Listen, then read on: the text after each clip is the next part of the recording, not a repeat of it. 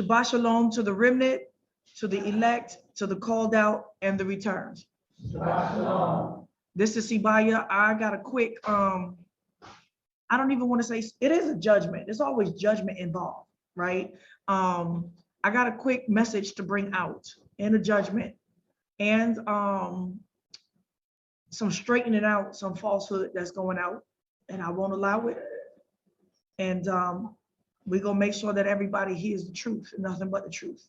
So anybody watching me, I don't care, wake up, Jacob, flee or not to flee. This is the second time that I'm aware. There are people that inform me about this, that watch me. I don't personally know them, but people inform me all the time when someone is attacking my message, right?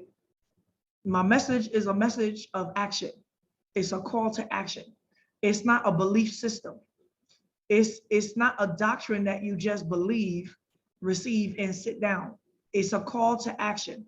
If you disbelieve, something is not going to happen. So you're not going to. If you believe, then you're going to act if you truly are seeking and walking in Yah. And so the message is dangerous to those that are disbelievers, anti-messiahs, and fearful, right? We know, and cowards. It ain't just about wicked sinners and abominations that's not going to get adulterous.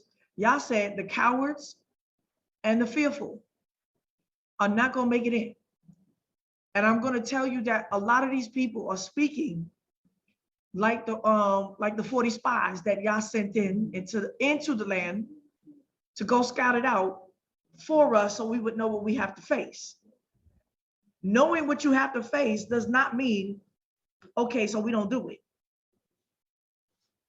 They keep repeating that our Exodus is going to be like the first one, but they're not pointing out the very things that Yah declared was going to repeat. So I address this in all my 50, 100 hours of breaking down Bible prophecy. And with that breaking down, it doesn't mean, as you can see, that I copy and paste. A lot of people ask me what translation I use, and I'm gonna answer those questions. Just put a note to help remember to answer some of these questions.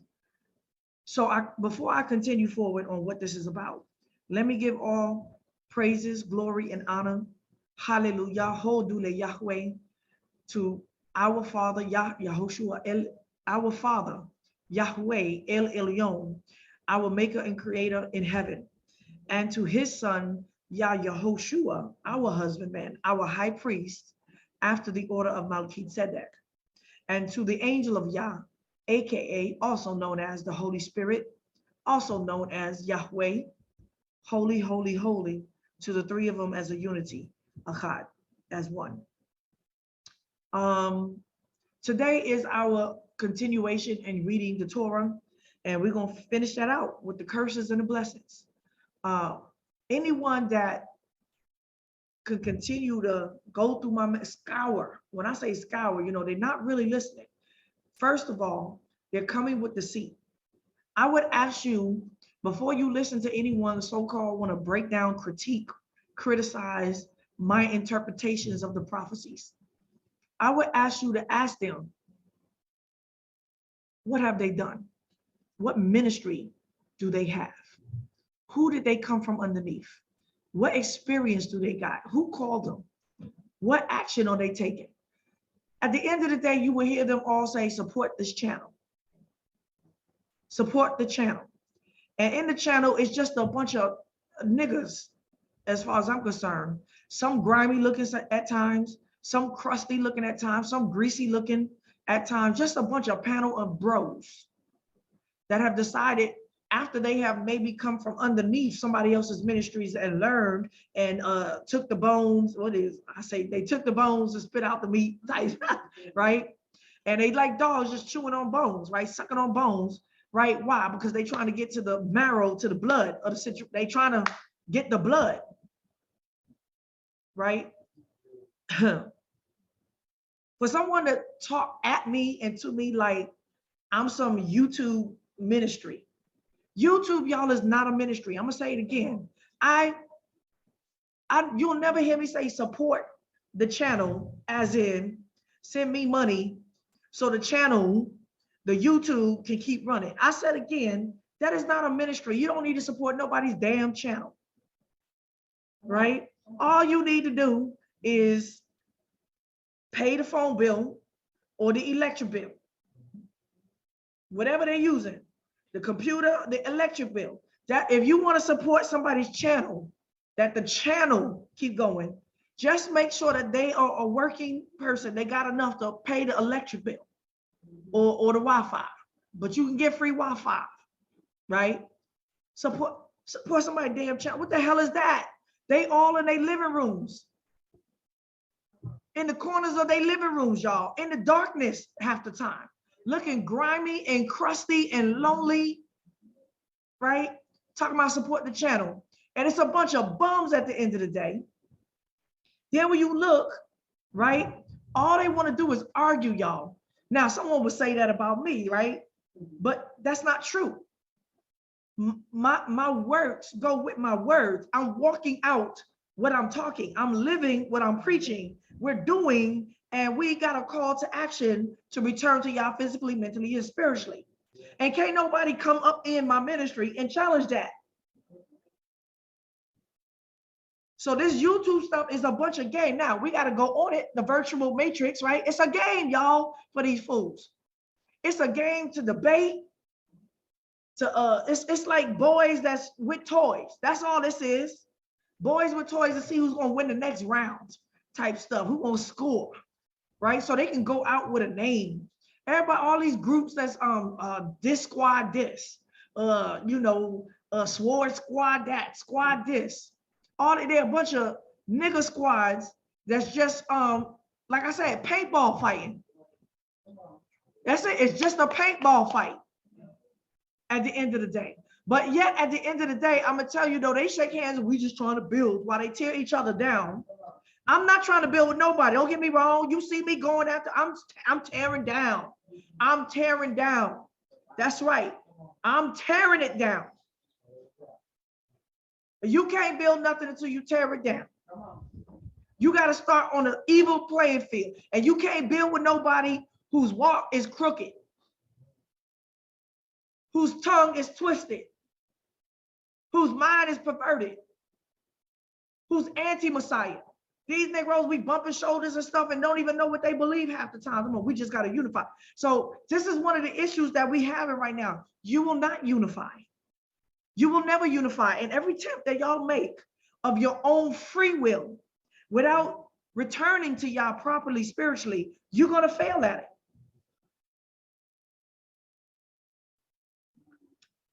I'm not a YouTube ministry, nor did I start the first day you saw me on YouTube.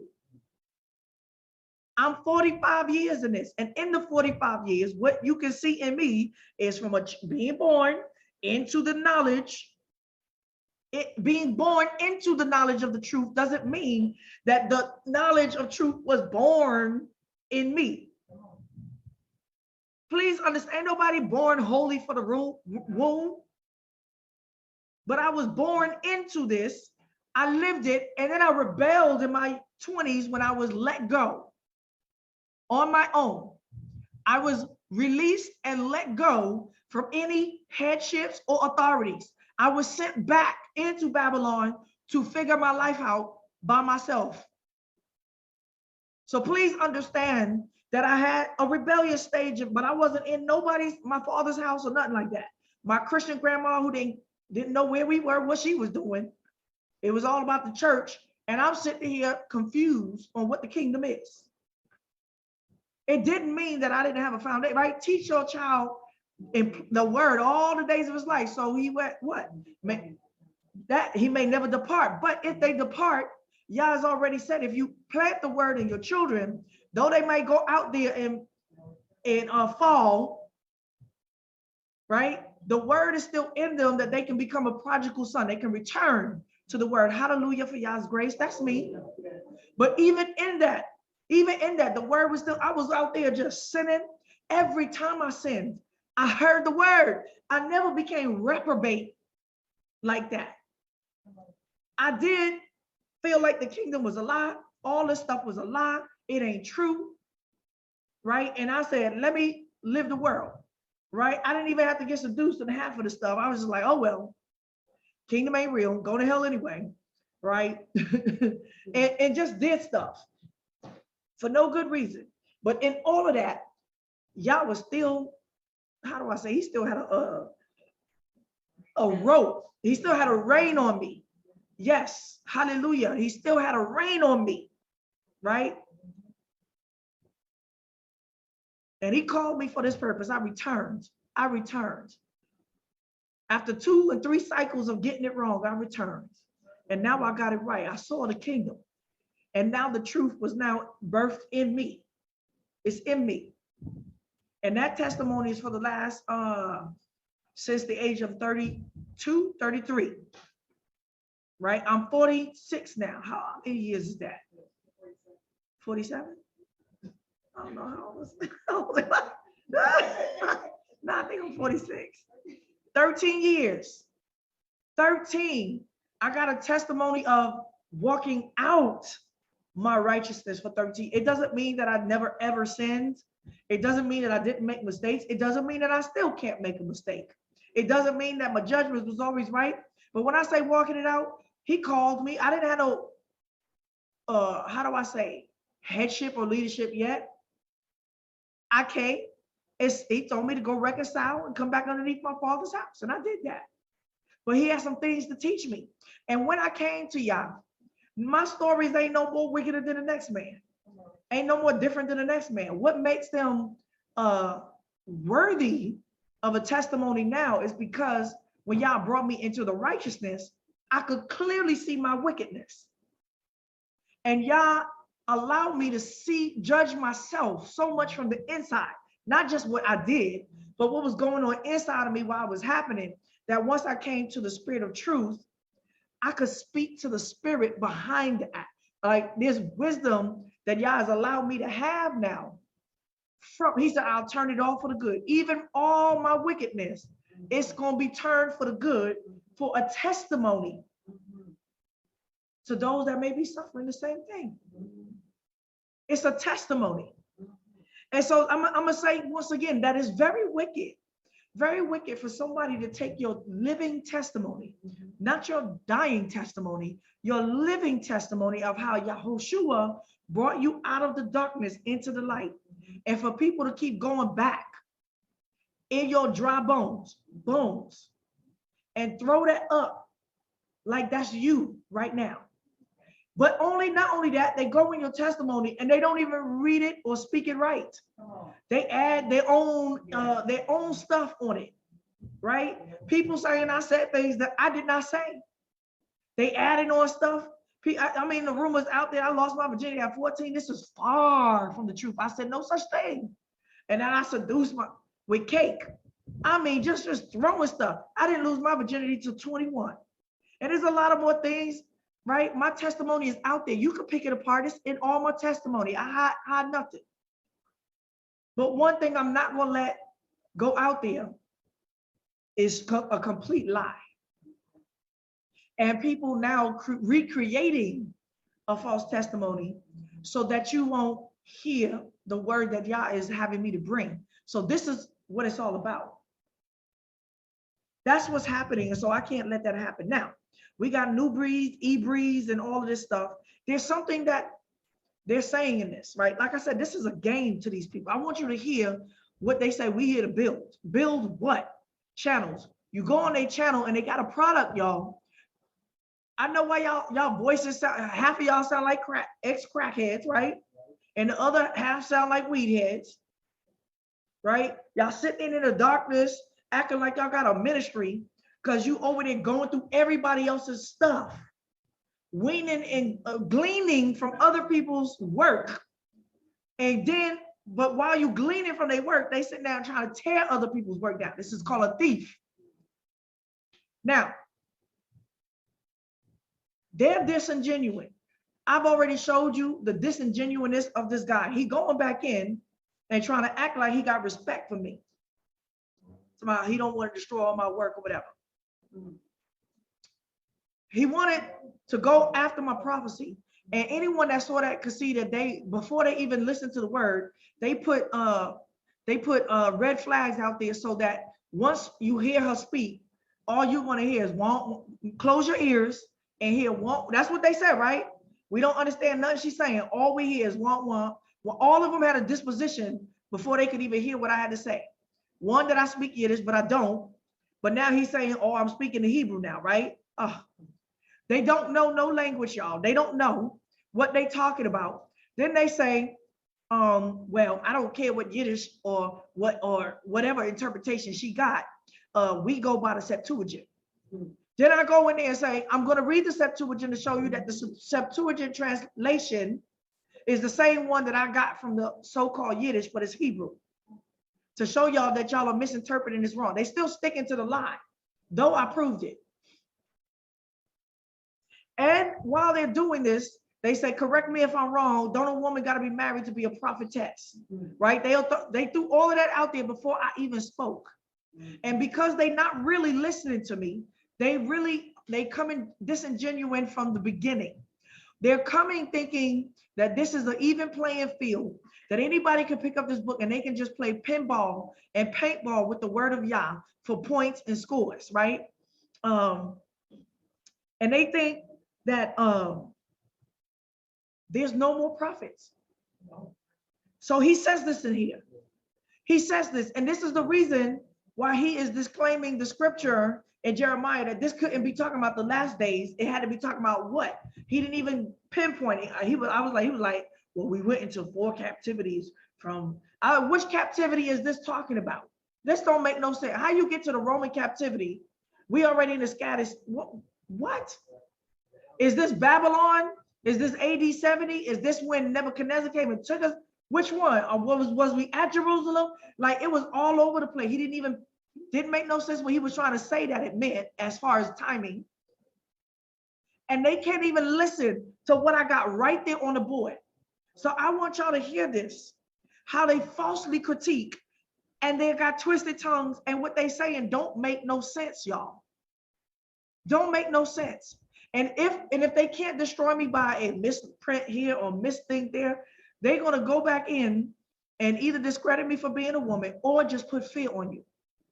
Just put fear. So that's what they're doing here. But they did this to me the first video.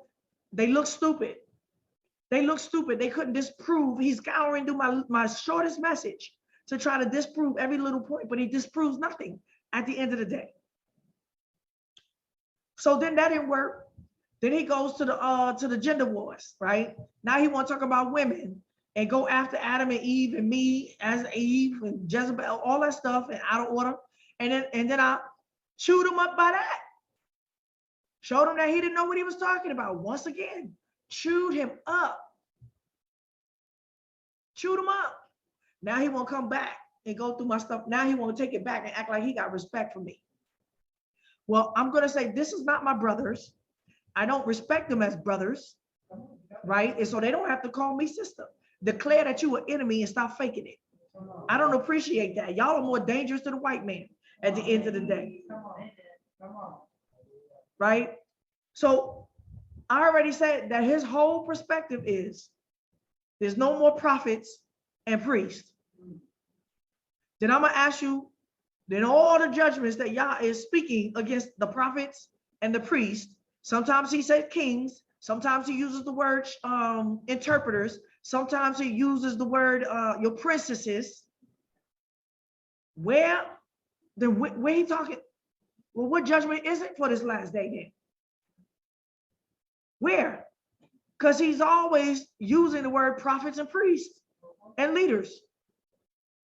That don't make no sense. So his whole disannulment of this scripture that didn't make no sense what he was saying is based upon his own ideology that there is no more prophets and priests. If they believe that Yah has no more prophets and priests until the 2 witnesses come, that means that this is a playground. They think that the word is a free-for-all playground for anybody to pick it up and do. And so therefore, when he said, I don't want to go to condemnation by getting the prophecies wrong. If she's a prophetess of Yah, I want to know. Oh, you lying. You're lying. Why you acting like you believe I could have could be a prophetess. You just gotta check my spirit and the words of what I'm saying. Why are you acting like that when you have already determined I'm false? Because there's no, everybody that says they're a prophet must be false because there's no more prophets. You a lying scoundrel, deceitful. There's no more priests. Then he gonna say, because nobody known their lineage, right? Because nobody can prove their, no, nigga, you can't prove your little Canaanite lineage. You don't know my testimony. Now, what if you find out that I got Ethiopian descent from the house of Israel, Beta Israel? Then what?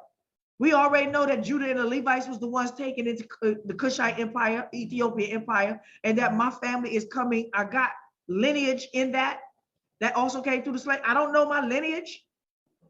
Well, y'all knows. We walk by the Spirit. How you know you Judah? Well, you stupid, right? Don't make no sense. No, what he clearly can show, what I clearly can show you is that you may not believe that Yah has prophets or priests, but the scripture clearly says that y'all have made yourselves false prophets and false priests.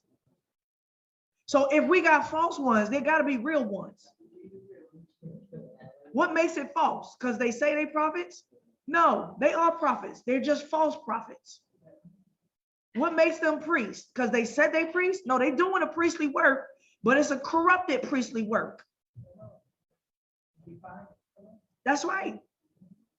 So now, if you throw that out, that y'all got no more shepherds like this, that's why you got a free for all on the YouTube, and they have no respect for authority, but yet they the heads. They the heads, and they gonna holler accountability and responsibility while they just like level the whole field and nobody got no. This don't make no sense, y'all. So why am I going into this? Like I said, I could walk away from this. The more he talk about me, the more he gonna bring. You go and listen to my 20 hours and my 30 hours of this. He could break down one little corner of a brick of my house and it's gonna stand. You know why? Because it's built on a rock. You out your mind. It's built on the mountain. You can't tear the mountain down. Right? You can rip away a brick all you want. We still standing on the rock. We still standing on the foundation. Nobody built their stuff on stand over here. Get out of here. That's what y'all build y'all bricks out of. Cement. But that could be busted up. But you ain't gonna bust up a mountain. You ain't gonna bust up the rock. Right? And they don't like the idea of a woman speaking. So if they've already determined when I speak, all they hear is one, then why are you even trying to go? That don't make no sense. All right. First of all, these dudes, you know, like I said, he's some grimy looking crusty dude. And you know what I'm saying? So you say he admits that he's been watching my video, but he's not really watching them. He's skimming through it and finding some kind of error or anything. Go back and check me. Anything that I might say, he might disagree with, find some disagreement. But we're gonna see how he's checking me. Like he checked me before and then proved my point by reading Ezekiel 4:5. Like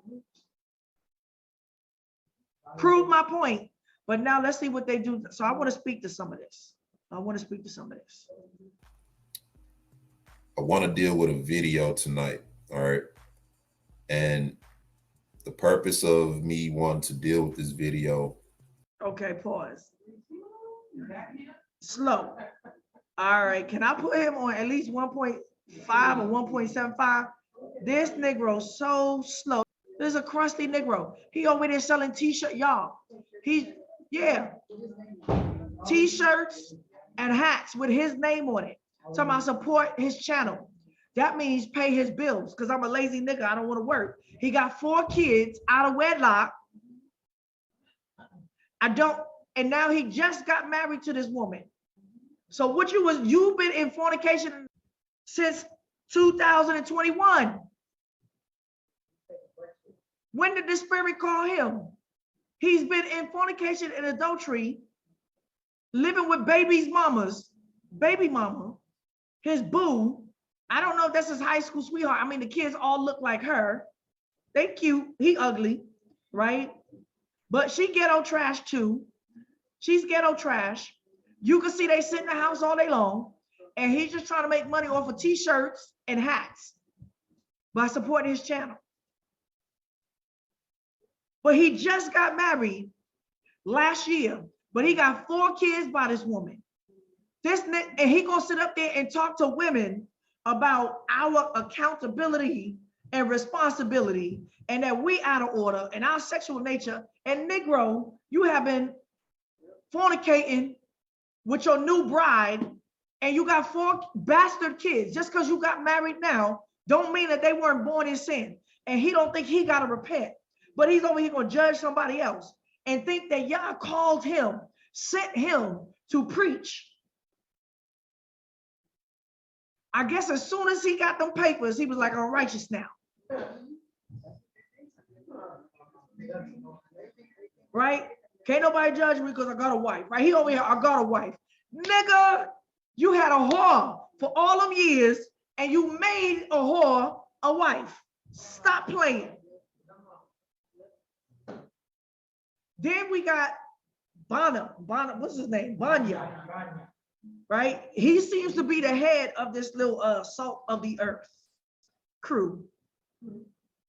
But that head, did you see Banya's head?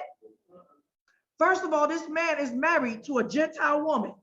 Say it ain't so. That's why Banya ain't got that much to say. He's speaking from, he don't really want to touch me like that. Because every time he opened up his mouth, it was presumptuous, presuming that I didn't know something, or I didn't say something, or I didn't read something. But every time he pressed the button, I said exactly what Banya accused me of not saying or not knowing.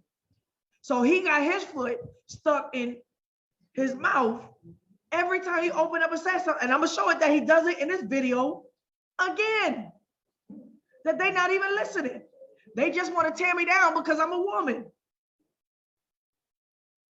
Yeah, he honestly disagrees with my perspective, Banya. So we're gonna talk about his perspective and why he disagrees. It ain't a biblical disagreement. It's a personal disagreement. I mean, personal between him and y'all. Well, he tried and it didn't work out for him. But this Negro got leprosy on his head. He's married to a Gentile woman. Say it ain't so. I saw your head. He ain't bald-headed. He got a scab on the top of his head, and he's loose. He's got leprosy on his head. Y'all ain't anointed that to do nothing. You're married to a Gentile woman. You are a part of an group of falsehoods, and now you went out there and tried to do y'all on your own with leprosy on your head, and the Gentile woman gonna talk to women, gonna talk to the house of Israel. Negro, you defiled. Negro, you defiled. Nobody should listen to the breath that come out of his mouth. You're defiled. The head of this salt of the earth is a leper, y'all. He got a leprosy head. Now, men don't think that they got leprosy when that's leprosy if you know Torah. That's leprosy. He got a scab in his head, which y'all considers that someone that's defiled in his spirit. That there's no anointing on this man's head. He got leprosy in his head. All right. Or the purpose of me critiquing certain videos in general is not for the purpose of belittling anybody's understanding or to insult anybody. The purpose of me critiquing videos is for the purpose of challenging our perspective against others' understanding or others' perspective when it comes to certain doctrines. You know, what's the point of that? The purpose of them is just to challenge perspectives against our perspective. Is that's the game? Hungry Hippo? That's the stupidest reason to challenge somebody's perspective. A lot of people believe that us fleeing, you know, is detrimental to our salvation. In other words, if we don't flee, then we might end up being a part of the ones being slaughtered in the upcoming judgment. That's All right. right. So those who take that perspective, all right, against the different perspective of us waiting on the Most High to deliver us, these are discussions we have to have. So that's the argument. The Most High is coming to get us. Stand still and wait for him to come and get us. And then I'm gonna say, you mean that through the whole Bible, he didn't describe when he said, I'm gonna get you with an outstretched arm? We scattered all over the world. And then I'm gonna ask you to challenge their perspective of what is that perspective? Ours is concrete. Theirs is pie in the sky. And so you can only deduce that. You gotta ask them, what does that mean? Explain it to us and show it to us in the word, because this is what you're gonna get if they go and explain that. That's a straw man argument, the perspective to sit back and wait because Yah say he gonna get us. Now I'm gonna do a lesson. I'm gonna do a lesson everywhere where Yah say he coming to get us. How he interprets that to mean in his own word. What does it mean he coming to get us? They quote the four winds, that Yah is going to collect us by the four winds. And I asked them, what's the four winds? So now it went from Yah's outstretched arm to four angels, four winds. So that means that there's somebody in place of Yahushua, on behalf of Yahushua.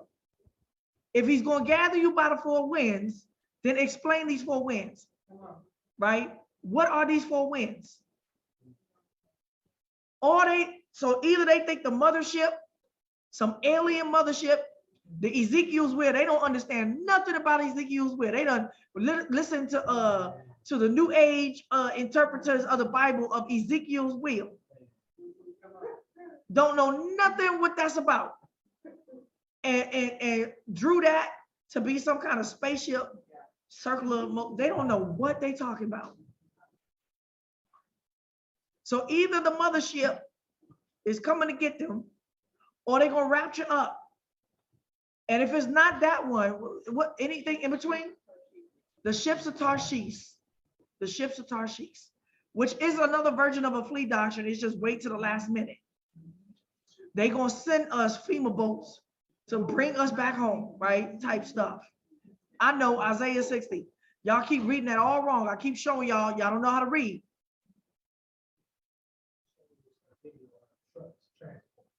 No, we're gonna go through the video. I'm gonna show him that he's over here making false arguments just to make me look like I don't know what I'm talking about. But what he's fighting with is not even it's not truth at all. You can see that they're not in agreement even on it. They figure it out as they go. So that's the reason why he's challenging, just a challenge. The Goshen theory, that's the other theory. But I'm gonna say again, then if they say that Yahushua was coming to get them, make them explain that by the word, because what they're going to deduce this down there is to an alien, a cloud poofing up, and or a black drunk Jamaican cracking out the sky, y'all, with a sword. And so now you got to describe that a little better. Okay, so there's one black man that's going to appear cracking out the sky from east to west. So he's flying like he's flying as fast as a jet, huh? Faster than light.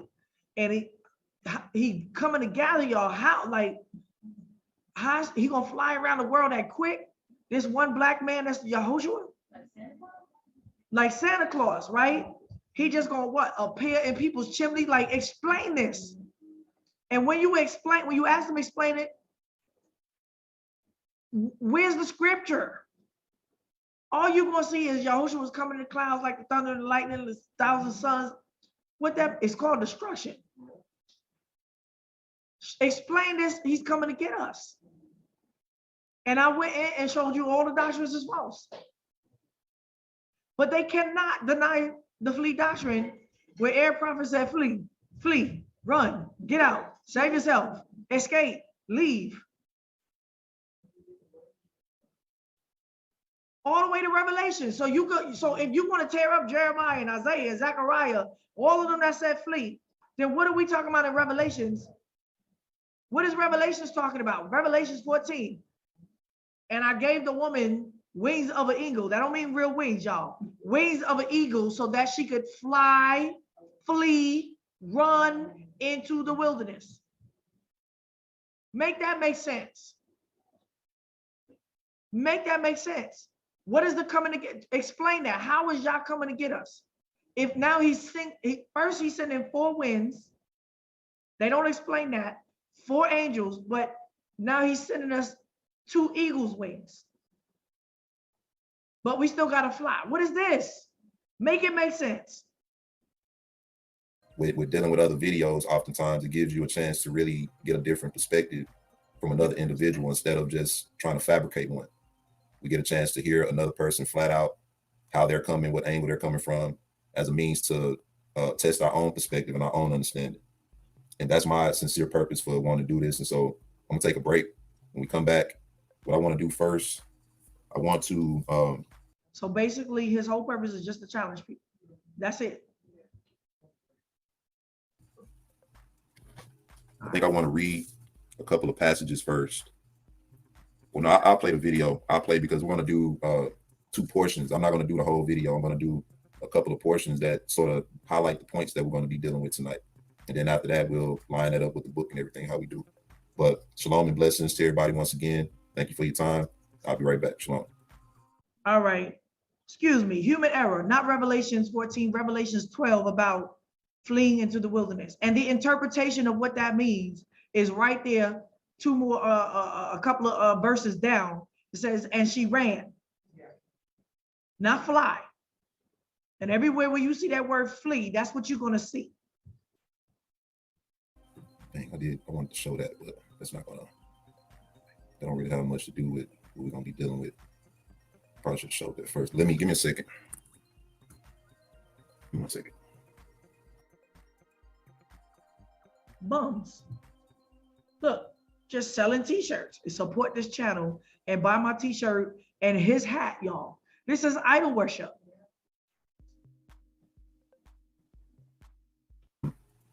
This is a video that we actually did once before. We critiqued it, but when we did it, we didn't actually get into many scripture breakdowns.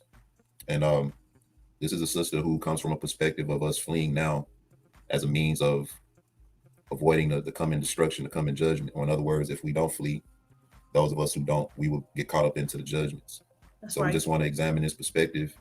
I became aware of this sister back, I want to say maybe about a couple of years ago, 1.5 years, 2 years ago. And I thought the video that I did watch, and I'm gonna share the link to the video that I actually watched. One video. When I first saw it, I thought it was a interesting video. You know, it's a long video. It's like 9 hours long. I didn't look at the whole video in one sitting, but I did, however, look at the whole video. I just broke it up into segments. And I actually looked at it maybe twice or so, breaking it up section by section, just to kind of to get a good understanding. And here's the link to the video that I'm referencing. It's titled Run, Part 1, 2, and 3, Come Out of Her, My People, the Whore of Babylon, and the Second Exodus at Sodom and Gomorrah. That's the link. And pretty lengthy video, a lot of scriptures and things brought out in the video. And when I first looked at it, I looked at it because it was sort of what's the word I'm looking for? It sort of challenged me. You know, when I first saw it, I was interested in understanding the perspective. During that time, I was also strongly in the mindset of wanting to leave, you know, wanting to leave the country, but not really, like you said, having a good foundation as far as where to go, who to talk to, who to reach out to, or if that was even wise, you know. And so I saw the video, I broke it down, and hold on a second. Pause. What's this first mistake? Can we pull this? I want them to hear if anyone y'all got anything to say, or on the other side. Where he went wrong. So I did my videos. Y'all sent me to do my videos in such a way that rebels can't get the message. They're long for a reason, and it wasn't my wisdom. I really hated the thought of doing long videos like that. I was like, they're not gonna watch this. They're not gonna see it all the way through. And in the first video, I do a lot of history, actually. I go back to break down a lot of history. So when we come to the prophecies, there's a mistake that they all make. There's something in the history, right, that they're not taking count of because they be trying to break down Daniel's prophecies. When you get to Daniel 10, 11, and 12, there's something there that people don't understand. They stop at the Roman 70 AD, and they don't seem to have no understanding prophetically of where we at in the last 1,000 years, even 2,000 years after our scattering from Jerusalem in 70 AD. That's where it all stops for them, the Roman Empire. And they still think it's about the Roman Empire, not knowing who that fourth beast is. But then I go in Daniel's prophecy and show you that something is wrong. How we know that this is not talking about those same four beasts in that procession?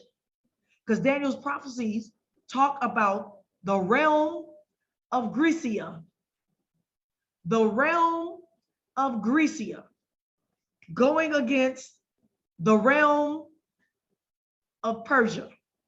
All right, I was getting tongue twisted. So when you go into Daniel 11, and it continues on about this war, and they just think that it's the four beasts in its procession according to Daniel's first prophecies, right? We have Babylon, and who destroyed Babylon? Persia destroys Babylon. And then who destroys Persia? Greece destroys Persia. And who destroys Greece or take over, whatever? Rome, the Roman Empire, right? The four beasts, that's the procession, right? And all of these, we get more scattered, and Jerusalem is taken over. It's the new world. But when you get to Daniel 11, it's the war between the king of the north and the king of the south. And now we know that this happens in history, right? Under Ptolemy and Seleucus dynasty. But the Ptolemy and Seleucus dynasty was underneath the third and fourth beast. So now we got what? We have in the prophecy that is telling you this is the prophecy of the last days, a war against the king of the south and the king of the north. And the king of the south, right, loses. The king of the south is the realm of Grecia, loses against the king of the north, which is Persia. Where did that happen? Explain this war. Who is this? Who's these realms? Who is the king of Persia right now? Who is the realm of Grecia? Because it don't say king, it says the realm. It's telling you about a whole kingdom that's underneath the Grecian Empire. And I'm saying the Roman Empire is nothing but a broader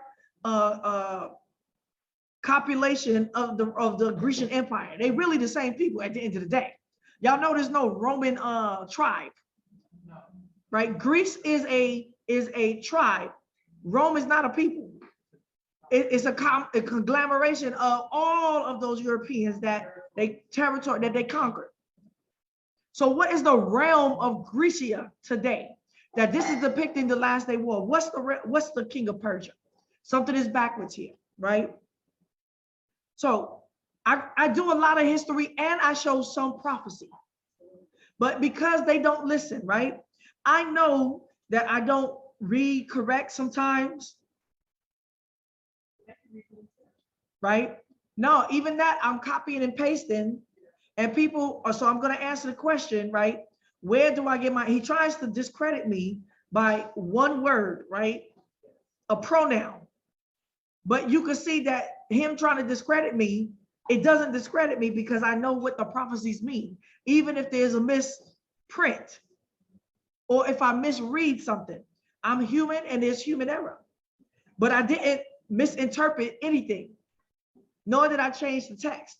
All the scribes, right, as they're writing stuff out, human error, but that human error does not change the foundation of the doctrine or what's being said at all. One word could do that, but he's trying to prove a human error to be some kind of deceptive error that doesn't change anything at the end of the day. It didn't even change my understanding of what it was saying, right? So the first one, I show some prophecy. I don't go all in, right? By the time they get through the first one, half of these Negroes that don't, it's gonna be, I ain't listening to her, right? I already know the history. Half of them think they already know this history. So I already know they scoured through it and they missed a whole lot going through my history lesson because I'm not a history teacher. And I definitely could have missed some points here and there, right? And so you can see that I am copying and pasting. I'm not going directly from Bible Hub. Sometimes I'll pick out the Hebrew, but it has been known, and y'all got to correct me, that because of all this copying and pasting and things don't get saved and my computer goes out on me and the internet, things get messed up and jumbled sometimes. I go back and realize that something needed to be corrected. The word was backwards was wrong. And I know it when I'm reading it sometimes. I can't fix it in the moment. It doesn't matter. It doesn't change that I already know the word of Yah. I know what the whole thing is saying at the end of the day. Then sometimes I might read something wrong, but what's written is just like, can y'all read? Y'all know how to read? So, his first mistake was not listening to part 2. That's where all the answers, at the end of his first critique with me, and at the end of the critique, he's asking some questions that he don't know. But in part 2, towards the end, I'm giving more prophecy, proving more stuff. But all the answers I give in the end. But you won't listen because you think that I'm false already. You can't hear. So you have already determined that I'm false, but you still got questions. And he thinks that he can question me now. He wants to know answers, but no, he doesn't. Because if he wanted to know answers, Mr. Eby, if you was really searching for answers instead of stealing from me and taking talking points and nuggets and refining your lack of knowledge through my knowledge and declared yourself to be a student, you would have got your answers if you would have listened to the second video. Only a fool would do that if I got part 1 through 5 and you stop at part 3. Who gives the answer in the middle of the lecture?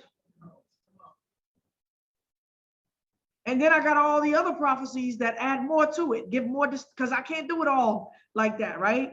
From different perspectives, show more and show more and show more. Breaking down these prophecies. Now, once again, I speak Hebrew. I speak Hebrew the way I speak English.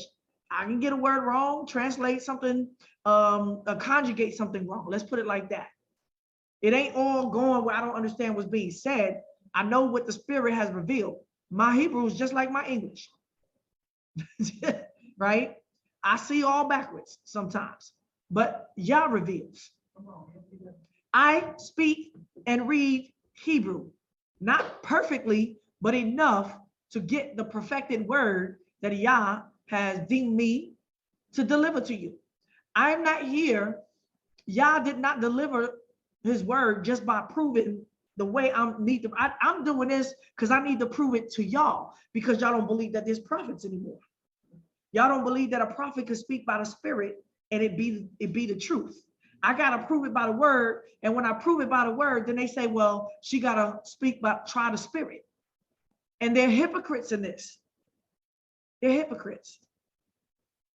So his first mistake is that he got questions and I already answered them. I answered every question he could possibly have and more. And if he was really about obedience in Yah, there's answers that I can't give. You think this is a game? Like I said, this ain't no YouTube ministry. We in it, y'all. We are in it. We in it. Women, children, and men. Our lives is on the line here. You think I'm gonna play this internet game with you? Well, I'm supposed to reveal to you stuff that you're not obedient even to make the first move. I'm going to help you with answers while you challenge me disrespectfully.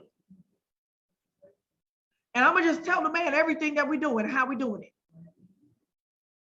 That's not how this works. Stupid.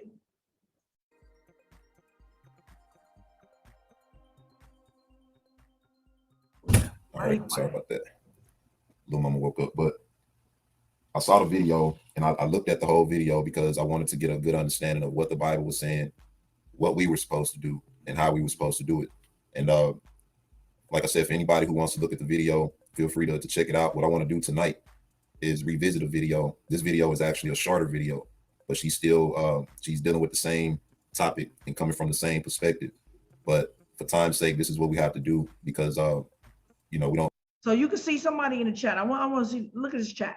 Somebody says, and this is what I was trying. Being gathered and fleeing are two different things. They don't understand the word. Now, he's admitting that 2 years ago, when did I come out? About 3 years ago with this? He didn't have no understanding. He didn't know. That means what? He's a baby at the word. What the hell are you on this channel speaking and challenging somebody who's been walking this out for over 40 years? You done lost your cotton picking mind. 3 years old. 3 years old. Self-taught. That's why I showed a picture of a baby in the book by himself. Oh, okay. Yeah, you got the leper head teaching you now. I got you. The one that's married to a Gentile. His whole perspective is all wrong. We don't have a whole lot of time to break down the whole video, but out of respect for the sister's work, I want to put the link to this video as well in the chat that we're going to be critiquing. That's the least he could have did, but he has no respect. But I understand that this is what y'all said. Let them critique me. Let me copy this. Copy and paste. So there's 2 different videos for brothers and sisters to go back and review and even challenge the perspective that we come from, you know, as opposed to this perspective, you know, to see, try the spirit out is basically what I'm saying. Like I said, he over here game. No, that's not how you do it. Try our perspective and see. No, nigga, you wrong. And if you don't know that you are right, why would you even have nobody that was sent over y'all would say, go ahead and challenge my perspective. That don't make no damn sense. If you know what you're saying came from Yah, and he's revealed it to you, and you have taken account of his word, and you know that you know that you know. What kind of person, what kind of messenger of Yah would say, go ahead and challenge my perspective. I put these things out there so you can challenge us too. That's somebody that just want to fight. They don't have no work. They don't have no work. Nobody that's doing this work would want somebody to challenge, not their perspective, y'all, what we are walking out. We don't need this. We try to live while we doing y'all's word, and you over here challenging people. You like that woman, how do I say, he called this out on somebody else. He's like when Paul and Barnabas went to do a work, a real work. And he's like that witch that's hollering, these are the people of y'all. These are like just trying to just cause problems for us, right? I'm gonna put her video up there so y'all can see it and challenge her perspective too, right? I don't want to destroy the work that she's done, right? Got respect for the work and what she's built. So I'm gonna put her stuff up there too. And we got questions though, right? What you trying to do? This is lives at stake. This is lives at stake. This Negro was sitting in the corner selling t-shirts and hats. And so let me cut that off. And before we do, let me do the right thing. Fair Use Act disclaimer. The site is for educational purposes only. Teaching scholarship. We're going to deal with 2 sections. The first section is probably about 5 minutes long. And the second section we're going to deal with is about 8 minutes long. And what I want to do is I want to allow each section to play all the way through uninterrupted. That way we can get a good understanding of the position. Now he did that because I got on him from doing that. That's what he did. He cut me apart every 30 seconds. And he cut out my answers so you couldn't see that I proved, right? He's still going over a 40-minute video trying to pick this apart, word for word, sentence for sentence. Okay, so this is supposed to be his head. He's the head of this SOTE. And this Negro is a leper head, married to a Gentile woman. He's the one that was crying about his mama, hurt his feelings. And his daddy wasn't in his life, but he respects and honors his daddy and his sisters. Hypocrisy, y'all. He respects and honors his sisters, but he's married to a Gentile woman. He says he's the head, but he's a leper head.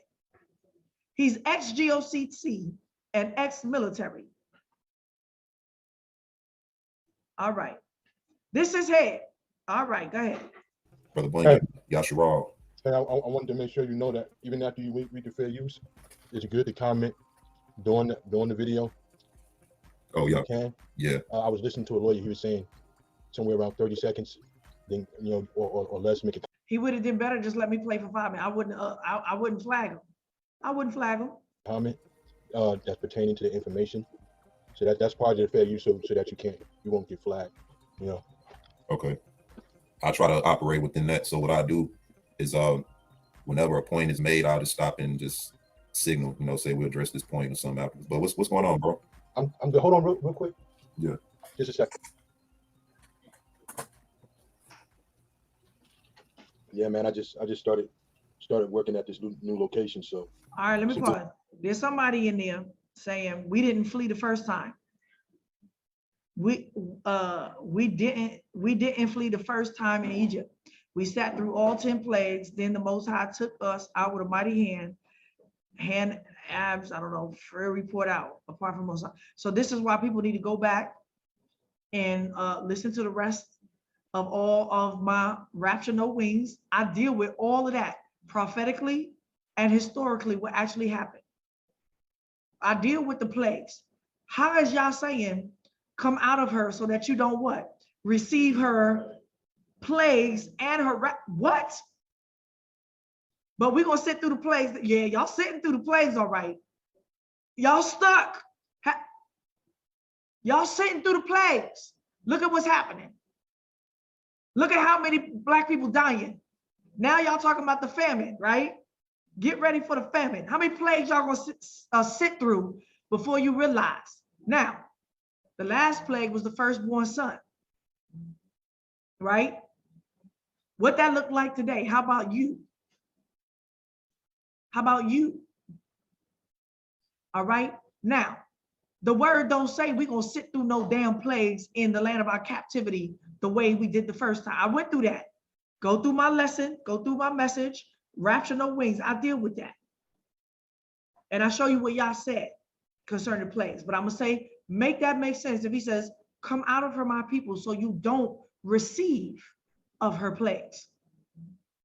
It tells you distinctly that he doesn't want us to be involved with these plagues, because these plagues, there is no separation. There's no Goshen, y'all. The reason why there's no separation is because you are part of the whore. You're in her. And I'm going to destroy all of her this time. He humbled Egypt. He didn't destroy Egypt. He humbled Egypt. He's going to destroy this one. So now that I'm gonna ask you, didn't we flee the first Exodus? We did. We had 1 day to flee. And Moshe came and prepared them at least months, if not a year, in advance. Get ready. It's going to be time to leave soon, right? Get ready. And we had 1 day to prepare to get your whole life packed and up out of there. Now, they did what Yah said, prepare, right? Be ready. But they still had to wait for the trumpet to blow, right? Okay. Did they flee? Did they leave willingly? No. Some of them did. A lot of them didn't. Were we kicked out of Egypt, or did we leave nicely because of the trumpet of Yah? We was kicked out of Egypt, stupid. We were kicked out. He said, get out of here now, all of y'all. Now, why do we have 2 days to pack? Why we had to pack and be gone by the next morning? Because they was going to kill us the next day had we stayed a little longer. They was in shock the first day. That shock, that initial shock, gave us time to get out, because they was not in their right minds. After 1 day, the niggas is gone and the babies is buried. They said, oh, hell no. Let's go kill them all. If we had stayed 1 more day, we would have been dead. Tell me it's not so according to the word. They don't know how to read. They've been watching TV too long. We was kicked out of Egypt and we fled fast. He said, eat in haste. Eat in haste You didn't get to make the bread rise. Eat it now. And let's be gone in the morning. More closer to home, so that's a good thing. But other than that, man, everything's copacetic, everything's good. Same old, same old. Shalom and blessings, brothers. Jason, glad to see you. Sister Helen, Darnell Blackshear, Dave, shalom. Video, give some thoughts on the perspective of fleeing or not fleeing and how you see it. Well, the scripture says they should not be ashamed that wait on me. Mashiach gave instructions for our people. Let me slow him down. I didn't even understand him because he's slurred. He is sure. I mean, hold on. Give some thoughts on the perspective of fleeing or not fleeing and how you see it. Well, the scripture says they should not be ashamed that wait on me. Mashiach gave instructions for our people to flee. What did he say? They shall not be ashamed, those who wait on him. Okay. Those that wait on him shall not be ashamed. That word wait, challenge me. The word wait comes from the word mekaveh. That does not mean wait, as in don't move. It means hope for. Hope for. Tikva. Right? We use it for hold up, wait, right? Kake. But it's not wait, is I'm doing this. Hold on, I'm doing this. Have hope in me. So that's when somebody's bugging you. When is it going to happen? What are you going to do? Can I, you keep harassing and you're saying, hold on, I'm doing it. I'm working this out right now. It's like when we use this word in Hebrew, I'm sitting behind the desk and you're like, listen, I need da da da da da. Can you, right? And I'm doing it as you asking, but it's not happening quick enough for you. And you're harassing me for an answer while I'm getting your answer. And I'm like, Kake, the waiting is, hold up, I got this. Wait, trust in me.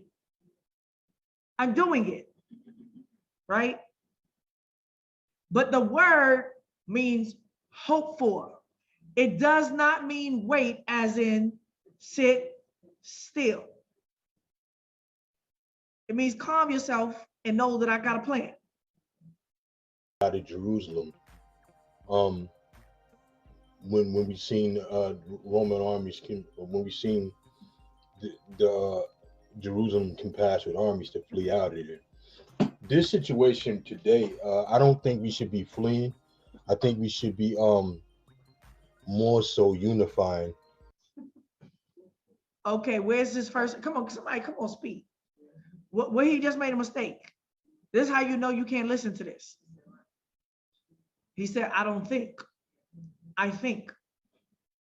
I don't think we should be fleeing. I think more so we should be unifying.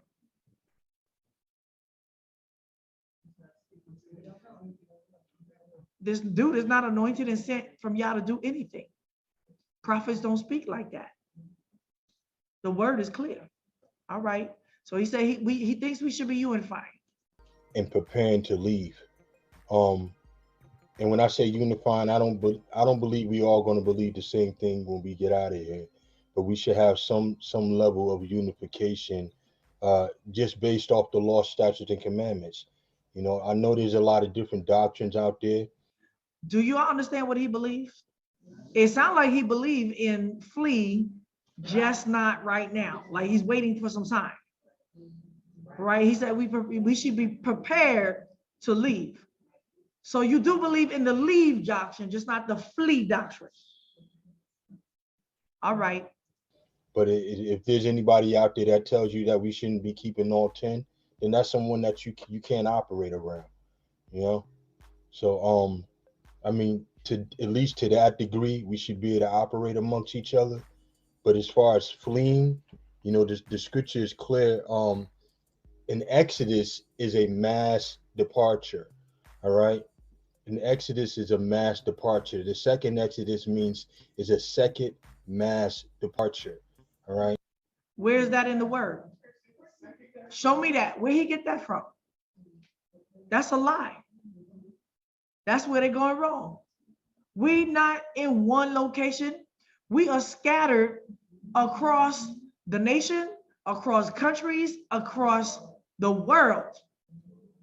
A mass, no, it is going to be a mass exodus though, y'all. When y'all wait, it's going to be mass, but not the way you think. Let's see. I'm gonna just get one word on this, right? He says the scripture says this. The scripture don't say that. He talking about, that's his own inference based on history. Okay, hold on. I'm gonna just get, I deal with this in part 2, but they didn't listen to it. They don't know the whole word. This is what? Can y'all see this? This is Jeremiah 3. Polluted land, Israel and Judah's unfaithfulness, right? I'm not gonna read the whole thing. This is about our condition right now. Yah said to me, backsliding Israel has shown herself more righteous than treacherous Judah. Go proclaim these words towards the north and say, return, you backsliding Israel, says Yahweh. I will not look in anger on you, for I am merciful, says Yahweh. I will not keep anger forever. Only acknowledge your iniquity. We are not doing that as Israel, that you have transgressed against Yahweh your Elohim and have scattered your ways to the strangers under every green tree, and you have not obeyed my voice, says Yahweh. All right. So you have scattered your ways to the strangers. What does that mean? Where we at? Here. Return, backsliding children, says Yahweh, for I am a husband to you. I will take you, one of a city and two of a family. I will bring you to Zion. Where's this mass movement?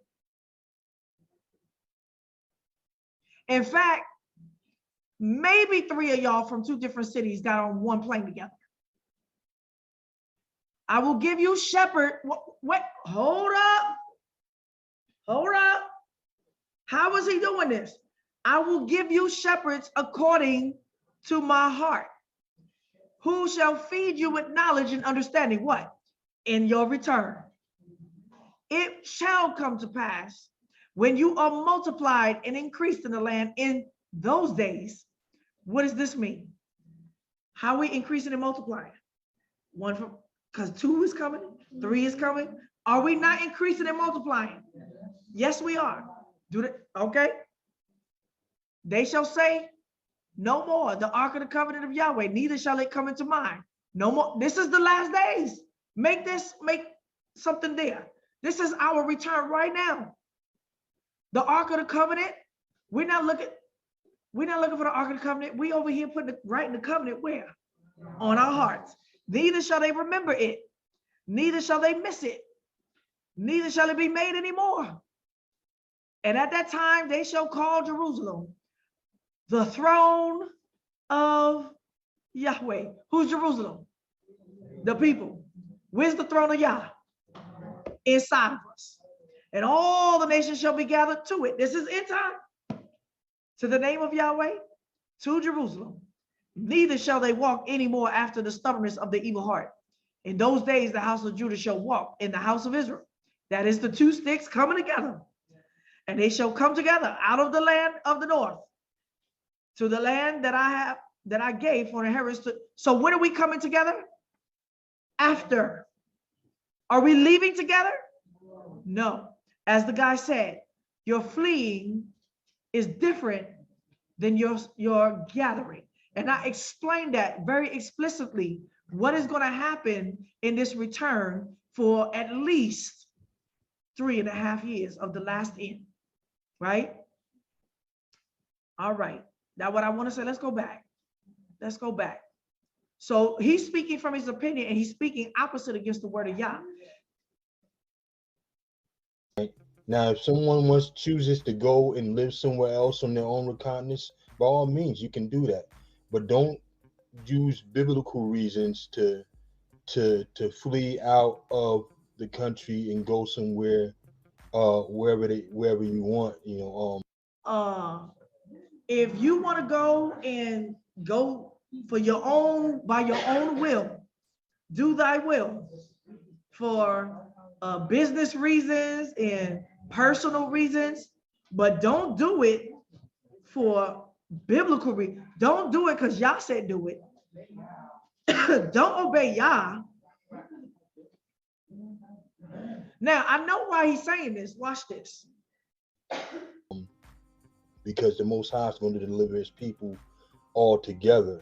You know, what else? What? Please, I'm gonna ask, make this man prove what he's saying. They speaking out of their mouth. What scripture you find that at? Where did he get that from? All they're gonna do is refer back to the first Exodus, which don't make no sense. What else did I want to say? I've already been in that situation before too. Like I told you, brothers and sisters, I was once a part of the GOCC. Number one, he was a part of GOCC. GOCC is a One West camp. GOCC is paid by the government. GOCC is under Rosh Hashanah, have been funded. The government set them up to mislead our people, and the devil is going to be at every turn. GOCC understood parts of the scriptures, but they wicked. They wicked against Yah. And I'm going to explain that the devil is going to gather where we meant to gather before we get there, just to do what? Cause problems for us. So he says that he was a part of GOCC's belief on return. So he did that. Sounds like he went to Egypt. Guess what? Our black people right now got problems because of whatever these niggeroos came up in these lands and did without the spirit of Yah. Blaspheming Yah's name, all of that. Now, watch this, y'all. Now, I was one of those people that left out into Egypt, right? And I was also one of those people while I was there, said to myself, man, look at all these people leaving. They don't even have any idea where they're going. Where were they going? If they were in Egypt, where were they going? Look at all these people. I don't know who he's talking about. I guess his own GOCC people. But where were they going? And they came out as a group. Why are we having problems in Egypt right now? Somebody come up to the mic, and we got all the people that's returned right now is having problems. We're being persecuted right now. Why? Because Yah said, I told you to come out and return in comfort and quietness, but you would not. You will not. Everything that he's about to tell you is why all black people right now is having a problem. What Demona did, how they did it from the beginning. Yeah, they made peace with the government now, but they don't understand the deal that I'm gonna speak on that too. What happened, right? And so they caused a dam to be put up for this return. In Jordan, this GOCC did the same thing. And they went up there and they turned up a muck. Loud, obnoxious, talking about HBs, all of this, dressing crazy, looking crazy, doing what they doing in Babylon, going on street corners, going out there in the highways and the byways in front of the people. These lands, it's against the law. It's against the law to go out there publicly. In Jerusalem, you will go to jail, you'll get yourself beat, or they're gonna put doo-doo on you. They're gonna deport you behind. If you go out there and preach your doctrines in the streets amongst the people. Jordan is the same way, and so is Egypt. What did these Negroes come over here and do? Be quiet the way y'all told them to be quiet and just do y'all?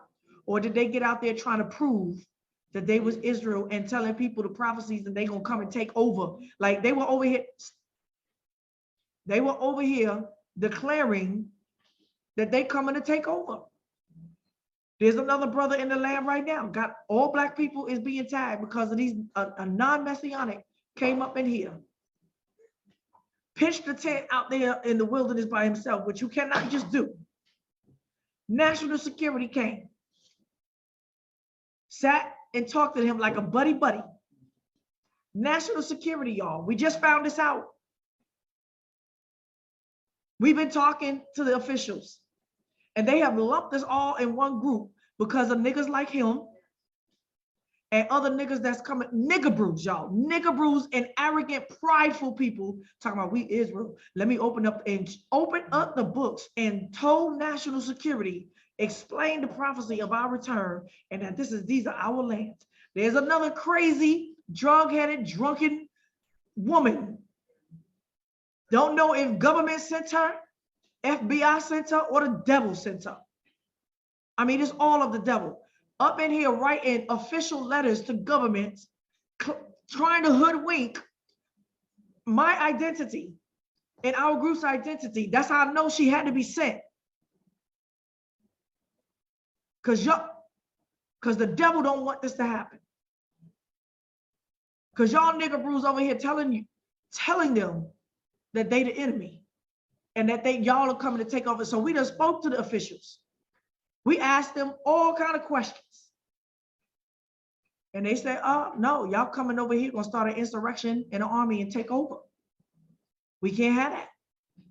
And that's what y'all niggas came up here and did and claimed. He never told you to tell anybody that you Israel. Please, hold on. We got a sister that want to speak. Yeah, and to your point, there are also those people who are squatting and totally disregarding the laws of the land, the laws of the tourist visas that we're all on, and they're causing all of the officials to go door to door to door to door to door and get all in and harass and get all in the business of those who are just wanting to live in peace. Mm-hmm. Yes, we got people that came up here breaking the law, squatting and not renewing their visas and not going according to the law so that they can remain in peace. All right. You know, you're leaving out of the country where your family is, where you're secure at, into a country where you have no idea how to operate. I've seen people went out there, didn't have anywhere to live, you know. So when we leave, we should be leaving all together. That way it's not about, you looking to any particular person for security. We'll all be looking to Yah, you know. Can somebody speak to that? Nothing he just said makes sense. So what he's saying is his own experience. He don't know how to operate because y'all didn't send him to do anything. Didn't give him no wisdom, no spirit to do anything. He's talking about leaving the security of Babylon. As I said, they don't want to leave the security of Babylon. But yet we can see that Babylon's security is being uprooted and unstable right now. Yes, we are in a situation that we don't really, like Yah sends spies in the land to give a good report so we can figure it out, right? You don't know how to operate because you didn't operate in the spirit of Yah. He sends those with the spirit that we are here laying the foundation, the Underground Railroad, so we can speak back to our brothers, our neighbors, like I just read. Yah said, I'm gonna gather you. How? No. What I read in Jeremiah, right? How he said that every neighbor is gonna speak to his neighbor saying, don't fear. Why do the nations rage? They are watching us. They are raging against us. They are afraid of us. But tell your neighbor, don't fear. Wait hope in Yah. Come on. We are laying a foundation. You think I'm gonna tell you how this movement? You don't know this movement. Why did we go 40 years going in circles in the same desert, y'all? It ain't like it was 40 different deserts. Y'all know they went in circles. And when they went in circles, it was between Sinai, part of Israel, southern Israel, and Jordan and Arabia. They went in circles, y'all. Why they went in circles? Because one desert don't look that much different than the next. To get rid of the world, it was to humble us. It was to humble us. And that's Yah is doing that process right now. Is he not? Yeah. Who said that this return was going to be some sit down? Who said that? Comfortable situation. Who said that we don't have to be moving when they persecute you from one city, flee to the next? For you would not have gone through all the cities of Judah. What cities? Meaning where we at, right? You would have not gone through before the Son of Man returned. Keep going in circles and do Yah. But Who walking out one by one? Well, but they keep saying don't gather, right? Which one is it? Now, how many of y'all, you said we should come out all at once? Somebody got to mobilize this. It got to be one shepherd that mobilized this. Who's going to blow that trumpet to the whole 144 and the rebels?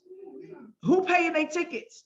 What the answers that you claim we got to make the move, you saying we're gonna need these answers. Like, how y'all gonna do that? When they see that many Negroes get on the plane, like really, y'all? Like, okay, let's say 1,000 Negroes, not even 144,000. Let's say 1,000 Negroes show up to one airport, whether it be in Egypt or Israel or Jordan or Arabia. Or what the hell is going to happen? Why did y'all say I'm going to bring you one at a... They don't have no wisdom. They don't have no wisdom. But yeah, that's my shot on it. I wouldn't flee out of the country based off any biblical reasons. Personal reasons, sure. You know, you got a personal reason that you don't want to live here. You know, I mean, I've been in the military. There's life other places. You know, there's you know. He said it's other places. I also know that wherever you go as a so-called black person, you're gonna be treated the same, if not worse, somewhere else. You know, and I know you get all these stories about people going to other places and being treated well or better. You got to understand, when you go to other countries, you're not viewed as a citizen there. You're viewed as a tourist, meaning they see money. They don't care about what color you are. Now, once you've been there for a while and it's been established that you wanna lay down roots, now you become someone who's encroached on their land. So they don't want you there, you know. So all right, everything he said is true. He's bringing an evil report.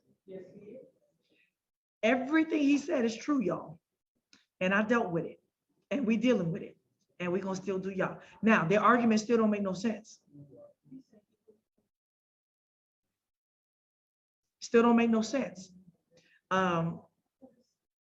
One, it don't make sense because later on you're going to hear him say, this is where y'all put us in subjection, and if we keep the commandments of Yah, even he'll make your enemies make peace with you. That don't make no sense. Yeah, we in the land of our enemies and they don't like us. And yes, they see money. Yes, we don't have a lot of money. We don't. We doing all right though. We ain't nobody left behind here. We are removing the rebels from amongst us, and those rebels want to hurt us, right? They want to see us go to jail and deported and all this stuff, and they doing stuff to get us in trouble, and it may work. Persecution is true. Are we not being persecuted, y'all? Yes. Or are we being persecuted? Even the children, right? Aren't we being persecuted? But life is good though, right? It's all right. We still together. Ain't nobody going back. Because Yah has given us wisdom by his word, first what to expect. Did anybody come here with a bed of roses preach to them? Did I not show you the word was going to happen to us in our return? However, but if we trust in Yah and return and keep his commandments, we're going to get through this, right? Are we not getting through it? But y'all don't have no wisdom. You don't think that Yah could use a woman to lead anything because you don't think we have any wisdom. But you don't. You don't understand. Go ahead, please speak. But you know what, these brothers, he's just speaking from fear. He's speaking from fear and failure. Yep, like y'all said, every man will be grabbing his loins. That's right. Because he is afraid. He's scared. He's scared. These brothers are scared. So they're giving an evil report. Yeah, these brothers. I'm not talking about men. These brothers are scared. So they're going to give you an evil report. There's giants in the land. Yes, they don't. It's exactly what he said. They see us as tourists. All of that is good. As soon as you establish you want to lay down roots, now we become enemies. But they still couldn't deal with us like that had y'all not opened up your mouths and spoke with pride. Had y'all had sought the counsel of Yah and waited for a shepherd, but y'all don't believe that there's no more prophets. Okay, you might believe in a shepherd, but you don't think that a woman could be a shepherd? Well, that's a lie. Please, go on this.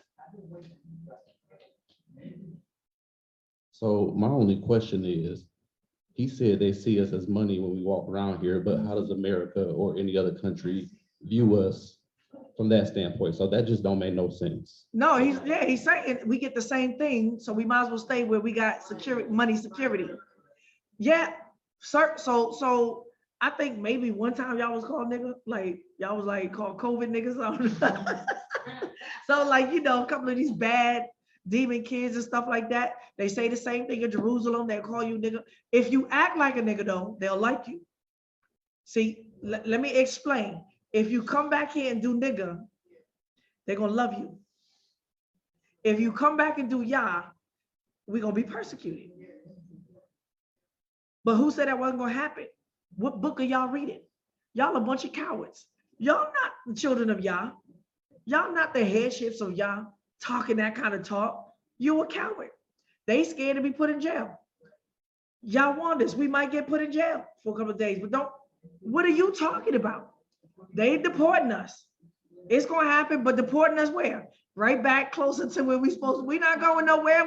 We right here going in circles in the same wilderness that our forefathers went. We going in circles and we're gonna keep moving in circles, and we can because we're united. We're united. Yes, our enemies, not the people, our enemies. Y'all nigger brews. Your rebels amongst us is the ones that's trying to get us in trouble, trying to get us deported, reporting us, lying on us. It's our own people that's doing it. The rebels amongst us. So we're gonna keep going in circles until we what? Weed them out. That's what y'all say, right? Did I make that up? Is that my opinion? But we still here, right? We doing this, right? Together. That's right, for biblical reasons. That's right. Yeah, he don't believe in biblical reasons. He don't believe in Yah. He's a leper head. That's why. He's outside the camp. Let him remain there. Let him remain outside the camp. Flee doctrine thing. People telling you to flee, and flee where? Go over to Israel, where you got to join the military. Go over to Israel, where they just as racist at, or go live in Dimona, where close to a nuclear testing site.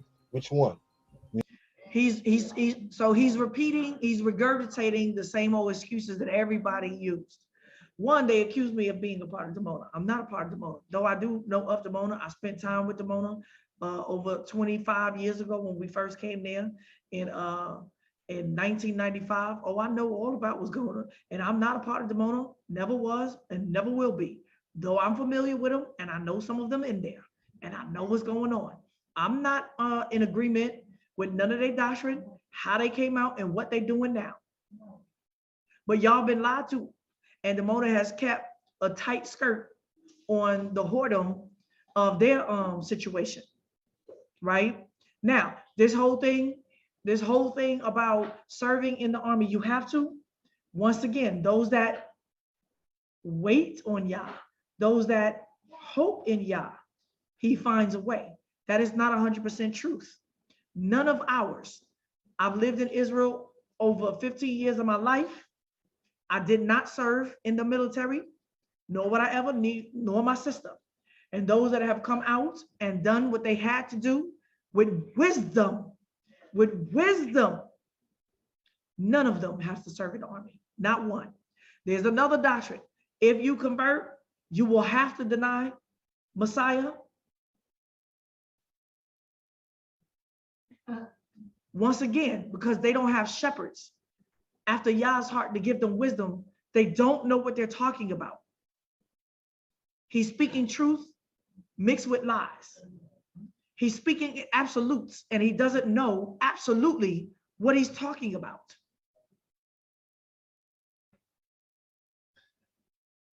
Yeah. Go over to Africa where you don't speak language, you don't know anybody, and they're just as racist towards you over there. Don't think because you got dark skin that everybody gonna love you somewhere. That all is true, but this is a evil nigga speaking. He's evil. He's here to hinder your return. Because it's not about that. It's about nations, about tribes. People know who you. See, like I said, I traveled this world. I've been to Africa. I know how they did with us in Africa in 1980, 80 something. I forget. I lived in Africa, y'all.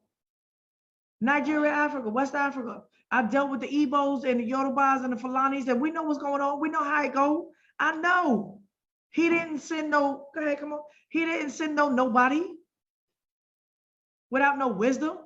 Now, I will say that out of all of what he's saying, in America, you can be with a Gentile wife and no one questions you. That's right. But over here, you stick out like a sore thumb because it looks funny. That's That's right. something that's really not openly accepted as far as America's concerned. They allow it to happen all the time.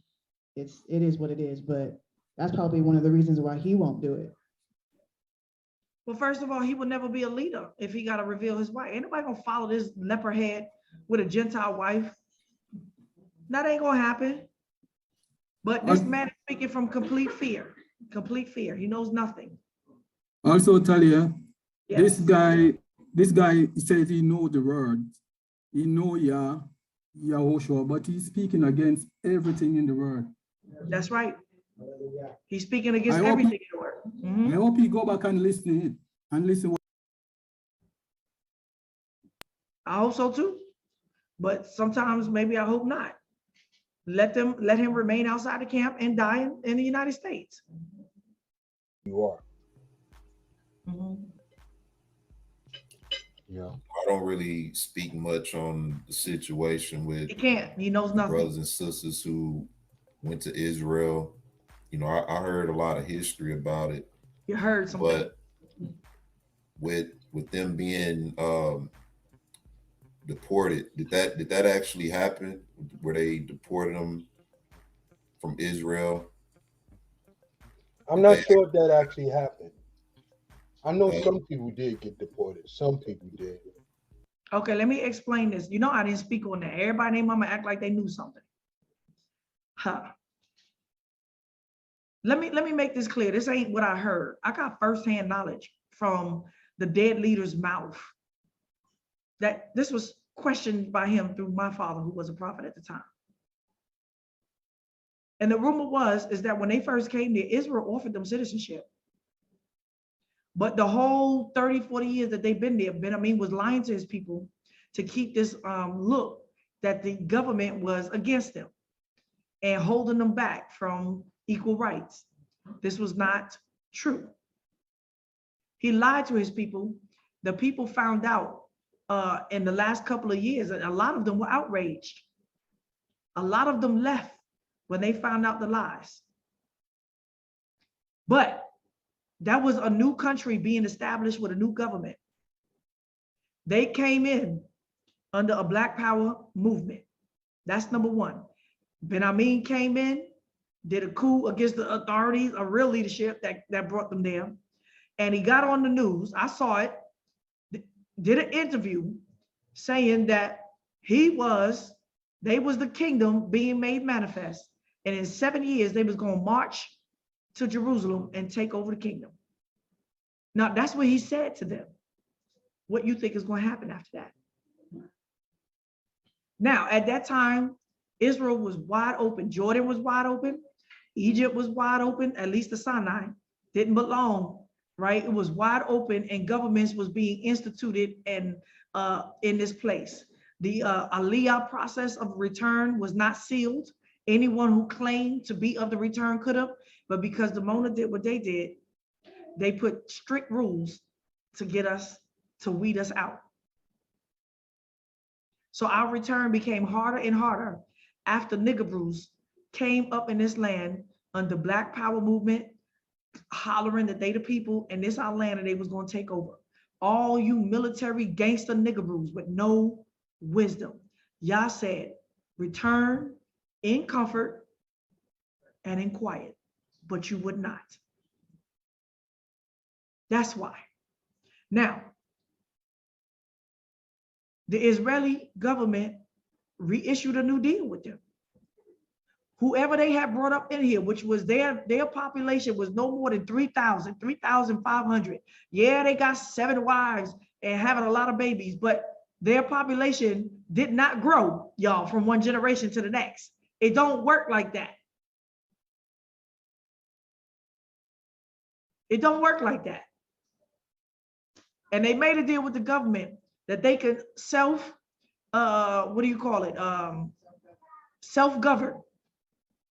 Self-govern.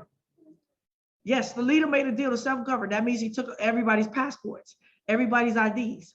All of their Keats by Yeladim had to go, all their bank under his control. That's in the code. They self-governed, so they punished by themselves, and they had, They had corporal punishment, y'all. They didn't just spank children, they beat adults half near to death. And there's murder down there too. That's in the code. I know. I'm not getting this through the grapevine. I know. But the music keeps them together. Nevertheless, they made a deal with the government. Now they have made a new deal. Now, they're just forming this. All they asked of them, if they wanted to become a part of this nation to get their citizenship, is what they required everybody else to do. Serve the army and all. That's what it is. That's what it is. Y'all, that's just what it is. But there was a way. There was always a way. And that way still exists. They asked them to integrate into society, and they didn't want to integrate. But as long as the world is still here, we got to be in the world and not of it. There is a way to integrate, right? And when I say integrate, but yet stay set apart. But yet stay set apart. And they don't understand how to walk in Yahushua with that. So they self-govern. They made a deal. Now the deal is the same deal. Y'all can get y'all citizenship. Your children got to serve in the army. It's the same thing, but there's a way. There's a way. So now they were not allowed. Why was these people deported? Damon is not being deported. They are foxtrap. They locked in with the government right now. They are a foxtrap for our people. The very thing that Yahushua warned us about. Don't go down there. All our people have locked hands with Damon in one way or another. It's a foxtrap for us. And the government is totally involved with this. They have allowed Damon to remain. They are never going to deport Damon. They are one, and they speak as one. All what happened with this deportation is Damon got a smack on the wrist because they made a deal with their daddy. And you cannot disobey daddy. And the deal is that your people is your people. Whatever y'all birth is here, but you cannot bring or anybody else from the States to your community. All of those people got deported was other women and children, other women and men that was not a part of that initial community or list that they are smuggling in and hiding down in Damona, marrying a man that already got and having multiple children and hoping that their identity gets lost in the mix of wives and children. That's what happened. But now they are involved with society.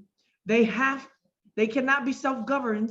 They have to now enter into their institutions. And so they have to be what? Marked.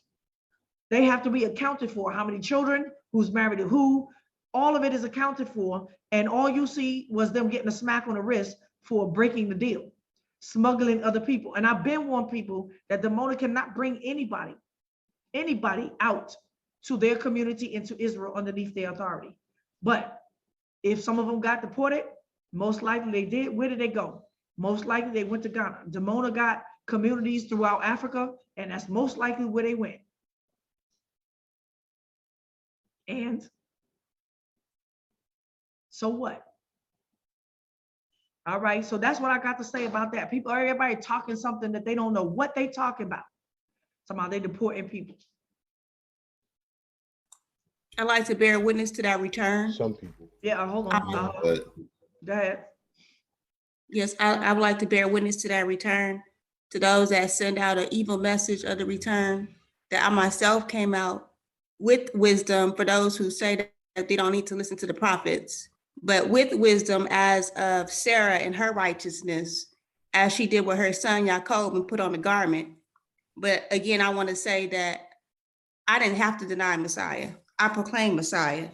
I also want to speak to Jeremiah 5 for those who speak against those prophets and about coming out.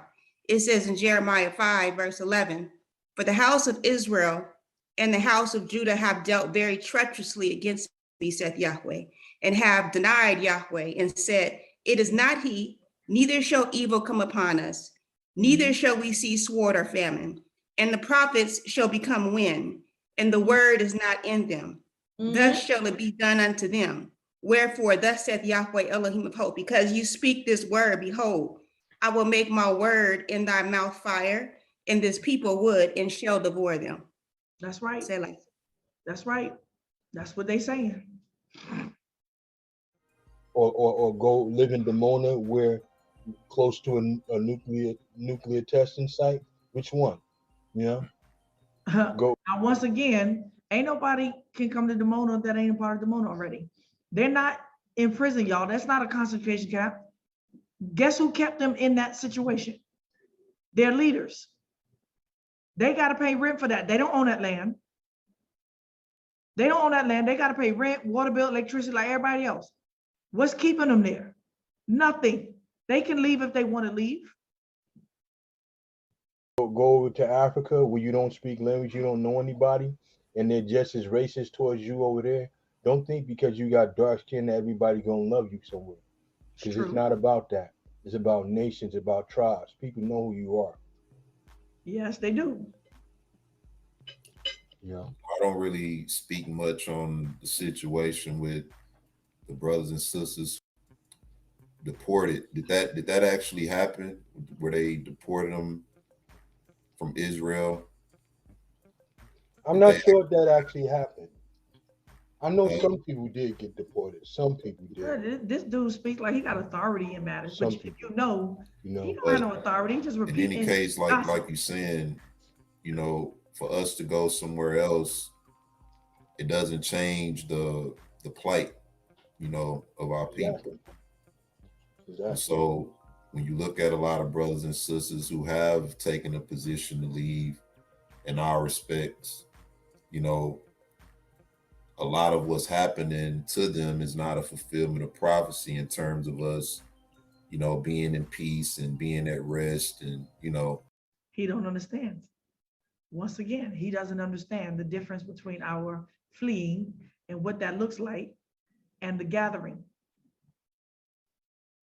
He doesn't understand prophecy at all. And once again, why did y'all tell us to flee Babylon? Y'all gave us the why. Why y'all denying why? He said, flee Babylon so you don't partake in her plagues and the wrath to come. That you don't receive of her plagues. Jeremiah tells you why we should leave. Because I'm going to destroy her in a world war with missiles. Get out. Get out. Get out. Say it ain't so. That's why. On top of many other reasons, but that's the main reason why he said, get out of her. It has nothing to do with us being called nigger or struggling. It has nothing, that's not why he told us to get out, so you won't be called nigger again. Now, who's not at peace? Though they disturb us from the outside, are we not at a certain kind of peace like you have never felt before? Even though we just, I mean, we are a want of nothing.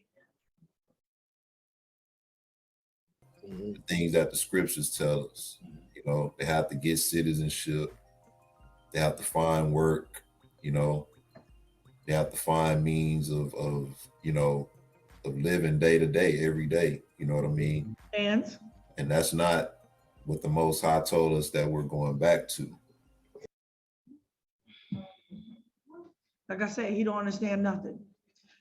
Nigga, wherever you go, until the kingdom is established, you gotta work. So what's interesting about their perspective is that when Yah called the children of Israel come out of Egypt, they were living a certain life in Egypt. So he called them to come out to live a new life, to live a different life, to live the commandments of Yah and to obey Yah and to keep his commandments. And so this like double speech, evil report, this is my perspective, it really is blasphemous to the power of Yah and That's what right. he's doing That's right. to those of us who are returning in quietness And and in humbling us. comfort. Yes. And humbling us at the same time. But what, are people not struggling right now about work? We comfortable in Babylon right now? Oh, the ones that's getting land, I get it. Y'all's dealt with that. Exactly. Exactly. Go ahead. I'm sorry. No, that's my bad, bro. Go ahead. But you leaving from one place to another place where you don't have the paperwork to become a citizen there, you know, that's not a part of scripture where you have to go and you got to get a passport and you got to pay to get there.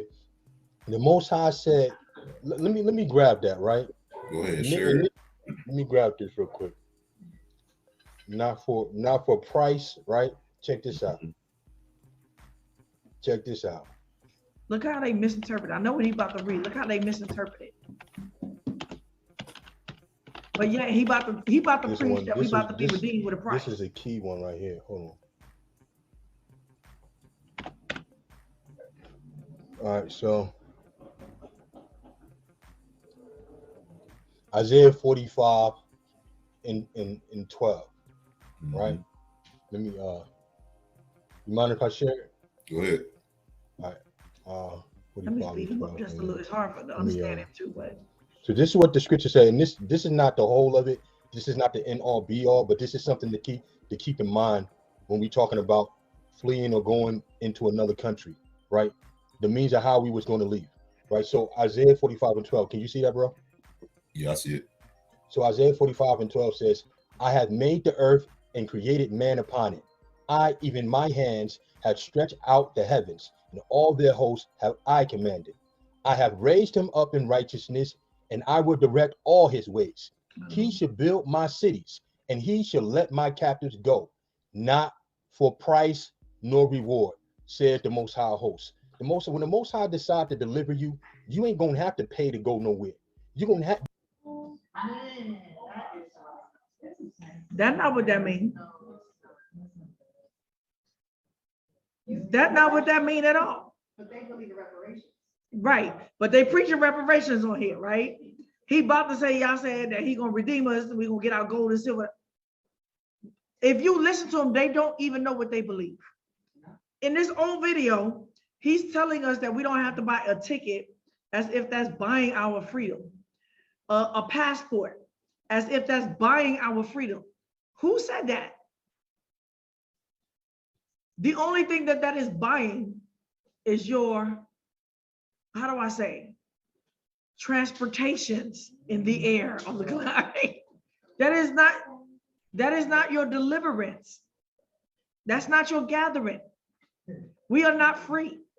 We are still American citizens over here. The U.S. Embassy reports every move we make. We're being watched. That's what I just read, right? Where is that in Jeremiah? They watching us.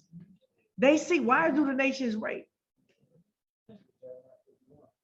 Why are they upset? Because they see you returning.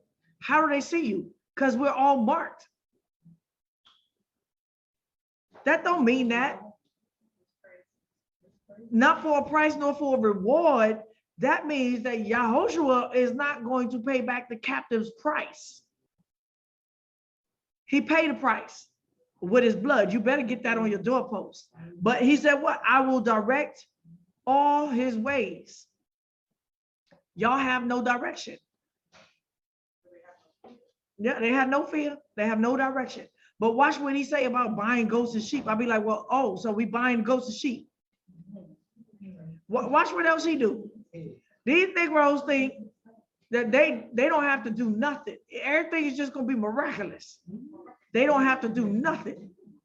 Miraculous. You ain't All right. gonna have to pay somebody or get some stipulations according to their laws in order to get into a land that the Most High promised you. Why not? Yahushua said, I put these authorities into power. That's why you pay taxes. They work. What, so you're not gonna pay for your oil? You're not gonna pay for somebody's driving it. You're not gonna pay the driver? You're not gonna pay the workers that gotta process your application? What are you talking about? You understand? You ain't gonna have to join nobody's militaries.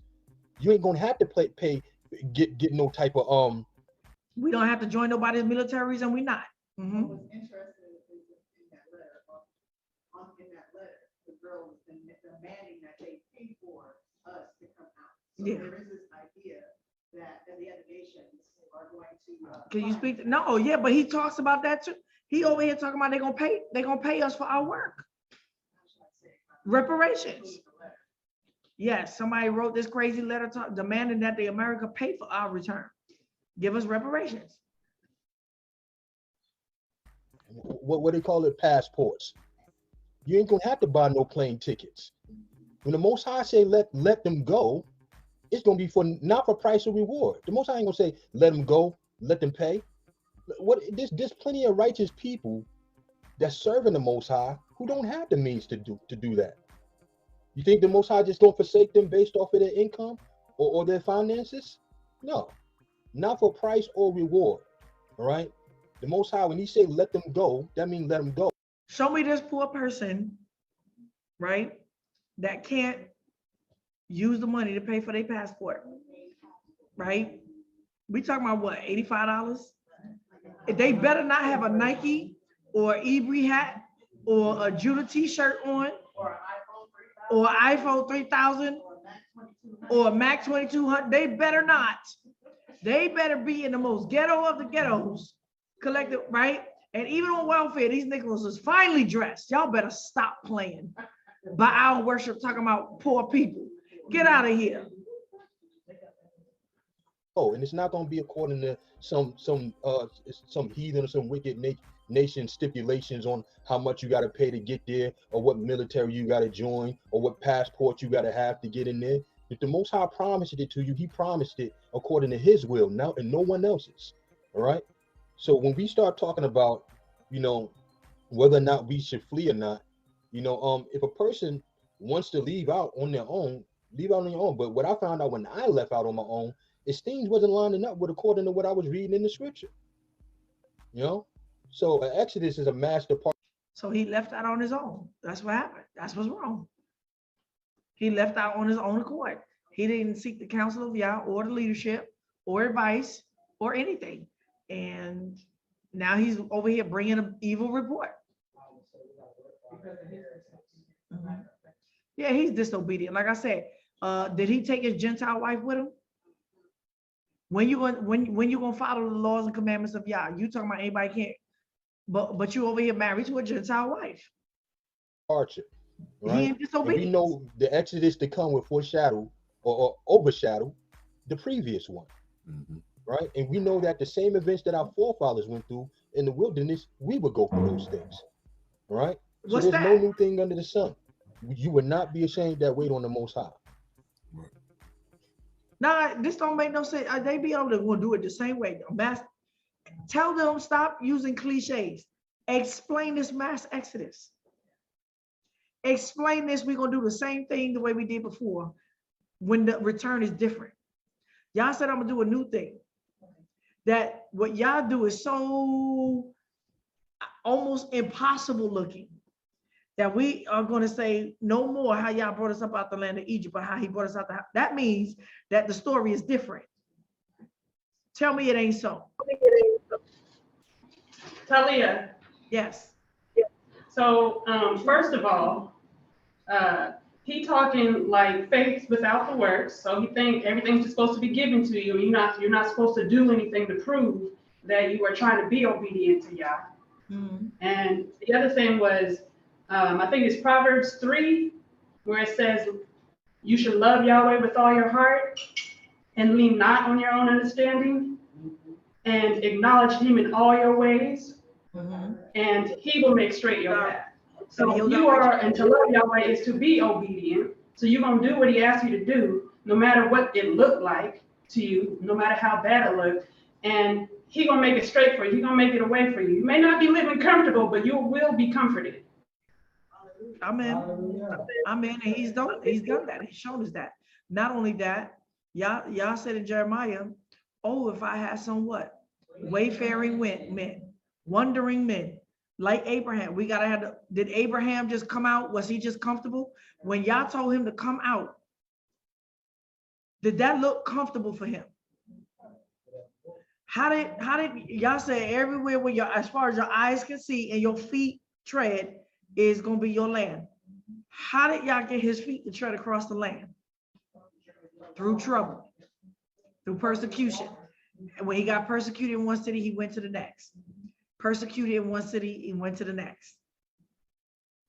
Did he need permission to rest where he was resting? No, yes, he did. He had to make deals. Yes, he did. Did he have citizenship? No, he was a foreigner with a visa just rolling through. I mean, Absolutely. absolutely. He's saying a mass exodus. When you look at the first exodus, not one Israelite was left behind in Egypt, from the oldest to the youngest.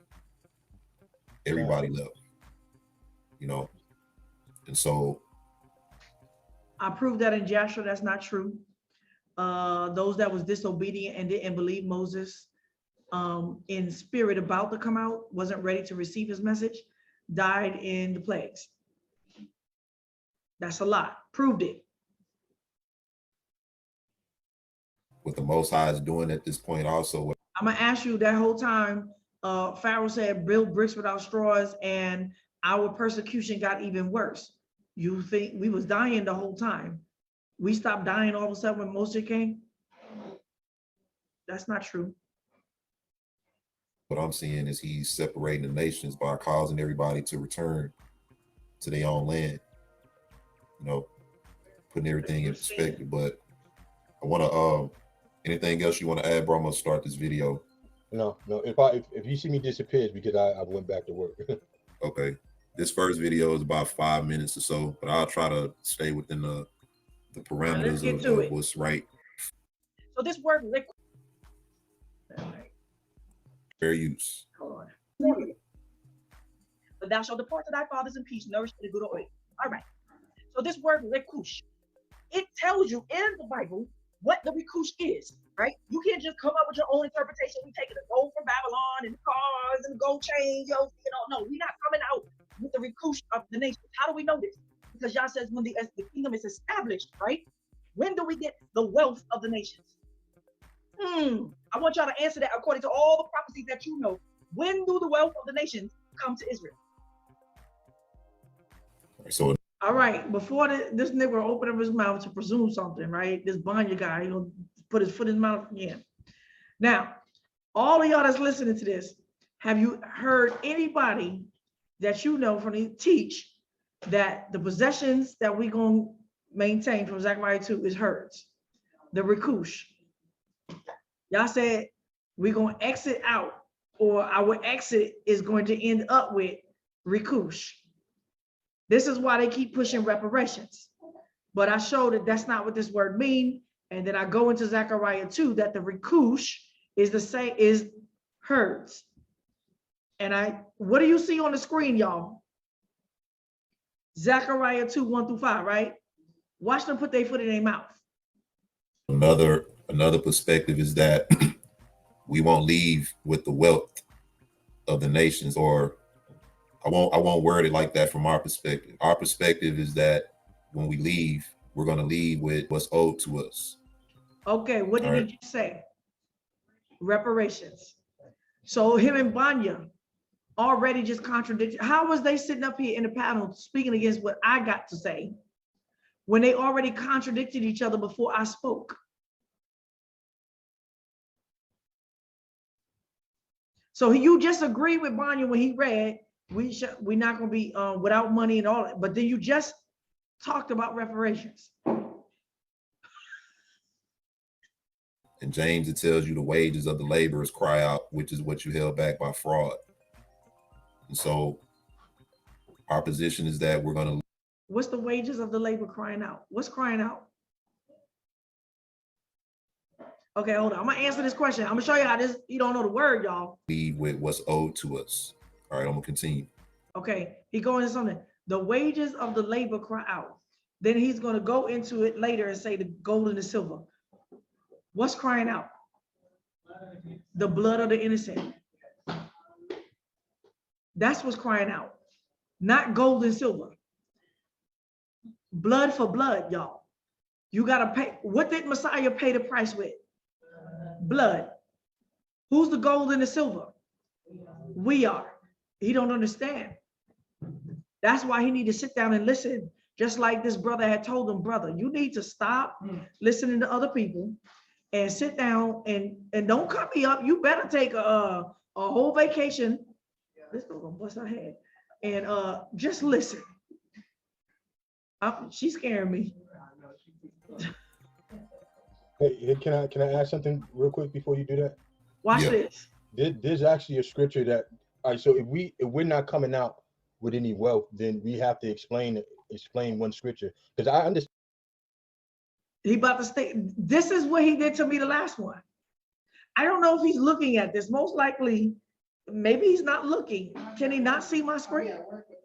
He at work. This Negro is he need to be fired. He's a bad servant. He shouldn't be up here doing this if he at work, right? Because he's doing a disservice to my work. Where he's like, can I add something? If we not, no, what's your perspective?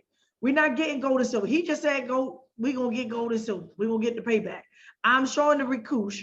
Obviously, he heard about Zechariah 2. There's actually a scripture, and I'm about to read it.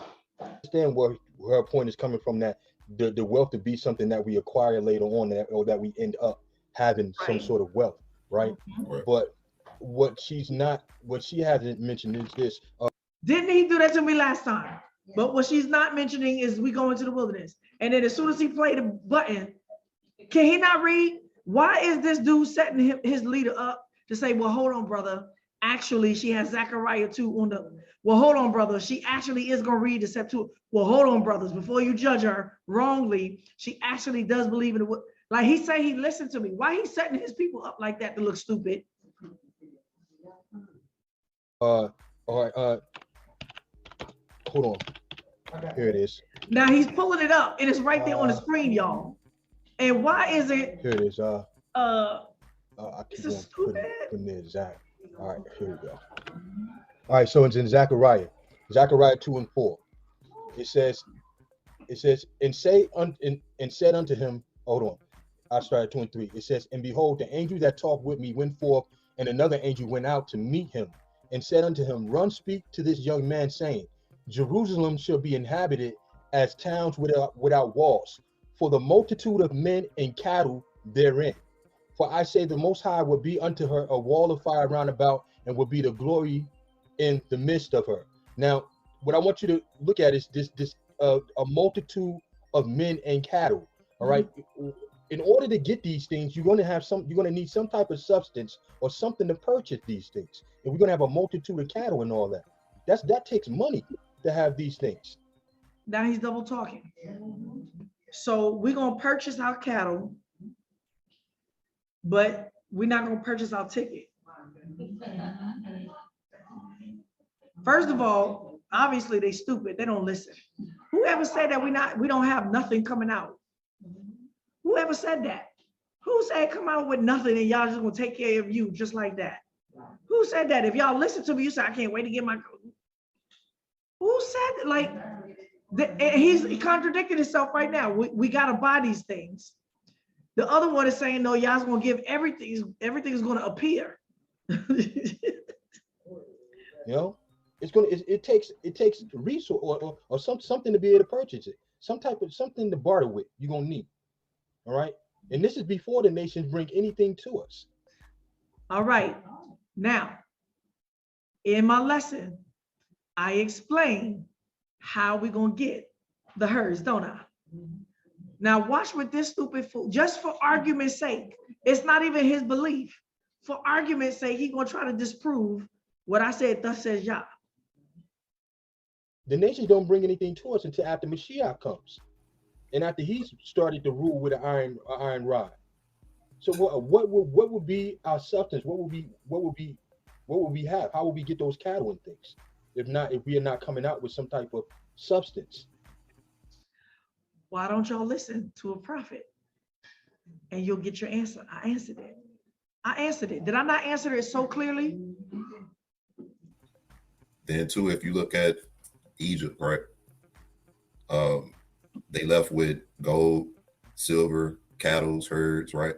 Mm-hmm. If you fast forward that to today's time, how would we leave with cattle and herds, right? Exactly. But Wait, Vanya said exactly. How we doing that? I didn't say how we doing it. I said it's not gonna happen. I didn't say it was impossible. Now watch this stupid argument that this Negro put up. at the same time, I want to show you something real quick. We had to pause. I want to this next video, I'm not going to share the audio at all on this video. You won't need it. Let me stop sharing this real quick. Let me share something.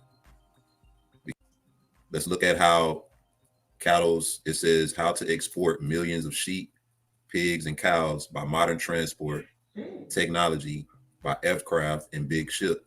Now, this is in conjunction with Jeremiah 50 when it says that they shall depart, everyone, man and beast, right? Check this out. I'm not sharing the audio on this. They don't understand the parable. They shall depart, everyone, man and beast. Anybody know?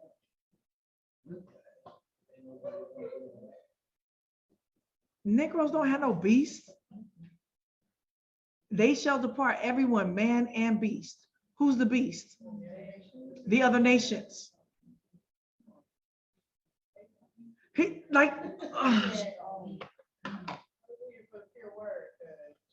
Oh, help me, Father. I'm over here arguing with babies. Debating babies. Oh, Father, help me. They shall depart with man and beast. The beast is the other nations, according to Jeremiah 50, that the other nations, that's why he said the word interprets the word. He also tells the other nations to depart as well. Those are the beasts. We are the men, those are the beasts. Oh my goodness. Why would it be far-fetched to think that we can't leave with these things? How are we leaving according to scripture? If we're leaving with what's owed to us, now these are sheep. If we're leaving of what's owed to us, what's owed to us? Come on, sing that song. What's owed to us? He said you sold yourselves. Right? That's not just telling us we leaving with, money, or I don't even think the money is going to be worth anything. The Most High said that this is for the vengeance of his temple, for his silver and his gold. Okay, we just read. What's the temple? Jerusalem. Where's the throne of Yah? In our hearts. The vengeance of his temple for silver and gold is what? Our blood, our lives. Blood for blood, life for life. This fool don't understand nothing. Oh my goodness. I just, somebody say, brother, stop. So look at all this. These are sheep. I'm gonna fast forward through it, son.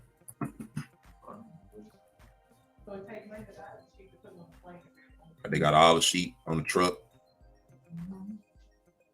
Now they taking them to a ship.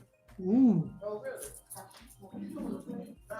Now, one of the descriptions says that the reason they're transporting these animals to other places is so that they can start farms with these animals. They're trying to start up farming in different places.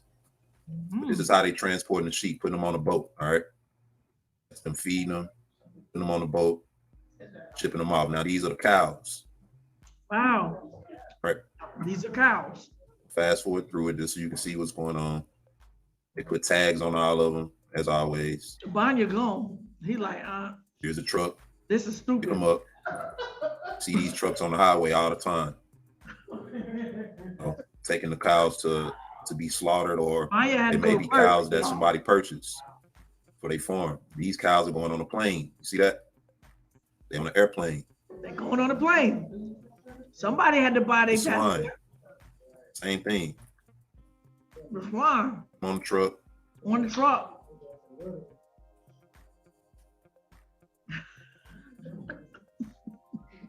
Cheap. I'll get the point. Stop it right there. Oh, Which I kind of get the point, you know, of the What's the beast point? being transported from one place to another. This dude is stupid. He really think we're gonna get gold and silver and beasts. We don't have none. First of all, half of the where they tag too, y'all. They got passports. Look at their ears. Somebody had to pay for that. Who's driving these ships and trucks? Who getting paid for that? The nation gonna do that for you for nothing? Why? Why they gonna do this? Now, did I ask the question how they gonna do this? Banya asked the question how they gonna do this. I didn't say that it was impossible, but why? Why are they gonna do? Why would they do this? Why would they do this? Why would they send us after, I don't know, he's not explaining, we done fled for free, but yet they just gonna wonderfully ship all their cows and sheep and pigs over into the world. First of all, these animals would not survive in the wilderness.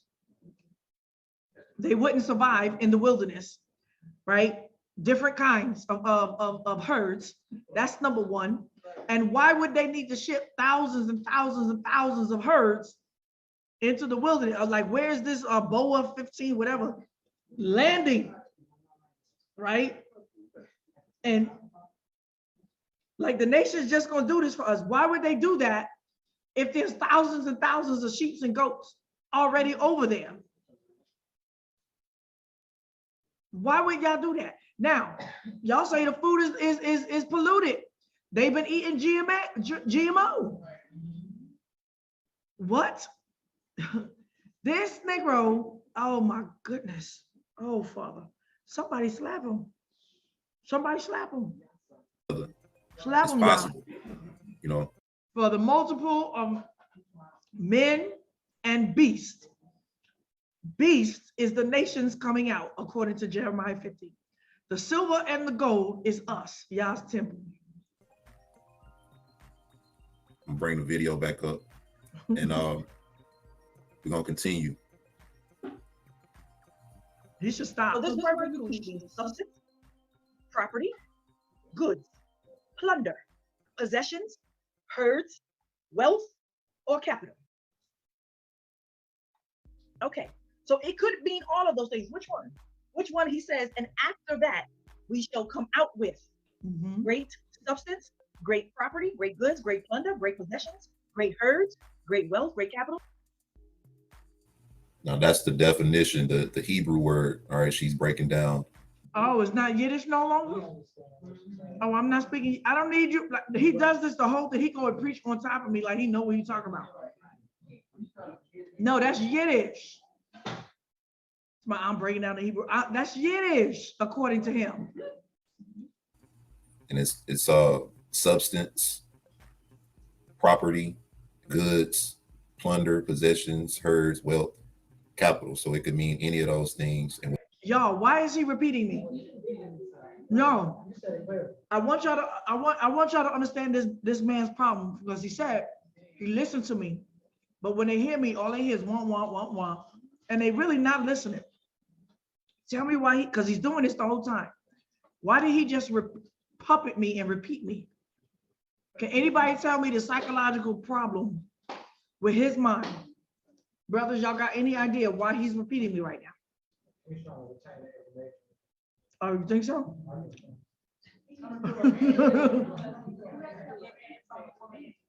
Come up. That's it right there. Come up. I've gone through this so many times. They don't like the fact that truth is coming through the mouth of a woman. He's repeating the word so in a man's voice, so he can hear it for himself as through a man's voice. Okay. Yeah. Sort of.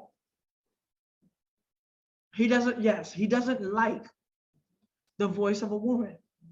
And a lot of men won't hear the voice of a woman. It's his ego. I'm speaking truth, and they don't want it to be heard that the message came out through me or a woman. So he's shadowing my speech to program people's minds that they heard it from him. Within this context right here, it's specifically speaking of herds.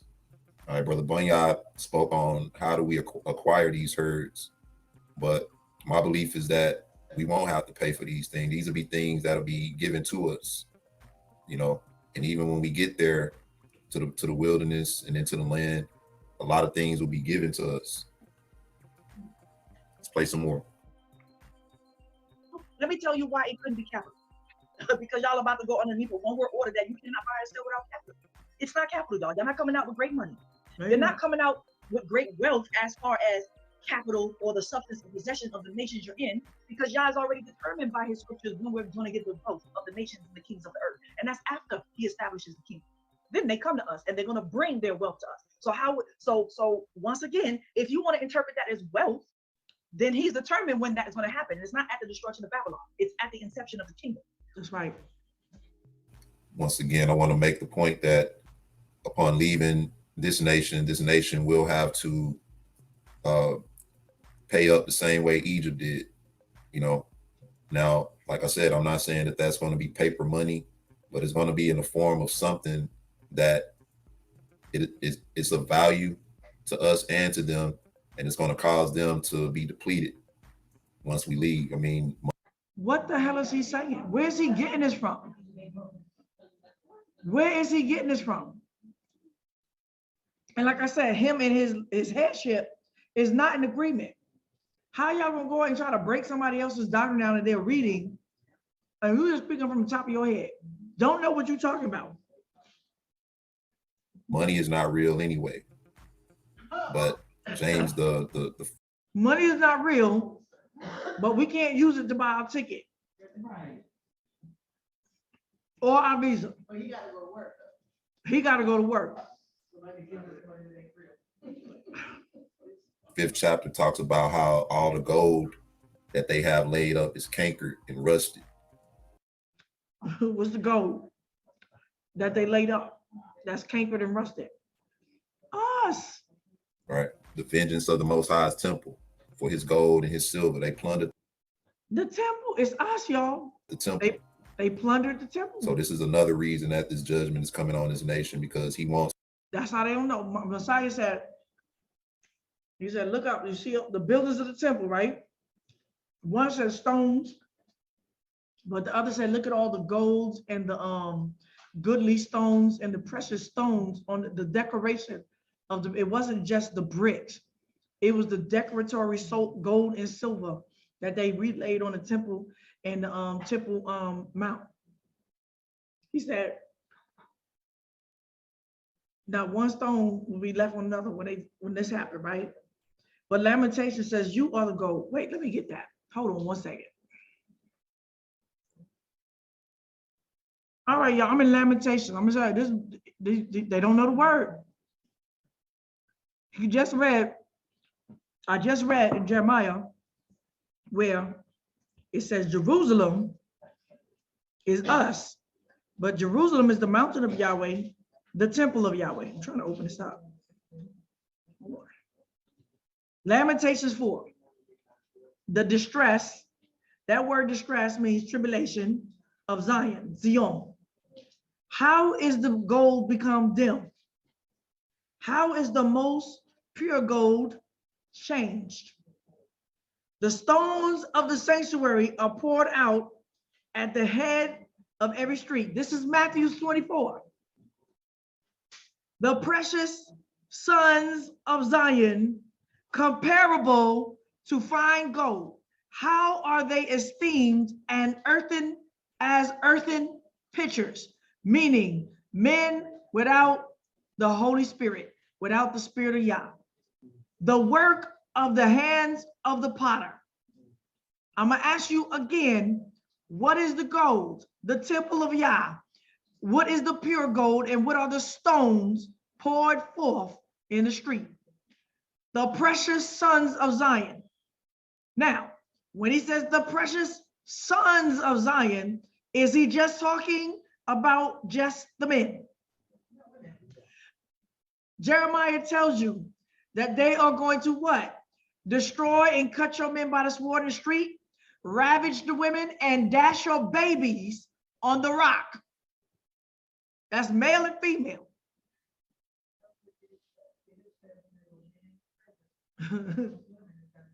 Right? The precious sons of Zion, comparable to fine gold, and they are, how are they esteemed? Counted as just earthen pitchers, just a piece of flesh to be destroyed. The work of Yah, the hands of the potter. Even the jackals draw out the breast. They nurse their young. The daughter of my people has become cruel, like ostriches. And what is he talking about? Why is this going to happen to us? He said, even jackals, beasts, give nurse, wisdom, substance to their own children. But y'all have become, this nigga Banya went all the way out. You said that he came to Egypt with his own body, with his own money. But he saw our people that had what? Nowhere to go, no. Nigga, why you didn't help him? Why you didn't help him? But you want to lead now. Why you didn't help him? You saw our people struggling. Why you didn't help them? Right? And draw out there and nurse their young ones. Right? The daughter of my people has become cruel, like ostriches in the wilderness. The tongue of the nursing child clings to the roof of his mouth for thirst. What is this about? This is a famine of the word. What did y'all say? If I forget thee, O Jerusalem, let the tongue cleave to the roof of my mouth. The young children ask for bread. What is the bread? The word of Yah, and no man breaks it to them. Ooh. No man breaks it to them. Y'all not giving them the word of Yah.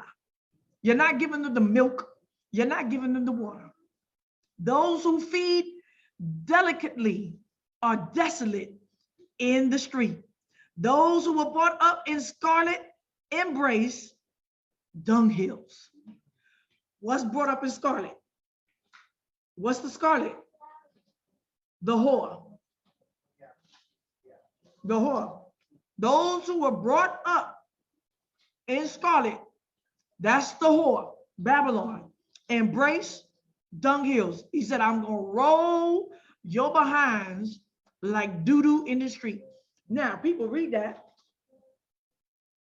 He said, I'm going to pull out your prophets and your priests and your princes, and they shall be laid out in the land under the sun and the moon and the stars. They asked, he said, this is why this couldn't, they say this couldn't be today. But they don't read down to see what that means. They don't read down to see what that means. It means when I destroy them, nobody's going to bury them underneath the dirt. That they're going to see the night and the morning and the night and the morning and wither away right on top. Nobody's going to bury them. That is this prophecy. For the iniquity of the daughter of my people is greater than a sin of Sodom, that was overthrown as in the moment, and no hands were laid on her. What are we talking about? Her nobles were purer than snow, that they were whiter than milk. They were more ruddy in body than rubies. Their polishing was as sapphire. Their appearance is blacker than coal. They are not known in the streets. Their skin clings to their bones. It is withered. It has become like a stick. This is about us what? Dying in the streets. Those who are killed with the sword are better than those who are going to be killed with hunger. For those these pine away, stricken through for want of the fruits of the field. The hand of the pitiful woman have boiled their own children. Is this about eating your children? No. They were their food in the destruction of the daughter of my people. This is where he's going to try to say this was at Jerusalem. No. Yahweh has accomplished his wrath. This is the accomplishment. AD 70 was a prelude. He has poured out his fierce anger. He has kindled a fire on Zion, which has devoured its foundations. The kings of the earth didn't believe, neither all the inhabitants of the world, that the adversary and the enemy would enter into the gates of Jerusalem. Is that AD 70? Yes. Is it only AD 70? No. It's because the sin of her prophets and the iniquity of her priests. They have shed the blood of the just in the midst of her. They wander as blind men in the streets. They are polluted with blood, so that no man can touch their garments. Depart. They cried to them, unclean. Depart, depart, touch not. What is he quoting? What's this quote? Revelations. How is it AD 70? This is Revelations. Watch this. They cried unto them, unclean, come out of her. Touch not the what? Unclean. Depart out of her. Depart. Don't touch. Revelations. When they fled away and wandered, men said among the nations, they shall no more live here. The angel of Yahweh has scattered them, and he will no more regard them. They didn't respect the persons of the priests. They didn't favor the elders. Am I going to read some more? Let me see. I'll finish it. Our eyes do yet fail in looking for our vain help. In our watching, we have watched for a nation that could not save. How could this be? How could this be us in Jerusalem? We watched for a nation that could not save. They hunt our steps so that we cannot go into our streets. Our end is near. This is the kites.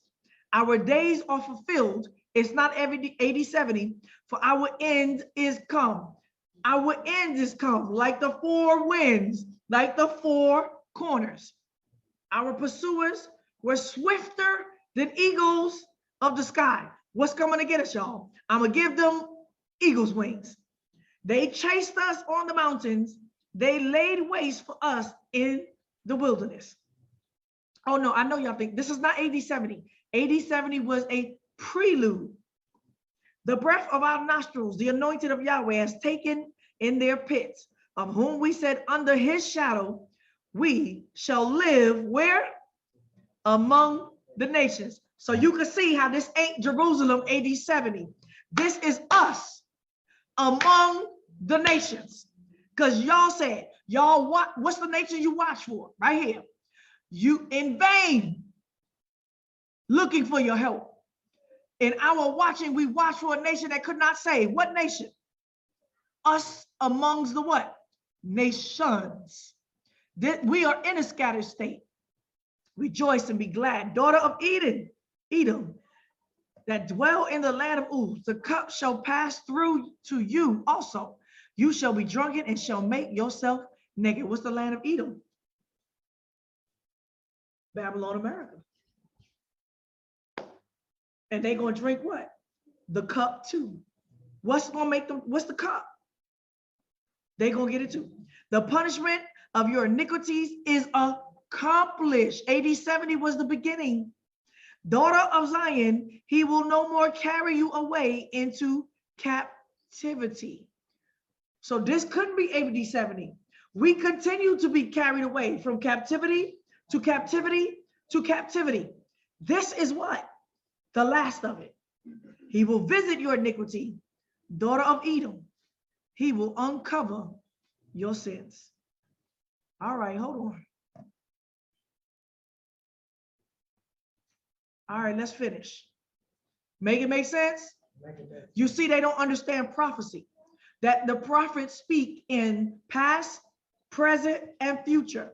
And their prophecies, a lot of prophecies are dual in nature. There is something coded in the words that if you don't know what you're looking at, when he talks about the accomplishment, the end of the wrath of Yah on us, that couldn't be AD 70 because it wasn't the end. His gold and his silver back. All right, and they're going to give it back, but let's get some more. What's the gold and the silver? We are. All right. When they come to us and bring their wealth to us, right? Now. So let me show you the hypocrisy. He's saying that Yah has commanded the nations bring his gold and silver back and his children. That means that we relying on them to let us go, right? So what's the difference? They the ones that's driving the planes, right? Did you see a black man driving the plane? That means they gave us the passport, say y'all can leave, right? So what's the difference? If they the ones that's supposed to be letting us go, and y'all saying, let my people go from the north to the south and the east, let my people go. Then that means that they the ones that gotta what? We gotta get permissions to be let go. Don't make no sense. They're gonna give what they owe back, and everybody who owe me gold in the wilderness is gonna give it up too. Who owe him gold? They're gonna think they're gonna walk around with chains. The prophecy tells us where we're going for the 3.5 years in the wilderness. The prophecy tells us to look to the old past of our forefathers. Our forefathers, when you see the word our fathers or forefathers, it's not talking about your great grandfather. It's not talking about baby boo boo Joe or anything like that. It's talking about Abraham and Isaac and Jacob. Nobody else. And so when you go back and look at our forefathers and you look at all the prophecy, what did y'all say? How did they live? I'm gonna let you answer that. Because he said, go back to the old path. That was the old, you know, we got in trouble when we went into the city and tried to do city life, right? We were herdsmen that lived in tents and in the wilderness as travelers. And he said, I'm going to return you to that. And that's a prophecy of our, when we flee. Obviously, if Israel is fleeing into the wilderness, we're in a scattered state, y'all. So here's the prophecy, Zechariah 2, that tells you what the recush is that we're going to end up with after the judgment. And now when you see this, there's no way that you can believe that he's telling you that's how, when you're going to exit. Because you're not exited out with this. No, so how are you going to get this? I explained this by his word. Where you going to get that from? That's right. I did. Then I lifted up my eyes and looked, and behold, there was a man with a measuring line in his hand. We know what that measuring line is. It's called measure the temple. It's the judgment for Israel. Then I said, where are you going? And he said to me, to measure Jerusalem, to see what is the width and what is the length. We know that is the measurement of the 144 according to Revelation. That's Revelations, right? Revelations what? Did I get it right now this time? Revelation 14? 12. Revelation 12. Measure the temple. What is the breadth? What is the length? 144 square. 12 by 12. Keep reading. Revelations 21. And I saw Jerusalem, and I saw the temple coming from heaven, and it was numbered 144,000. Watch what he said. Which is 20 of the living, not the dead, of the living, right? And behold, the angel who was speaking with me was going out, and another angel was coming out to meet him, and said unto him, run, speak to this young man, saying, Yahushalayim shall be inhabited as town without walls, for the multitude of men and cattle therein. That is the prophecy, right?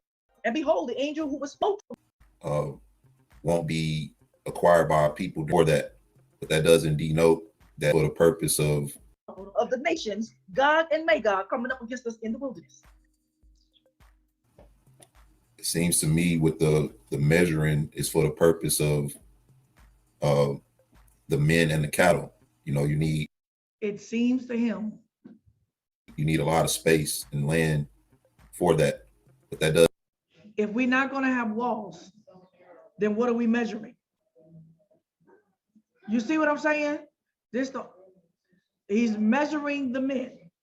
Yeah, he is 144,000 of wheat from the tare. Doesn't denote that other forms of wealth won't be acquired by our people during that time. When you read Genesis, it says they will, after the nation who afflicted his people, after he had judged that nation, He said afterward they should come out with great substance. All right, so either way, we're leaving with something. And I believe her understanding of that is different. If you look at the beginning of this video, I believe her position is more so the outcome is that we're going to have great substance, not that we're going to leave with great substance. All right. But that's all based on interpretation of. No, it's not. No, it's not at all. It's simply based on the word. Bond, you just read it. You're not going to get paid for you're not going to get paid. So they don't agree. They're going to still think they're going to ship goats and cows to us and gold and silver. What you going to do with gold and silver in a cashless society? The scripture, but in any case, from our perspective, let me speed him according up. to Genesis, we're going to come out with great substance. Prophecies in Isaiah talk about they're going to come with their silver and their gold with them. All right, so tying those together, we can kind of misread. Once again, it's a misreading. He can't tie it into what he's saying because that's already when we in the wilderness in the kingdom. That's after the 3.5 years. But no, that is not our Exodus. See what it is, but once again, this is for the purpose of challenging perspective. All right, this is a different perspective. Other people are in agreement with this perspective. Challenging perspective is another word for saying being opinionated and heretical against the truth. He's a rebel. So we just discussing it. All right, let's get some more. When are you come up to the people that have exited out of the nations, who is always plundered? Now they live in safety and peace. How long have we been living in safety and peace? For 3.5 years in the wilderness. If we're living in tents in the wilderness, then what could our property be? Herds. That was the way of our forefathers. Now we get herd. You bring in herd, safety and peace for 3.5 years in the wilderness. If we're living in tents in the wilderness, then what could our property be? Herds. That was the way of our forefathers. Now we getting herd. You bringing herds from Babylon? No, you're not. No, you're not. All right, we just saw a video showing the possibility of the herds being taken and transported. And what did I say? Y'all said, no, you're not. No, you're not. And she also made another point about the wilderness. And my question would be, where does the wilderness come in if we are to flee now before the wrath comes? Where does it come in? Where is the wilderness? And I'm asking these questions because these are questions that I have. Some people may consider my understanding of it minute. His understanding is smaller than a speck of sand. It's real minute. And he's ignorant because he won't listen. There is no question that this Negro got that I don't answer biblically. Correct? Is that true? There's no question he got that I don't answer. No, but this is a logical question. If we are to flee now, where do we flee and where does the wilderness come in? The understanding of the Hebrew is important, but if we can't use it to try to come to a understanding and unite, then it's not really doing us any good. And I don't really see how the Hebrew is throwing anything off that we understand from what we read. The Most High said he will return us to a pure language. He will. Okay, this is another misunderstanding that they all quote. I do a lecture on a pure language. Was that Zephaniah 3? A pure language. Go back and watch it.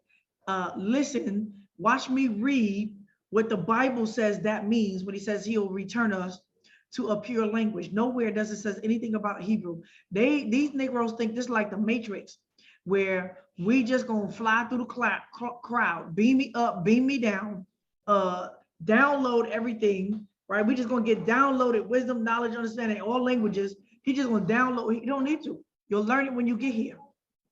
That's not how it's working.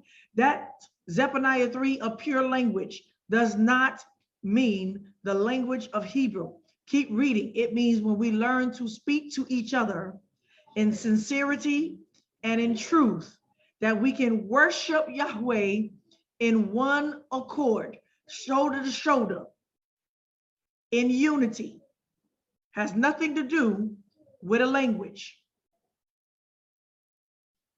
Return unto his people pure language. So is that talking about just a few people of us, or is he returning all of us back to our true language, our true heritage? But let's get some, I think this is the end of this particular point. Let me see, hold on. Oh, come back. No. That's what I'm saying. I told you, he's gleaning from me. He's gleaning from me, but he don't like me, but he don't want to listen. So I get it now. Talia is Ibri's teacher. Thank you. But because he's a rebel, he knows he can't sit and listen. So this is his way of getting his questions answered by getting it to her straight, getting from her straight, rather than doing what everybody else is doing and watching her videos in context. I get it now. It makes sense why he's doing it. Yes. See, that's why I told you he been watching me and gleaning, and I think he got a affair in his mind. I think he does like me, actually. I'm saying it for the first time. I think Ibri got a little secret crush on me, but boy likes girl, girl don't like boy, so then boy hits girl. Yeah, boy talks about girl, boy watches girl, right? And boy wants to get girls' attention. Yes, I don't care if you married to your newly whore, baby's mamas. Yeah, you like me. You like me and hate me. And that is some serious idol worship. That's an infatuation. I'm believing right now that this Negro got a passion, a zeal, a love, hate, jealousy, envy, want for me and my knowledge. Yeah, yes, it is. Yup, that's what it is. I've seen this too many times. For I will be unto her, says Yahweh, a wall of fire round about, and will be the glory inside of her. And that's the promise of his protection of the angel of Yah going before us and encamping around us like he did in the wilderness before from our enemies. All right. And I'm in agreement with with the fact that we're going to be in the wilderness for 3.5 years, protected, because during that time, the whole world around us is going to be in chaos. All right. The two witnesses will be present during that time. Wrong. The world is going to be in chaos before we get in the wilderness. While we are in the wilderness, they are going to reset and bring order, restore a new world order. There will be a backlash of plagues across the world because of it, but they are going to restore a new world order and a new kingdom in that 3.5 years. It's not going to be in chaos. It was in chaos before. Time doing the will of the Most High according to Revelations 11. All right. By that time, the woman in Revelations will have fled into the wilderness, into a place prepared for her. You see how you can't say flee? You can't say what? You can't say by that time he would have fled into the wilderness. You see what I'm saying? He don't know what he's talking about. So I'm in agreement with that. However, my understanding of that is that happens when the Most High brings us out. You know, he brings us into the wilderness. When he's telling us to flee, he's not telling us to arbitrarily flee. You know, he's telling us that what I'm gonna bring. No, he's telling us to flee, but not arbitrarily flee. Okay. On Babylon is the opportunity for my people to flee and for all people to go back to their own lands, which is the plan. Those who he spared, the nations who he spared, are the ones who will return to their own lands, and they will become subject to the Most High's people. They'll have to give tribute to the Most High's people. What's happening right now in America concerning the beast, the nations? What's happening? We just saw it on the news. I might put that clip in. Y'all know how many Americans are leaving, trying to get another passport in other countries? There's a mass exodus going on right underneath their nose, except that they don't have no wisdom and they don't see nothing. They stuck in a man caves behind a computer looking at me, but not listening. They don't even know what's going on in this world. They are leaving. He told them to leave before it gets destroyed. Why are they leaving? Because they believe that what? Civil war, a race war is about to break out, and they do believe that we're going to war with China and Russia eventually. They believe it. So they're leaving. They're smart enough to know, get out before. How come we so stupid And the nations who refuse that will be destroyed. All right. So let's go to one more point and then we'll be done with this. I want to go to like the This is like 29-minute mark. baby. This is painful, y'all. I'm sorry. 29. I know. And I believe that he wants to impress me, to believe that he knows something. And the more he speaks, I'm like, oh my goodness, this dude just is stuck in the womb. He didn't even get born yet. His head is stuck in the womb with the umbilical cord around his neck. And every time he tried to scream or holler at me, this Negro gonna choke. Like, I'm like, oh my goodness, he's a stillborn baby. Then the more his head come out, I'm like, oh, he's a retarded baby. And the more his head come out, I'll be like, oh, he's a Down syndrome baby. And I'll be like, oh, he's a crack baby. I'm like, the more this Negro talk, the more I'll be like, oh, he a crusty baby. Okay. I'm gonna get with the second point now. Second point. What point did he make, y'all? Okay, Done. So in the last days, there's signs that Yahushua has given us in the prophets. He talks about learn the parable of the fig tree. Who's the fig tree? Who's the figs? All right, let me show you how dumb he is. He's doing the same thing that Banya did. Don't look at the screen. Maybe Banya didn't have a screen. What's at the top of this? Double prophecies or the end. This is a whole thing that I go through.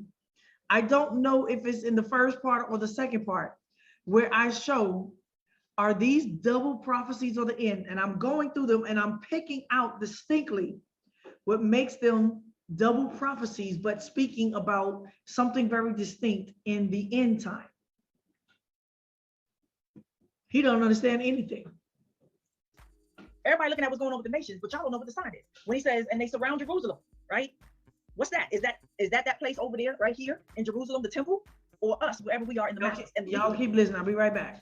Just listen carefully. Now that's another thing that she's bringing up now about Jerusalem and the reference to it in scripture. Is it talking about the actual land, right? Or is it talking about the people? Brother Bunyard did an awesome job of showing in certain contexts that when it talks about Jerusalem or Zion, that it's talking about the people. All right. And in some contexts, it's referring to the actual land of Jerusalem and Israel. All right. And so within this point right here, she's going to bring out some things, but I want to address to show that within this context, if we read up a little further, it's referring to the things that's happening within the land. All right. Let's get some more. right? Because that was where the priesthood and the kingship was. Y'all don't know what y'all talking about. Y'all don't know what y'all are looking for. Y'all don't know the sign, right? And so Yahushua said, no, for sure that day does not come without markers and scars, right? And then Yahushua also gives a prophecy that no, when they say safety and peace, who's the they, right? Because they've given you the prophecy that you're looking for some kind of peace agreement to happen between the nations in the last and a half of the 7 years. And when they make a peace process, that's when no. Y'all better stop letting these people interpret the Bible. Who is the they when they say safety and peace? Then suddenly destruction falls. On who? Right? Who is the they say that is screaming peace, peace, according to scriptures, right? What is the mocking and the scoffing that Yahushua said would come in that time? Let's read and get some understanding. Now, this is a point I like to address about the they when it talks about peace, peace. Who is it referring to? And she's saying that it's referring to our people. And I would agree with that in certain contexts of scripture, but I want to show you that that's actually referring to the priests and the leaders before the destruction of Jerusalem. All right, and she's going to bring out some things that we're going to reference, but I just wanted to address that real quick. So this comes out of my lecture, come out of my people, and I'm just taking some excerpts, right? Jeremiah 8:10. Therefore, I will give their wives to others, their fields to those who inherit them. For from the least even to the greatest, everyone is for profit and gain. Everybody that I'm calling out and everybody that I'm not calling out, that's all they about right now. Rumpelstiltskin's trying to turn straw into gold. And if you call his name right, meaning if you call him out, it's going to be proven to be nothing but straw. From the prophet to the priest, everyone deals falsely, right? I'm in 11. They heal the fracture of the daughter of my people. Who's the daughter of my people? That's the last generation of Israel. The daughter of my people. Superficial. That's another point I want to address when it talks about the daughter of my people. Once again, it depends on the context. All right. The daughter of the Most High's people in certain contexts is referring to the end of Jerusalem. That's when Israel or the nation as a whole cease being a nation. All right. So when it's talking about the daughter is referring to the end or the last generation, just like the daughter of Babylon, right? The last generation of Babylon. So the daughter of Zion. Where did he get that from? Me. He's repeating my teachings, y'all. like literally almost word for word. That's my words. Yeah, he's a thief. And the daughter of my people, depending on the context, could be referring to our people at the end, dealing with Jerusalem, or it could be referring to us now, depending on the context. And I'm gonna touch some of that. Let's get some more. Slightly, right? So there is a healing that y'all are walking in thinking y'all are healed by the Holy Spirit. You got the prophets that are giving you the rain and the bread and they're feeding you clothes and water and the word of Yah. Superficially, slightly, saying, what are they saying? How are they giving you this superficial healing? Peace, peace, right? Who's screaming this peace and peace? The nations or Israel? Who's the sign? Who's the they when they say safety and peace, right? Peace, peace, but there is no peace. I'm skipping to Jeremiah 8:14. For what? Why do you sit still? Look at this. What is this about? Why do you sit still? Because your people saying you're gonna have peace. Don't worry, this is judgment of nations, but you're gonna have peace, right? Why do you sit still? Gather, remove yourselves, and let us go to the fortified cities, and let's be silent there, because Yahweh our Elohim has silenced them. So where's he saying that we should? Why are we sitting still? Let's gather and remove yourself. What are we gathering and remove yourselves from? What? Where are we sitting still? Where our pastors and our priests? This is the dealing falsely. This is the dealing falsely and the prophet and gain. This is why they're telling you this. He's telling you why they're telling you peace, peace, ain't nothing gonna happen to you. Because this is all that they're prophesying to you for profit and for gain. You're their ticket, you're their money meal. You can't go. Let me touch on a couple of things. Firstly, I don't know if she's reading from a different version or a different type of Bible, but if you look at her verse 14, and I'm gonna put it up on the screen. Look at my verse Some of 14. the wording is off, and this is why when I don't know if she's reading from a Hebrew Bible, Hebrew interpretation Bible, but when you read Jeremiah 8:14, it says, what do we sit still? Gather / remove yourselves. All right, so that right there, it says gather and remove yourselves. So those of our brothers and sisters who have received this revelation to flee and go to other places, where's the gathering? Where's the reaching out to the people? He didn't say go and then, tell people to come. He said gather. So gather and then remove yourselves. He don't know what he's talking about. Yeah, he don't know what he's talking about. This is not we're gathering at the very end, but he does say come together after you come out. And let us go into the fortified cities. All right. Now, when I pull up Jeremiah 8:14 in the Bible, and even in the Septuagint, it reads different from what she has here. Some of the words are different. So I don't know if this is something that she actually typed up on her own, or if this is an actual passage from a Bible version of the Bible that she uses. But I think that sort of throws the context off, and it sort of helps to build the point that she's trying to make. But I'm gonna bring that out later when we pull the scripture. And let us go to the fortified city. What fortified city? Where do y'all say the fortified cities are? In the mountains of the Arabah, of the desert. And let's be silent there. Let us be, the word silence is at peace, quiet there. Because Yahweh Elohim has silenced them. Who's the them? Who do y'all say he's going to silence in the end?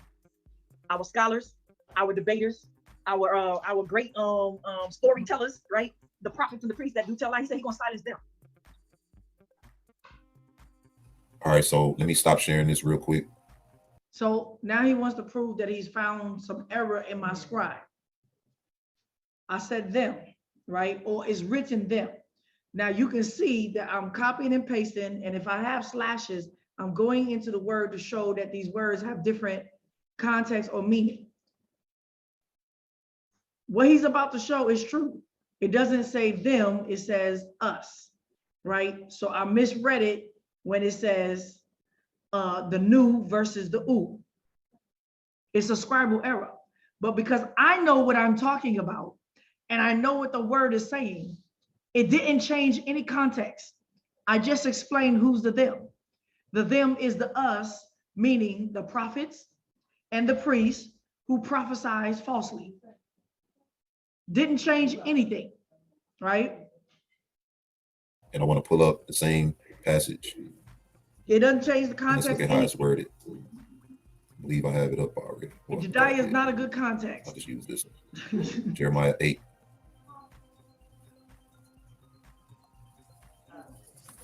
Yeah. He been giving shout outs to Jediah. And let's see. He better leave that alone. That's Jeremiah 8 and 10. That's where she started. All right. Jeremiah chapter 8, verse 10. Therefore I will give their wives unto others and their fields to them that shall inherit them. For everyone from the least even to the greatest is given unto covetousness. Watch what he say, y'all. Prophet even unto the priest, everyone dealeth falsely. All right. So one thing that lets me know that this is not really dealing with us in our times, because we have no prophets and we have no priests. All right. We don't. Did you hear that?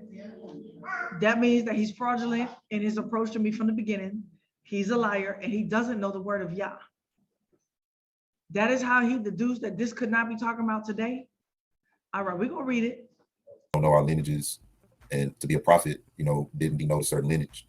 However, those who were prophets among our people, according to scripture, they were well known for being prophets, and they prophesied the things according to the Most High's word, and they were recognized for it. So we don't really have that in today's time, but it says, we don't really have that in today's time.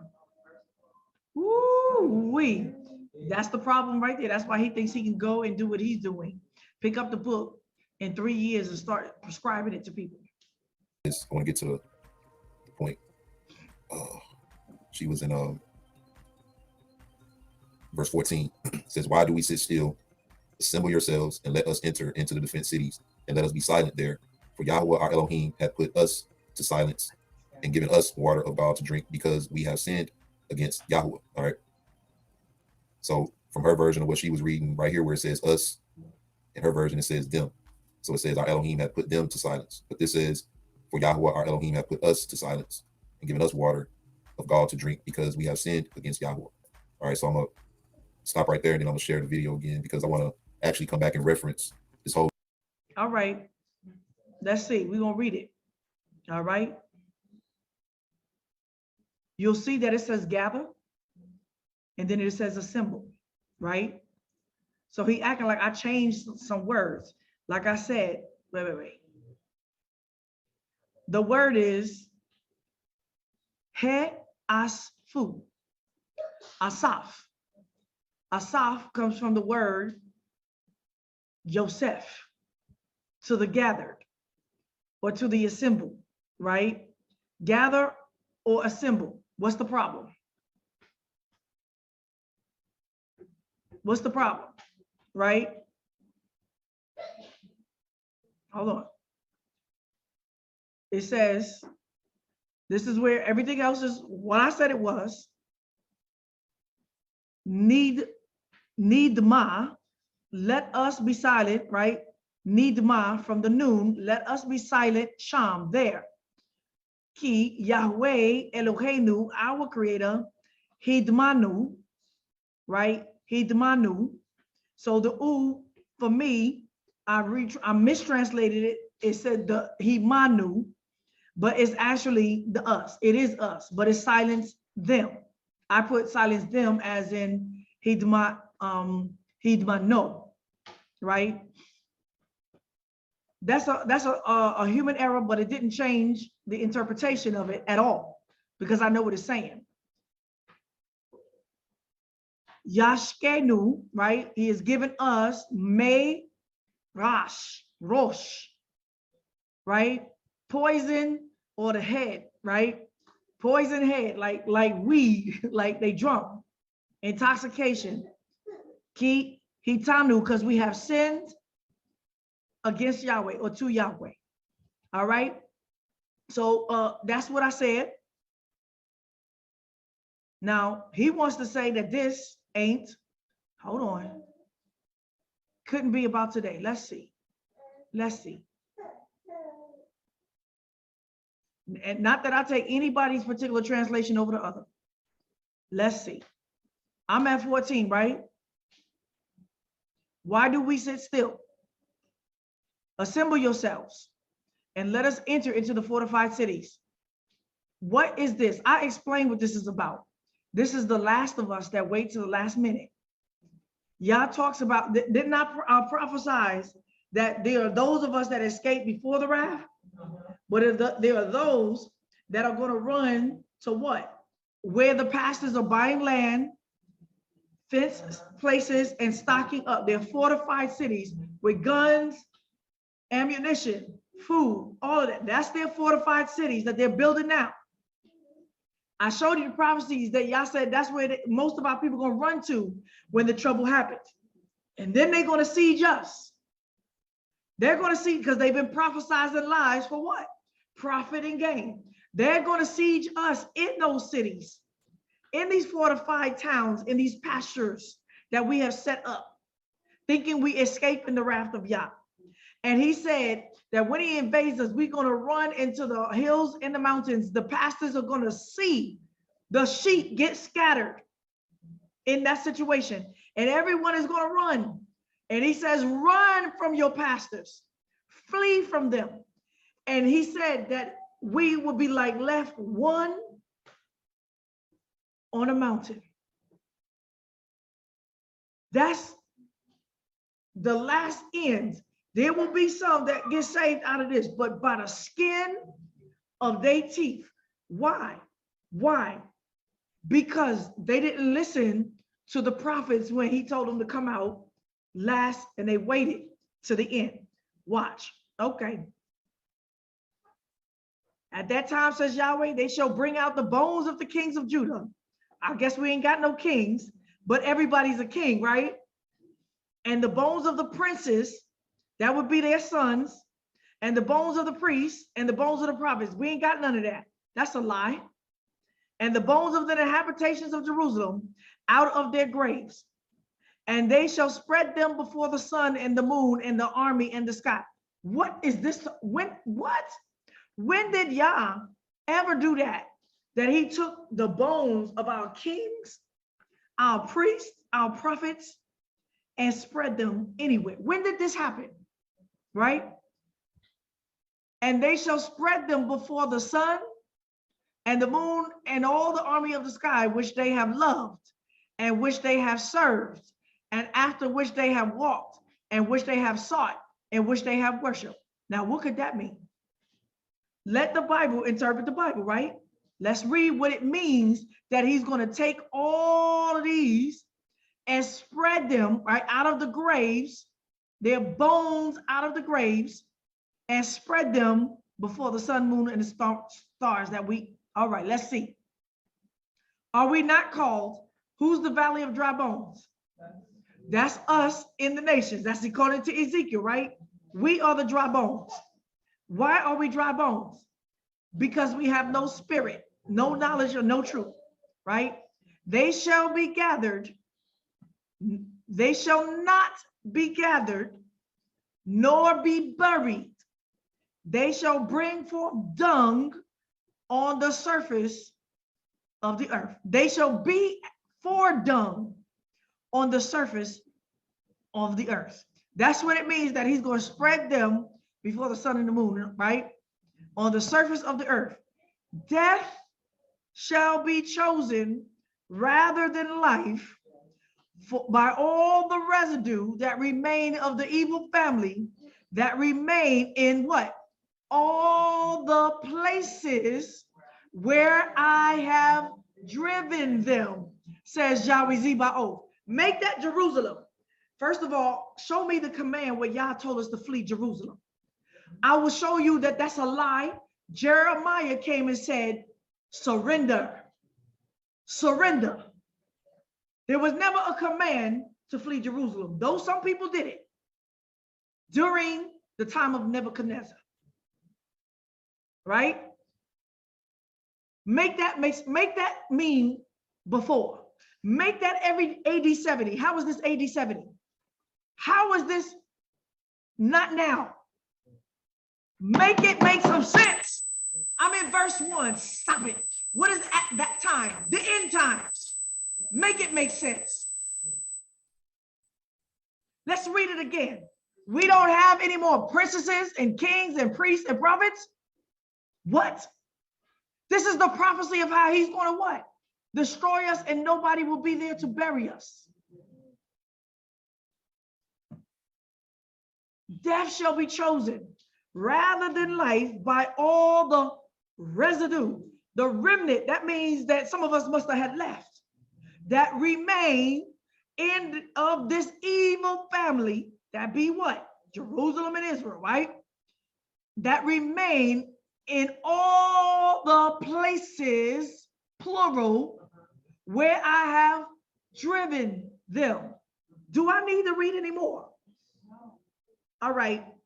Moreover, not only that, tell them they're going to be dung on the ground. Nobody going to bury them. Moreover, let them know the same people where that have been driven to all places. Let them know, thus says Yahweh. Shall men fall and not rise up again? Shall one turn away and not return? So not one of you, after this happened, none of y'all gonna change. Not one of y'all gonna see this and not, yeah, one or two of y'all. Why then is the people of Jerusalem slidden back by a perpetual backsliding?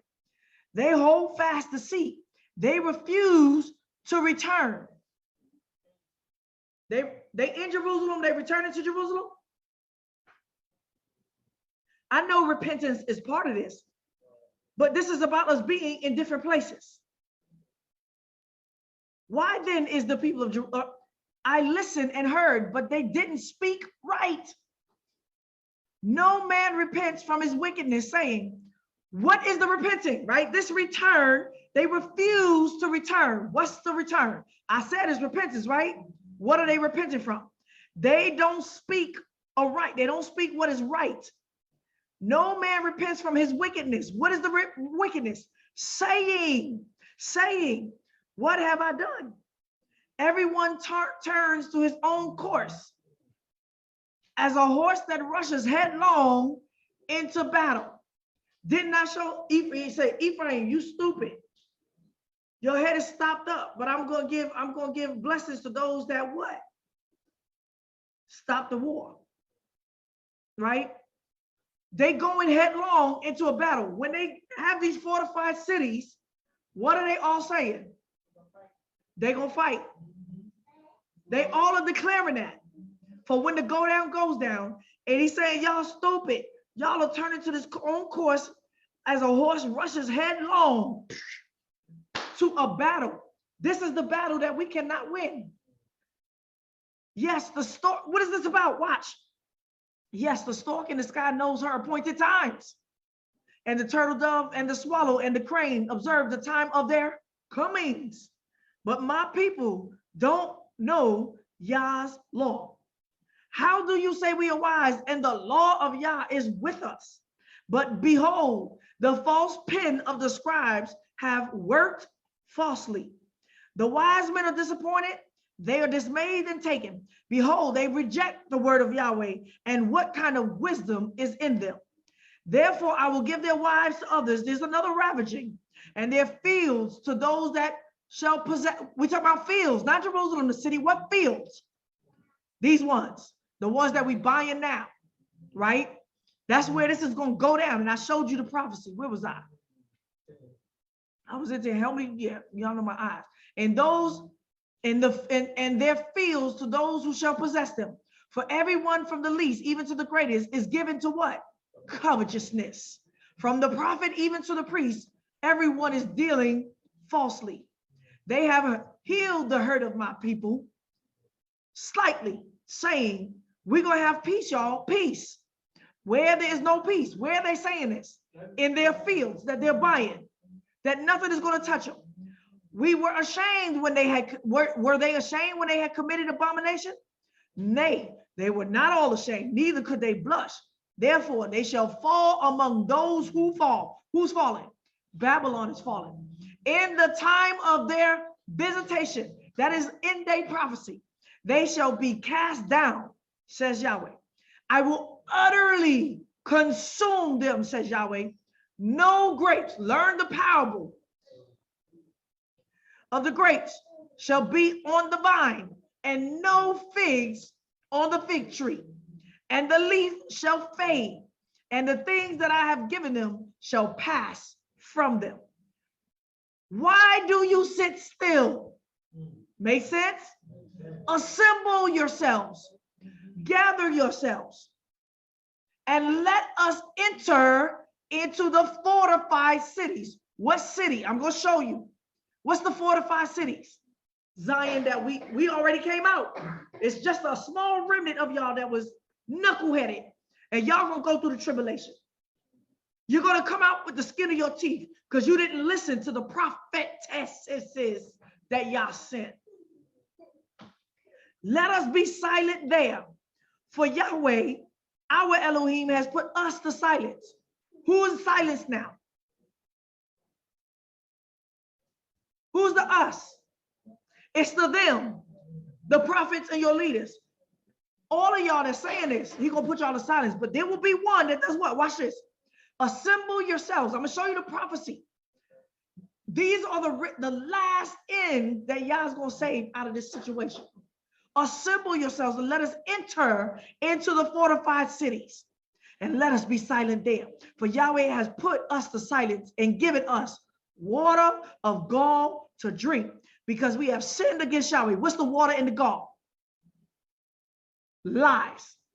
They did not teach us the proper word of Yah concerning our return. We looked for peace. Jerusalem looked for peace in AD 70. Jerusalem looked for peace when Nebuchadnezzar came, but no good came.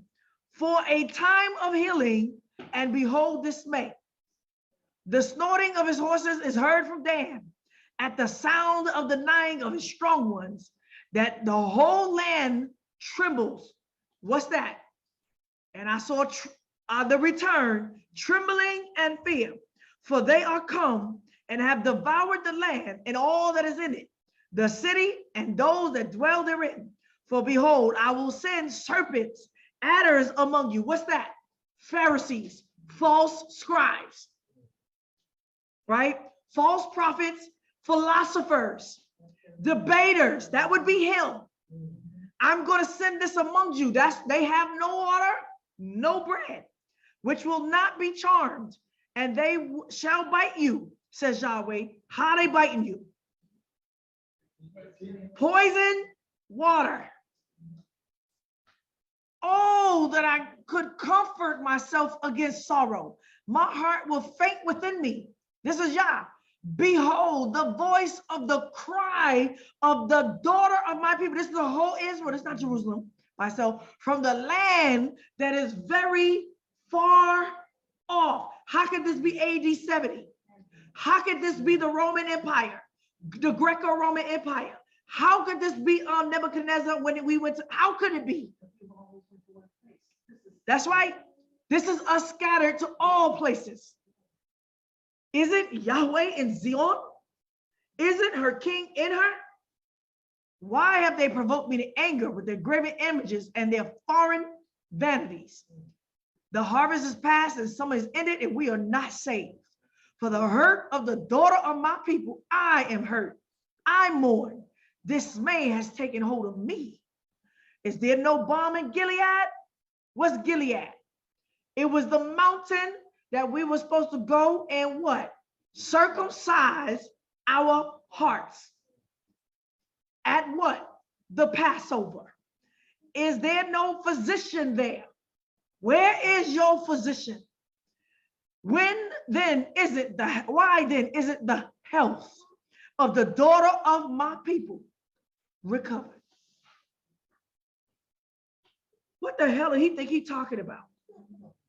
He don't even know. So he gonna read back Jeremiah 8:7, right? Don't even know what all this is talking about. Don't know the valley of the slaughter. He don't know what this is talking about.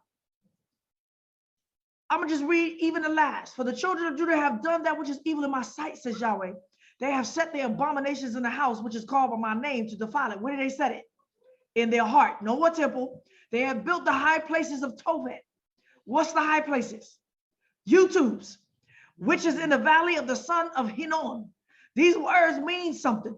I'm not even going to go. What's the valley of Hinnom? It's on the sides of Jerusalem where they buried dead bodies and burnt the trash. To burn their sons and their daughters in the fire, which I didn't command, nor did it come into my mind. This is dual prophecy. Therefore, behold, the days come, says Yahweh, that it shall no more be called Tophet, nor the valley of the son of Hinnom, but the valley of slaughter. What's the valley of slaughter? Dry bones. And I looked in the valley, For they shall bury in Tophet until there be no place to bury. Their dead bodies of the people shall be food for the birds of the sky and for the animals of the earth. It's the same prophecy when he says that they shall be laid out as dung before. It's the same prophecy. Who is prophesied for the birds of the sky to come eat us? Who's the birds? And from the streets of Jerusalem, and the voice, I'll say, and none shall frighten them away. They're going to pick at our bodies out there in no burying place. Then will I cause to cease from the cities of Judah and from the streets of Jerusalem the voice of mirth, the voice of gladness, the voice of the bridegroom, the voice of the bride, for the land shall become a waste. That's Revelations. That's Revelations. That's when Babylon falls, y'all. All right. Ooh, y'all. Anybody that got an ear to hear, please stop listening to these lying niggas. All right, let's go back to him. Just botch up the word and act like he knows something. Whole chapter. As a matter of fact, I'm gonna start in chapter 7. I want to get some more of the video. Go. He gonna make that knot and give us poison water to drink, right? So these are the ones that give you the rain of Yah, right? The water of Yah, but they our great sport. And let's be silent there. Let us be, the word silence is at peace, quiet there. Because Yahweh Elohim has silenced them. Who's the them? What do y'all say he's gonna silence them in? Our scholars, our debaters, our great Did I misinterpret the word? It's a human scribal error. Did it change anything? Nothing. Because I know the word, I know what it meant. Storytellers, right? The prophets and the priests that do tell lies, he's gonna silence them and give us poison water to drink, right? So these are the ones that give you the rain of Yah, right? The water of Yah, but they're giving you poison water to drink. They're not giving you the water of everlasting life in the word of Yahushua. They're giving you poison water to drink. But we have sinned against Yah. What was his sin? I showed you in Isaiah and Jeremiah that he said, slow me down. On account of this, saying that you're gonna flee and that you're not gonna come up out of her, right? That I'm gonna count this as iniquity because I told you to leave. Those So that's another issue. You know, where are we today? Where there are some people saying that, you know, the Most High is not telling us to flee, you know, but for the most part, most of our people are ready to leave. You know, I know most of the people in this chat ready to leave. Yes, they are. You know, but it's they just have that no direction. upon leaving, we don't want to be hasty. We don't want to move ahead of Most High. We don't want to end up in a place where the situation is worse. What did y'all say? Leave. The blessed are they that escape before them. Leave, but not in haste. Don't leave as what? Fugitives. So the haste is what? Waiting to the last minute where you're going to run for your damn life and only get to stop it. You know, we don't know the land. We don't know the people. You don't know the land. Government. We don't know how they. You don't know the people. You don't know the government. Yah sends leaders to go ahead of the people so that they can lead them the way they should go. Why are you still talking? My perspective. They operate, you know, at least here we, you know, the Most High subjected us here. Not saying that we love it here or want to be here, but this is where the Most High subjected us. And so for the most part, you know, he said, if your ways are pleasing to the Most High, he'll give you peace among your enemies. He just did what the scripture said. These adders and snakes, false prophets, false leaders, false priestesses is going to do. He just did it. Why are they going to put fearmonger on you about our return? See? Do I tell a lie? Yah's prophesying right in front of his face. And he fulfilling it 2 seconds later. So we know how to operate here. But if we have to flee, okay, cool, let's do it. But where do we go? You know? I mean, have you ever heard such double speech? That's not even double speech. He just took you like this. He just dragged you like in circles. Where you ended up when he said, we got to flee, okay, cool. But where we supposed, what? What's the exact location that we get to? Because he said, gather yourselves, gather and remove yourselves. Right now, during 70 AD and in the years prior and leading up to that, you did have a lot of prophets and priests during that time that were deceiving the people. And so now he's gonna go back to 70 AD. I just proved this couldn't be 70 AD in Jerusalem, right? Because he said he was going to do this where? In all the places that he scattered us. Places, plural. Telling them not to flee, because Mashiach told them, when you see Jerusalem compassed with armies, right, know that the desolation thereof is not. And he told them to flee into the mountains. And that's where all the history and the backdrop comes with that. All right. What did he just say? Absolutely nothing. Absolutely nothing. Jeremiah 8 is not talking about 80, 70. It's clear. All right, I'm gonna play some more. For all of you that sit still and want to stay in this wicked nation, I'm going to count it as an iniquity because there's no clearer way that I could have told you leave her, but leave her. Man. There's no other way to say it, y'all. I'm skipping to 14. We waited for peace, but no good came. A time of healing, but behold, terror and trouble. That's what Abraham saw before he had the terrible dream. That's what he saw, the sacrifices of Israel. I'm in 8:19. Behold, listen, the cry of the daughter of my people from a distant land. This could not be talking about Babylon, y'all, right? This is about our return, and you can read the whole thing. This is about our gathering. This is not about us in Babylon from then. This is about our last return. Behold, listen, the cry of the daughter of my people from a distant land. Is Yahweh not in Zion? Is her king not with her?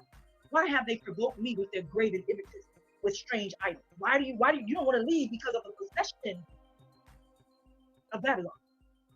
Let's get down to 20. Harvest is past. What's this about? This is about the feast days, right? Harvest is past. What's the harvest? That's the harvest is the chopping down, right, of the wheat, right? And summer is ended, the heights, right? Waste That's not the Shavuot. oil. And we're not safe. Those of y'all gonna, I already told you when y'all gonna see this happen, right? And we're not safe. That means y'all stuck because of these lying prophets that deal falsely, that's dealing out Yah's word falsely to you for money. They are lying to you and tell you nothing's gonna happen. You won't have That's peace, right. you won't have safety. That's what he just said, right? You walk in the testimony, nothing is gonna touch you, and y'all don't know that that's not all that's required for your salvation. All right, let me touch something real quick. She's speaking of the cry of the daughter of my people from a distant land. All right, now we talked about that briefly, the daughter of my people, and it says from a distant land. All right, so now. All right, now I just read all of Jeremiah 8 from the top to the bottom, and it made it very clear this is not us in Jerusalem. It said that this is us scattered in all the places that he has driven us. And it comes and certifies it from a distant land. So this couldn't be AD 70, and this couldn't be Babylon Nebuchadnezzar. However, let's go. The judgment of Babylon. I didn't want to read all of this. Let me just, what it is that I wanted to read. Here it goes. Hope for Israel and Judah. In those days and in that time, says Yahweh. Now let me go from the beginning. The word of Yahweh spoke concerning Babylon, concerning the land of the Chaldees, by Jeremiah the prophet. Declare among the nations and publish and set up a standard. Who's declaring it? The ones that came out first, the head, the leaders that come out before. And declare amongst the nations and publish and set up a standard. Publish and do not conceal. Don't hide what's happening. Say Babylon is taken, Bel is disappointed, and Merodach is dismayed. That's another word for Baal. Her images are disappointed, her idols are dismayed. Right? This sounds like what? A financial collapse. This sounds like Wall Street. This sounds like inflation. That's a sign that it's about to go down. For out of the north, there comes up a nation against her. After this goes down, you know this is going to create civil war, right? Why are they disarming America right now? All these shootings right now is to disarm America. What's going to happen when they try to disarm niggas or KKKs? And it's not going to happen. They already know that that's the last front. The last move they got to make is to disarm the people. That itself, along with the inflation and that Wall Street bell is taking, the bull is taken down, right? In its financial system. For out of the north, because of this, out of the north comes up a nation against who? Babylon, which shall make her desolate, and none shall dwell there. They are fled, they are gone, both man and animal. In those days and in that time, says Yahweh, the children of Israel shall come, they and the children of Judah together.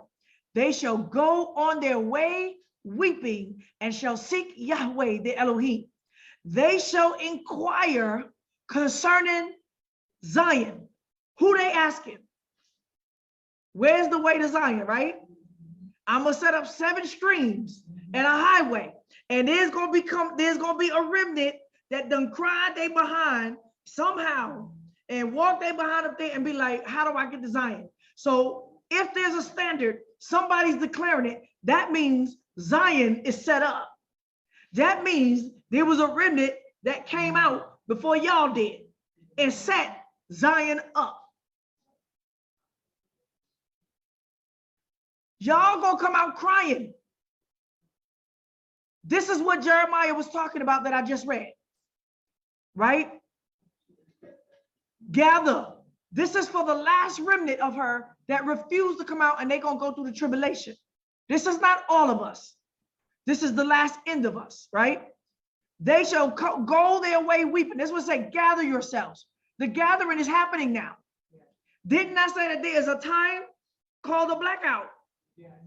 There's going to be a time of silence. What time of silence are we talking about, right? In Revelations, a half an hour of silence. You see what I'm saying? They don't know the word. And this is going to be when they get to do this and the beast don't find them. It's going to be an offset. We got a docked amount of time to be like, where's the way to Zion? Where's those people? Where is that prophetess? Where did she go? Where were they moving? They shall inquire concerning Zion with their faces turned down. They're going to come like this. I'm so sorry. I'm sorry I didn't listen to you. I'm so sorry I said all kind of evil against you. I'm so sorry that I called you all amount of abominations. I'm so sorry that I lied on you. I'm so sorry that I smeared your name so nobody would listen to you. I'm so sorry. Saying, come and join yourselves to Yahweh. Where are you joining yourselves to? In an everlasting covenant that shall not be forgotten. Obviously, some of us is already out there, right? It's not going to be all at once. My people have been lost. Their shepherds have caused them to go astray, and they have turned them away on the mountains. Where are they going to be left? On the mountains. One from a mountain with a flag on a hill. And they have gone from mountain to hill. What's mountain to hill? Leader to leader. They have forgotten their resting place. All who found them have devoured them, and their adversary said, we are not guilty. Who did it? The nations that we in, because they have sinned against Yahweh. When y'all awaken and get so big that y'all have so-called proven that y'all the people, they coming for you, and they gonna say, we're not guilty. You sinned against Yahweh. That's why this happened to y'all. And the habitations of righteousness, even Yahweh, the hope of their fathers. Flee. So flee, gather don't mean leave. Gather, flee out of the midst of Babylon and go forth out of the land of Chaldeans and be as a male goat, be as the male goats before the flock. This is probably where he thinks male goats mean everybody's a man. When it just said in the beginning, what? In those days, in that time, the children of Israel shall come and the children of Judah together. So there's no women going to the kingdom. How about most of us, we're going to be the side. How about Zion, feminine, would have already come out and we set up the post for you, Negroes? How about that? How about we go before you and do the work before you when you Negroes come begging and crying? Talking about, I didn't know that a woman, y'all could send a woman ahead to lead the way. Right? Where am I? Shoot. For behold, I will stir up and cause to come up against Babylon a company of great nations. Why are we leaving? Because they called us nigger? We coming here not to get called nigger no more? Why are we leaving? Because I'm going to cause a great nation, great nations to come up against Babylon from the north country, and they shall set themselves in array against her. From there she shall be taken, meaning in her own land. Their arrows shall be of an expert mighty man, and none shall return in vain. They will not miss. They will not miss. True la la, true la la. I could do everything for 3 rupees.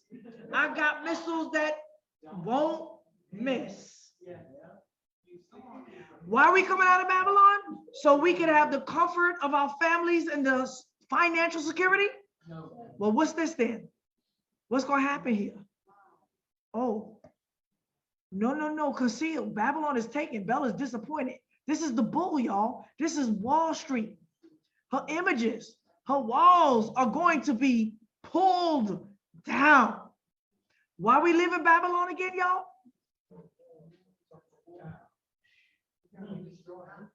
Because we can't have citizenships.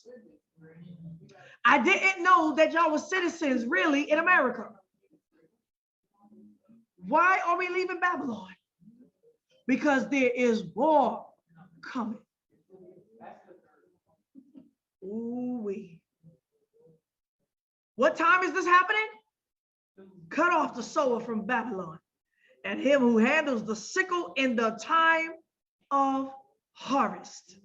For the fear of the oppressing sword that's coming against us, they shall turn everyone to his people. What's happening? Civil war, anarchy, race war is going to, right? Everything is going to happen at once.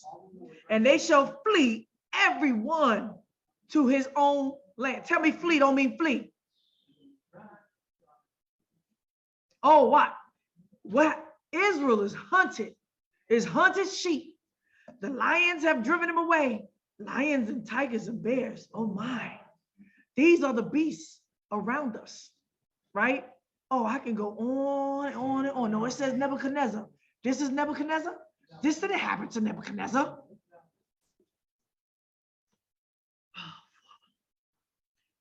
Go up against the land of Merodaim, meaning double trouble, double trouble.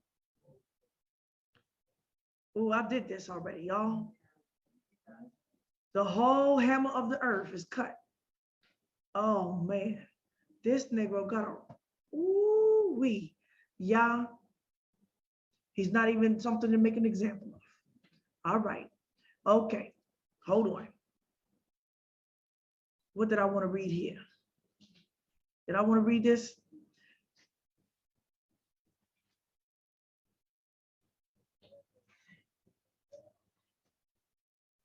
I'm gonna leave this for now. I deal with all of this in my prophecy, and I'm not about to do 6 hours for y'all again. This Negro don't know what he's talking about. I'm gonna leave this right now. This was do I want to read this?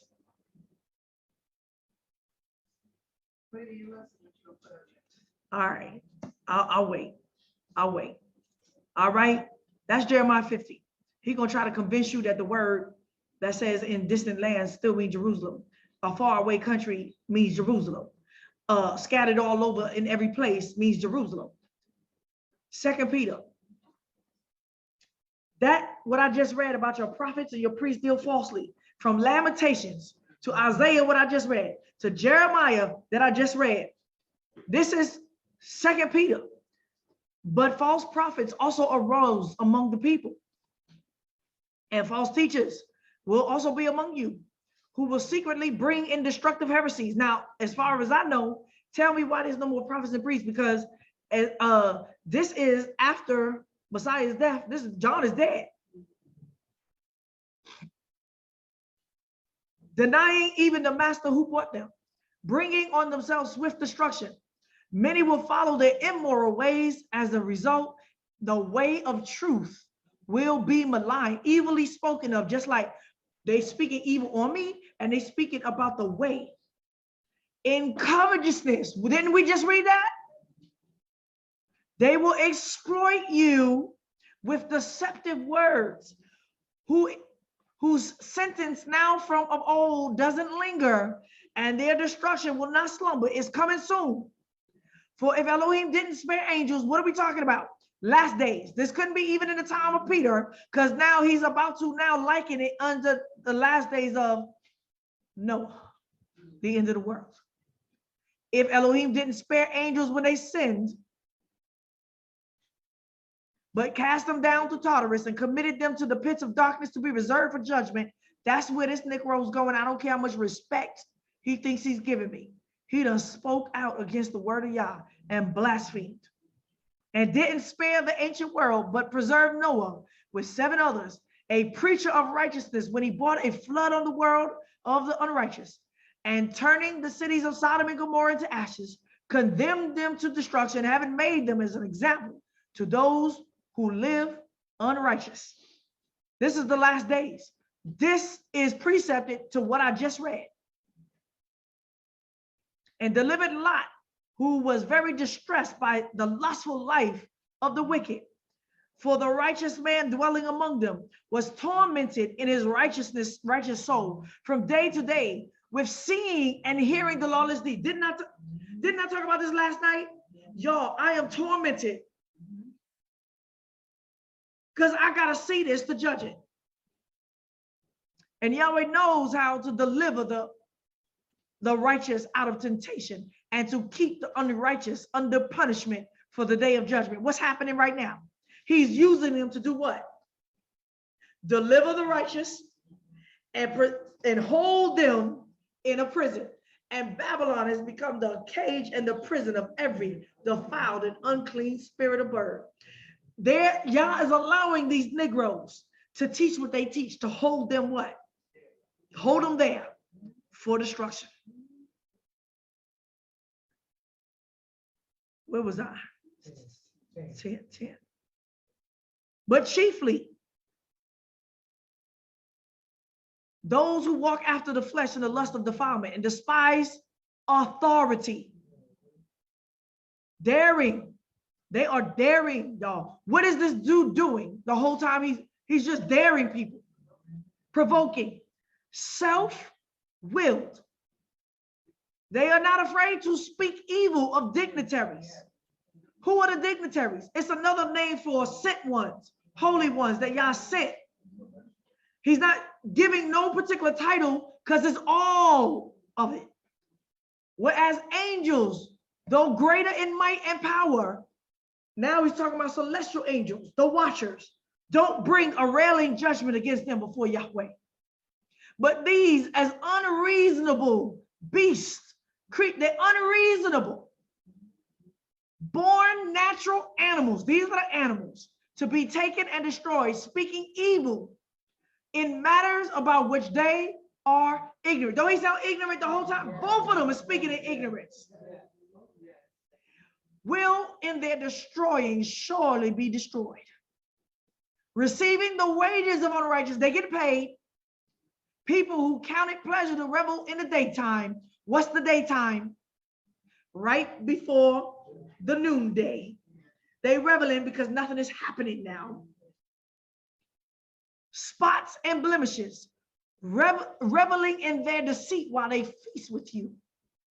Having eyes full of adultery, I'm telling you, this man is an adulteress. I don't care if he married his whore last year, his baby's mama's last year. Cheaper to keep her tight. I got smart.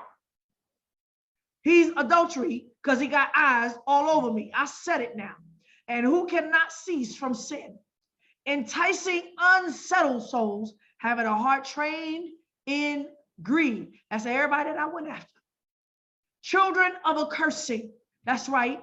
Forsaking the right way, they went astray, having followed the way of Balaam, the son of Beor. Paid prophets.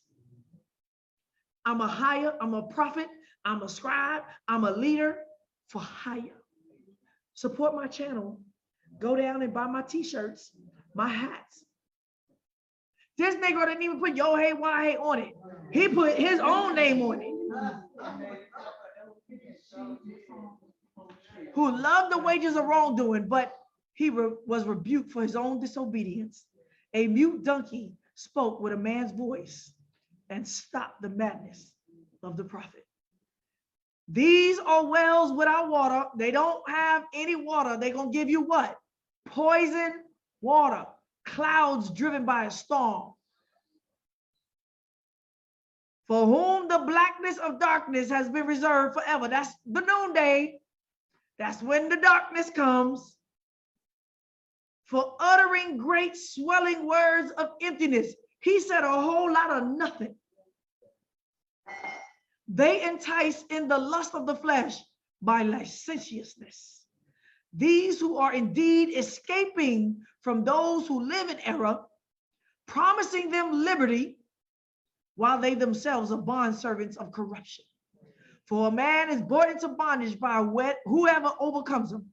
For if after they have escaped the defilement of the world through the knowledge of Yahweh and our Savior, Yahushua HaMashiach, they are again entangled into it and overcome. This is about coming into this so-called awakening, this lion movement that they teach you. Kingdom building is to debate the word left and right, marry a bunch of women and have a lot of children, sell t-shirts, cups, and mugs and hats, some ZC on the side. Woo. Where was I? But it happened to them according to the true proverb. What's going to happen to them according to the true proverb? My euphemism, prophets don't speak like this. The dogs are going to turn to their own vomit again. That's what he said. He's going to shut their mouths. He's going to bust you in the throat and y'all going to vomit up your words in the end. And you're going to lick your own vomit. That's right. Prophets speak this way. And so that has washed the wallowing in the mire. And you're going to sow the sow that has washed in the wallowing of the mire. What is that? That is, and they're gonna be like dung, smeared it as dung on the earth. Prophets don't speak that way. That what I just read is the precept to Jeremiah 8, to Lamentations 4, to Jeremiah 50. That's what I just read. How can it be not the last days?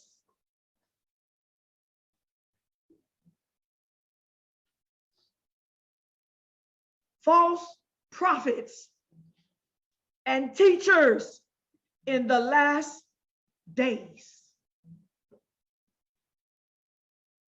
All right, now I'm gonna let this dog continue to swallow his words because he's gonna vomit. Now, if we look at in terms of what we're reading, Jeremiah was in captivity during this time. All right. And so you had that captivity, the Babylonian captivity, you had the Medo-Persian captivity, then you had the Greek captivity, then you had the Roman captivity. So what he's referring to when you go back to Jeremiah 7, this is, he told Jerusalem, surrender. He never had a command, escape. There's no such thing. They're not going to find it. There's no ever command for Jerusalem to flee Jerusalem, for Judah to flee Jerusalem. Jeremiah told them to surrender, but some of them did not want to surrender. There was, I forget the name, a host of the army, a general or captain in the army, and a host of people, who knows how many, I don't remember, that forced Jeremiah to flee into Egypt with him. Why did they take Jeremiah with him? Because they think they're going to be safe, because they underneath a prophet. They go into Egypt, where some of our people had fled before. There was no command to flee. And what does he see when they're in Egypt? They are idol worshiping the queen of heaven, Baal, and every other idol in Egypt. For what? Possession. Because they was what? They got wealthy. They got wealthy. What is that sign, right? So now, where did Jeremiah get killed? They killed him in Egypt. They killed him in Egypt because he brought prophecy amongst them that they were going to be utterly destroyed. Dual prophecy or the end? Dual. Now, he can say what he want to say. He don't know how to read. Double prophecies. I am laying out the fact that there's prophecies that's double in nature. How can these prophets speak double in nature? Because Yah's judgments was already set based upon our sin. Whatever Yah said is going to happen to us has already been written in the curses. Obviously, we're not going to get to them today.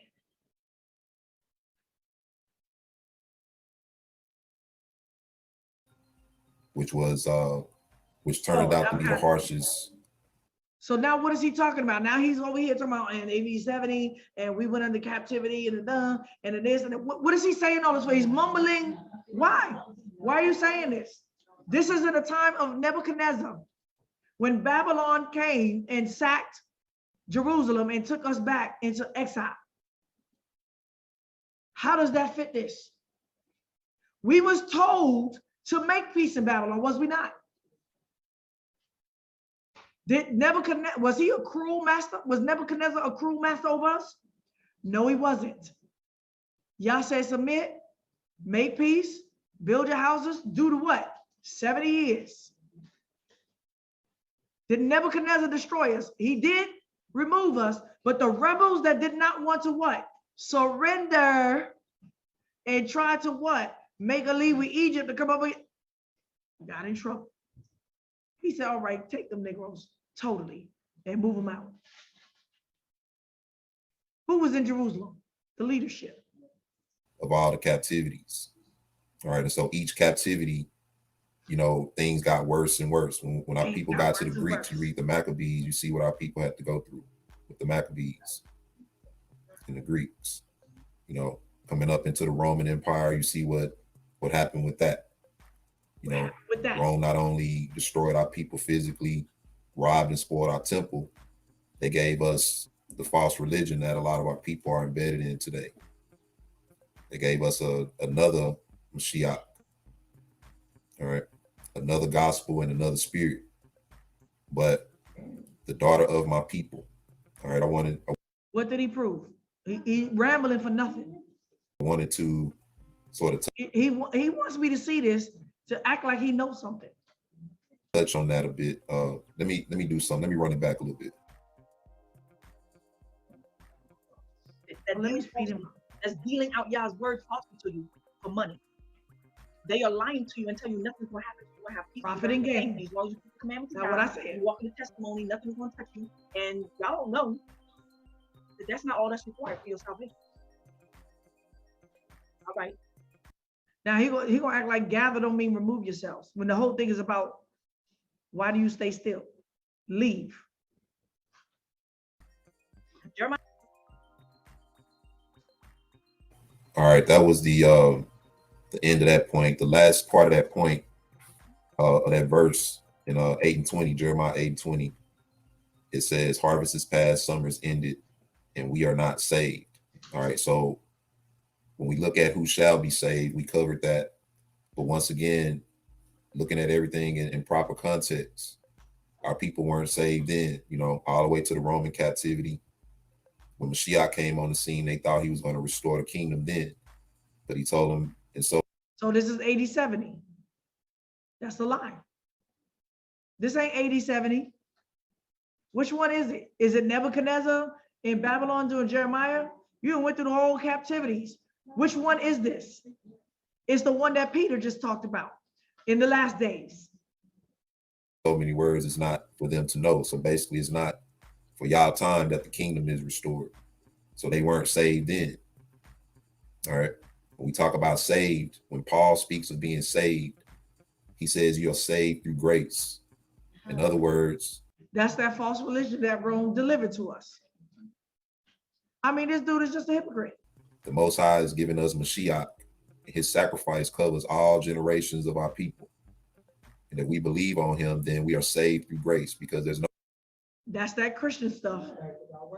If we believe on him without works, right? No way we can fully keep and observe the law while we're in captivity. When we get to the people, and if we believe on him, then we are saved through grace, because there's no way we can fully keep and observe the law while we're in captivity. I don't like that. I need you to describe which law you're talking about, because when they say that, that's a broad brush you painting right there. When we get to the wilderness, when it comes to the instructions of the law, we won't have the grace that we have now. But we have grace through him. So that's what's saving us today. However, we're not saved from the land of our enemies. We're not saved from our captivity. You know, we're still in this captivity until the Most High brings us out. So what is this talking about? Then or now? What is he just rambling? Like, he's not even this, he's trying to undo, but. We're not even a nation. Say what? It almost sounds like he's blaming the fact that we're not free in Babylon on this is why we can't keep the law, because we're not free from those who are Yeah. He's a Christian. Yet, even though we're a nation before him, we're not a nation in terms of being in our proper plot in the earth, having our culture and heritage. Those things have been separated from us. We are a people waking up by the grace of the Most High to the truth of our identity, but we are not a nation yet. Identity, see?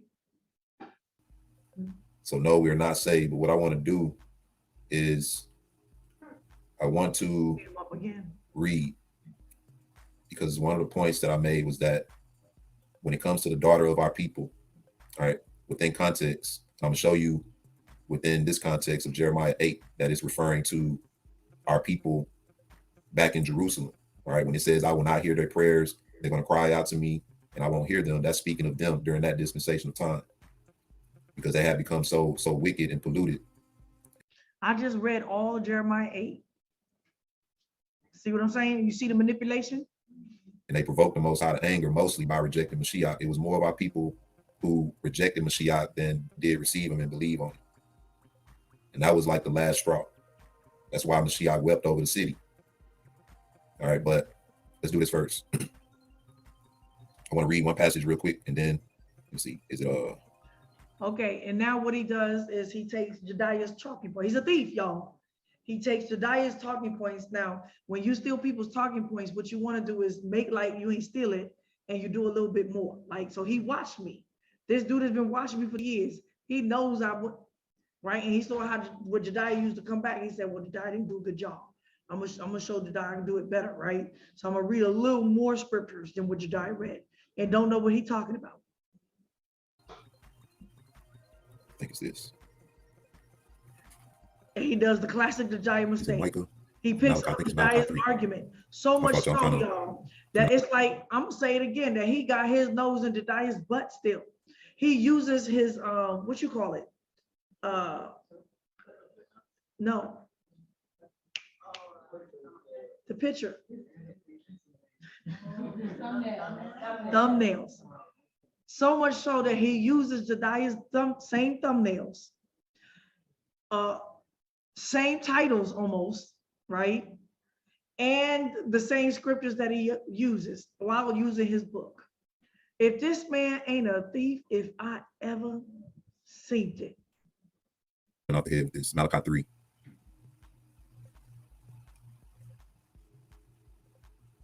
And I know he's a thief, because this scripture, anyone in their right mind would never use the scripture to debate what I just said, because it doesn't undermine what I just said. It doesn't change what I just said. This is of the house of Israel? Is it not for you to know judgment, who hate the good and love the evil, who pluck off their skin from off them, and their flesh from off their bones, who also eat the flesh of my people, and flay their skin from off them, and they break their bones and chop them in pieces, as for the pot, and as flesh within the cauldron. All right, because this is what happened during the siege in Jerusalem. He think this is about eating. No, it's a double prophecy. This is not about that. When y'all talks about eating the flesh and the bones of your people, and you leave none, right? And it says, break their bones and chop them in pieces. As for the pot and the flesh within the cauldron, this is about the people. What is this about? Taking everything they have. Why do I see the plunder of the poor in your houses? Why do you eat my people? Yes. Grind the paces of the poor. You're eating their flesh like a lion that devours and leaves nothing. This is terrible.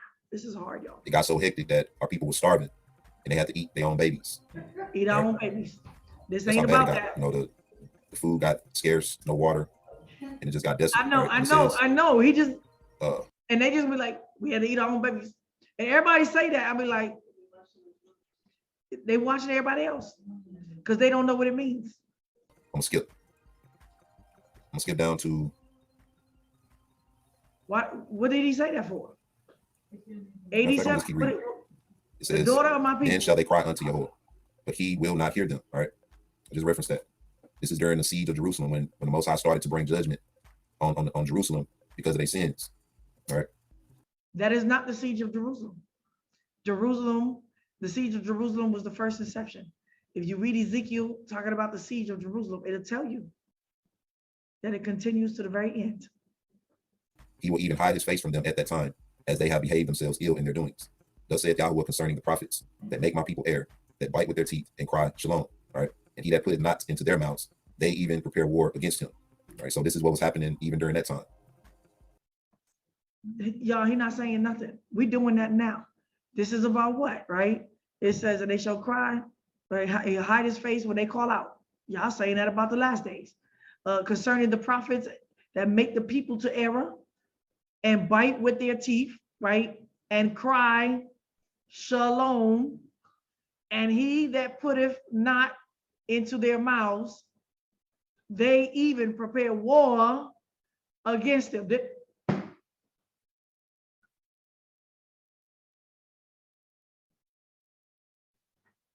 Oh, Father, help me. This is giving me a headache.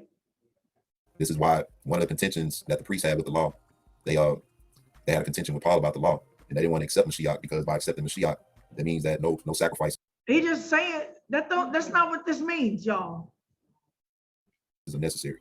No animal sacrifices and none of the other sacrifices are necessary. This is what Paul was saying, that Mashiach came to replace or do away with the works of the law. These are the things that the priests benefited from. And so this is how they were making the merchandise of the people. And it's happening today as well. You know, you have a lot of people who have knowledge and understanding taking advantage of people and not giving people the truth and you know, making merchandise of people. Like you. But it was happening then and it's happening now. The priesthood got corrupt. It says, Oh, so there's a priesthood now. Just no more prophets. Which one is it? Hypocrisy speaking. therefore night shall be unto you, that ye shall not have a vision, and it shall be dark unto you, that ye shall not divine. And the sun shall go down over the prophets, and the day shall be dark over them. All right. What's that? What day is that? He's so digging that he's digging his grave. Like, you don't know the time of darkness? What happened during the siege in Jerusalem? The prophets didn't have the proper insight and visions. The priests weren't operating right, so the Most High wasn't basically warning them or allowing them to be warned of what was to come. He was hardening their hearts. It says, then shall the seers be ashamed, and the diviners confounded. Yea, they shall all cover their lips, for there is no answer of Elohim. Right? We're not saying that today, because we have a full record. And we know that this is a more sure word of prophecy. And we know that prophecy is the Most High declaring the They end. got a sure word of prophecy by Negroes speaking like him, false prophets. Did he even speak a sure word for anyone to follow? Banya or him did not have a sure word. They, at the end, we got questions. From the beginning, those things which be not as though they are. And it's all written. So we're not lost in that regard. But in their day, they was lost. They act like the prophecies wasn't written in the time of 80, 70. The prophecies wasn't written in the time of 80, 70. What the hell is he talking about? Everything was written. It says, but truly, I am full of power by the Spirit of Yahweh and of judgment and of might to declare unto Jacob his transgressions and to Israel his sins. Hear this, I pray you, ye heads of Jacob and ye princes of the house. Okay, how could these be Israel if this is Jerusalem, AD 70? Was Israel there? This is AD 70 was what? Jerusalem, Judea, the tribe of Benjamin, partly some of the Levites, and the priests, and Judah. Because you might declare unto Yaakov, when it says Yaakov, it's talking about the whole house, his transgression, and to Israel, his sin. That's number one, how this couldn't be talking about AD 70. Of Israel, that abhor judgment and pervert all equity. They build up Zion with blood and Jerusalem with iniquity. All right, they build up Zion with blood and Jerusalem with iniquity. All right, speaking of the actual land, right? Because they weren't. How they speaking of the actual land? Israel was already scattered. Building the people up, and they really weren't even building the land up. But this is just the spirit that they were putting behind it. They build up Zion with blood and Jerusalem with iniquity because they were not operating or keeping the judgments of the law according to the people. They were taking bribes. It says the heads thereof judge for reward, and the priests thereof teach for hire, and the prophets thereof divine for money. Yet, what's that? When you start a channel, falsely prophesies, and they say support my channel by buying t-shirts and products. Okay, stop it. Will they lean upon Yahweh and say, is not Yahweh among us? None evil can come upon us. Therefore shall Zion for your sake be plowed as a field, and Jerusalem shall become heaps, and the mountain of the house as the high places of the forest. So verse 12 is letting you know that this is what's going to happen to Zion. Therefore Zion for your sake shall be plowed. It's going to happen to what? This is just Zion? This is just Jerusalem? No, it's going to happen to Israel and Jacob, the whole house. As a field, right? This could be talking about the people. It could be talking about the land because it happened to both. And Jerusalem, usually when it's speaking of Zion, right, it's speaking of the people when it uses them both together in a lot of contexts. So the people, for your sake, shall be plowed as a field, and Jerusalem, the land, the actual land, shall become heaps, and the mountain of the house as the high places of the forest. So in other words, heaps mean a desolate place. It's like you said, Jerusalem will be desolate. All right, I'm gonna skip. No, don't skip. I'm gonna start at man, I love reading this whole. See, I don't like that. Why? I will simply, why is he skipping? Why? Because then you will see that this could, watch this. I'm gonna show you why he skipped. What did he just skip? Jedi mind tricks. He's doing Jedi mind tricks, y'all. Let's go. See, I just caught this one. Let's see. Let's see why he's skipping. Let's see what he don't want to read to keep saying this is AD 70. Where were we? Micah what? He stopped at Micah 3 and 12, right? Wait a minute. This is funny. We're going to skip. Don't skip, Negro. What is he proving?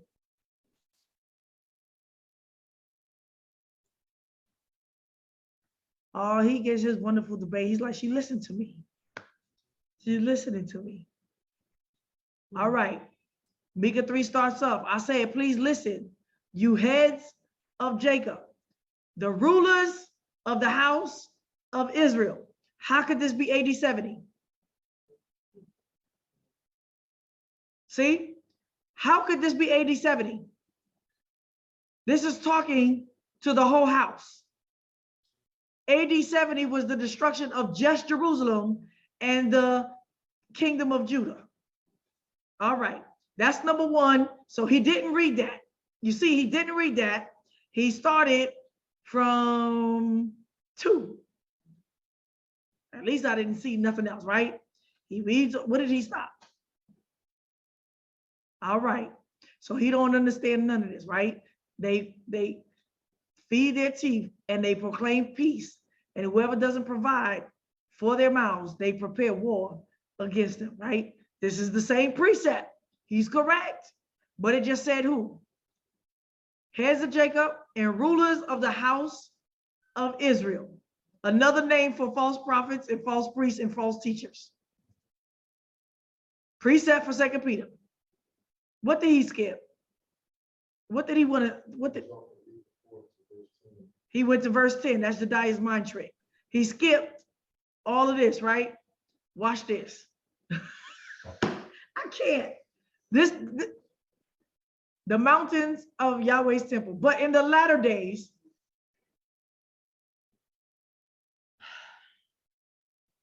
need I say more? Why he skipped it? He's trying to prove that it's AD 70, and he's trying to prove that this is the house of Judah, and it both says the house of Israel and Jacob.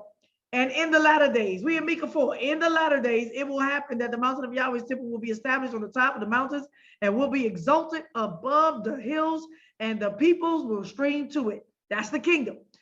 Many nations will go and say, come, let us go to the mountain of Yahweh, to the house of Elohim, of the Elohim of Jacob, and he will teach us the ways, and we will walk in his paths. For out of Zion will go forth the law and the word of Yah from Jerusalem. He will judge between the peoples and will decide concerning strong nations afar off. They will beat their swords and the plowshares and their spears and the prune hooks. Nation will not lift up sword against nation, neither will they learn war anymore. But they will sit every man under his vine and under his fig tree. What's that? That's the blood and the grapes and the protection of Yahushua. And no one will make them afraid, for the mouth of Yahweh has spoken. Yahweh Zebaoth has spoken it. Indeed, all the nations may walk in the name of their powers, but we will walk in the name of Yahweh, our Elohim, forever. 6. This is what he wanted to skip. We in 10, right? All right. And in that day, what day?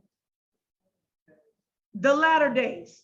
In that day, says Yahweh, I will assemble that which is lame, and I will gather that which is driven away, and that which I have afflicted. And I will make that which was lame a remnant, and that which was cast far off a strong nation, and Yahweh will reign over them on Mount Zion from then on, even forever. The tower of the flock, the hill of the daughter of Zion. So what generation are we talking about? AD 70 or right now? To you it will come. Yes, the former dominion will come, and the kingdom of the daughter of Jerusalem. Now, why do you cry aloud? That's what we just read. They're going to cry. Is there no king in you? Didn't I just read that? Didn't I just read that in Jeremiah and in Lamentations? Has your counselor perished? That pains have taken hold of you as a woman in travail. What time are we talking about? Be in pain and labor to bring forth, daughter of Zion, like a woman in travail. For now you will go forth out of the city. What is he saying? Who's speaking now? What's the front? And now you will go forth out of the city. What is he talking about? Who's speaking? Micah. Micah is now prophesizing the end in the beginning. He's prophesizing the whole journey of our end. Now he's prophesizing to Jerusalem. And for now, you go forth out of the city and will dwell in the fields and will come even to Babylon. Where's the fields? When we fled into Africa. When we fled into Africa. And will come even all the way to Africa, to Babylon. That's what it says. He's saying, because I prophesied this from this point, this is what's going to happen. This is the end. He's talking about us in Babylon. And there you will be rescued. There, Yahweh will redeem you from the hand of your enemies. What does that mean? How? Now, many nations have assembled against you. What's the now? Let her be defiled and let her eye gloat over Zion. Now, many nations have, I read that, but they don't know the thoughts of Yahweh, neither do they understand his counsel. For he has gathered them like the sheaves to the threshing floor. What's the threshing floor? The harvest. And he said, I will thresh you, one from a city, two from a town, right? I will sift you according to Amos 3. I will sift you as a sieve at a threshing time. Arise and thresh daughter of Zion, for I will make your horn iron, and I will make your hooves brass, and I will beat in pieces many peoples, and I will devote their grain to Yahweh, and their substance to the whole earth. All right, so what you got to say? Keeps mean a desolate place. It's like he said, Jerusalem will be desolate. All right, I'm gonna skip. Now he wants to skip. I'm gonna start at man, I love reading this whole thing, but I want to try to speed this But up. why you not gonna read the I'm whole gonna start at thing? 8. It says, "And thou, O tower of the flock, the stronghold of the daughter of Zion, unto thee shall it come, even the first dominion. The kingdom shall come to the daughter of Jerusalem." So in this Okay, case, or I think I can stop right there. Whatever, I just showed you that at the top.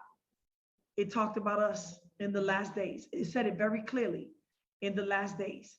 And so everything that is saying is from the last AD 70, going out the city, and what would happen to the whole house of Israel in our scattered state. And this, what he just prophesied, was of the last days. Say it's not so. So this is why he skipped it. He has picked up Jediah's talking points. He's picked up his tricks and his schemes.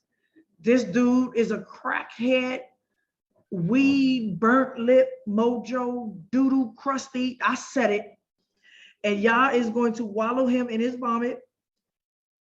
And he's going to roll in his doo-doo. Obviously, he didn't learn the first time when I changed his pampers. That he's supposed to come and tell me that he doo-doo on himself, so I can come and clean his butt. Now, I appreciate the devil letting y'all know where he got his information from. Thank you very much.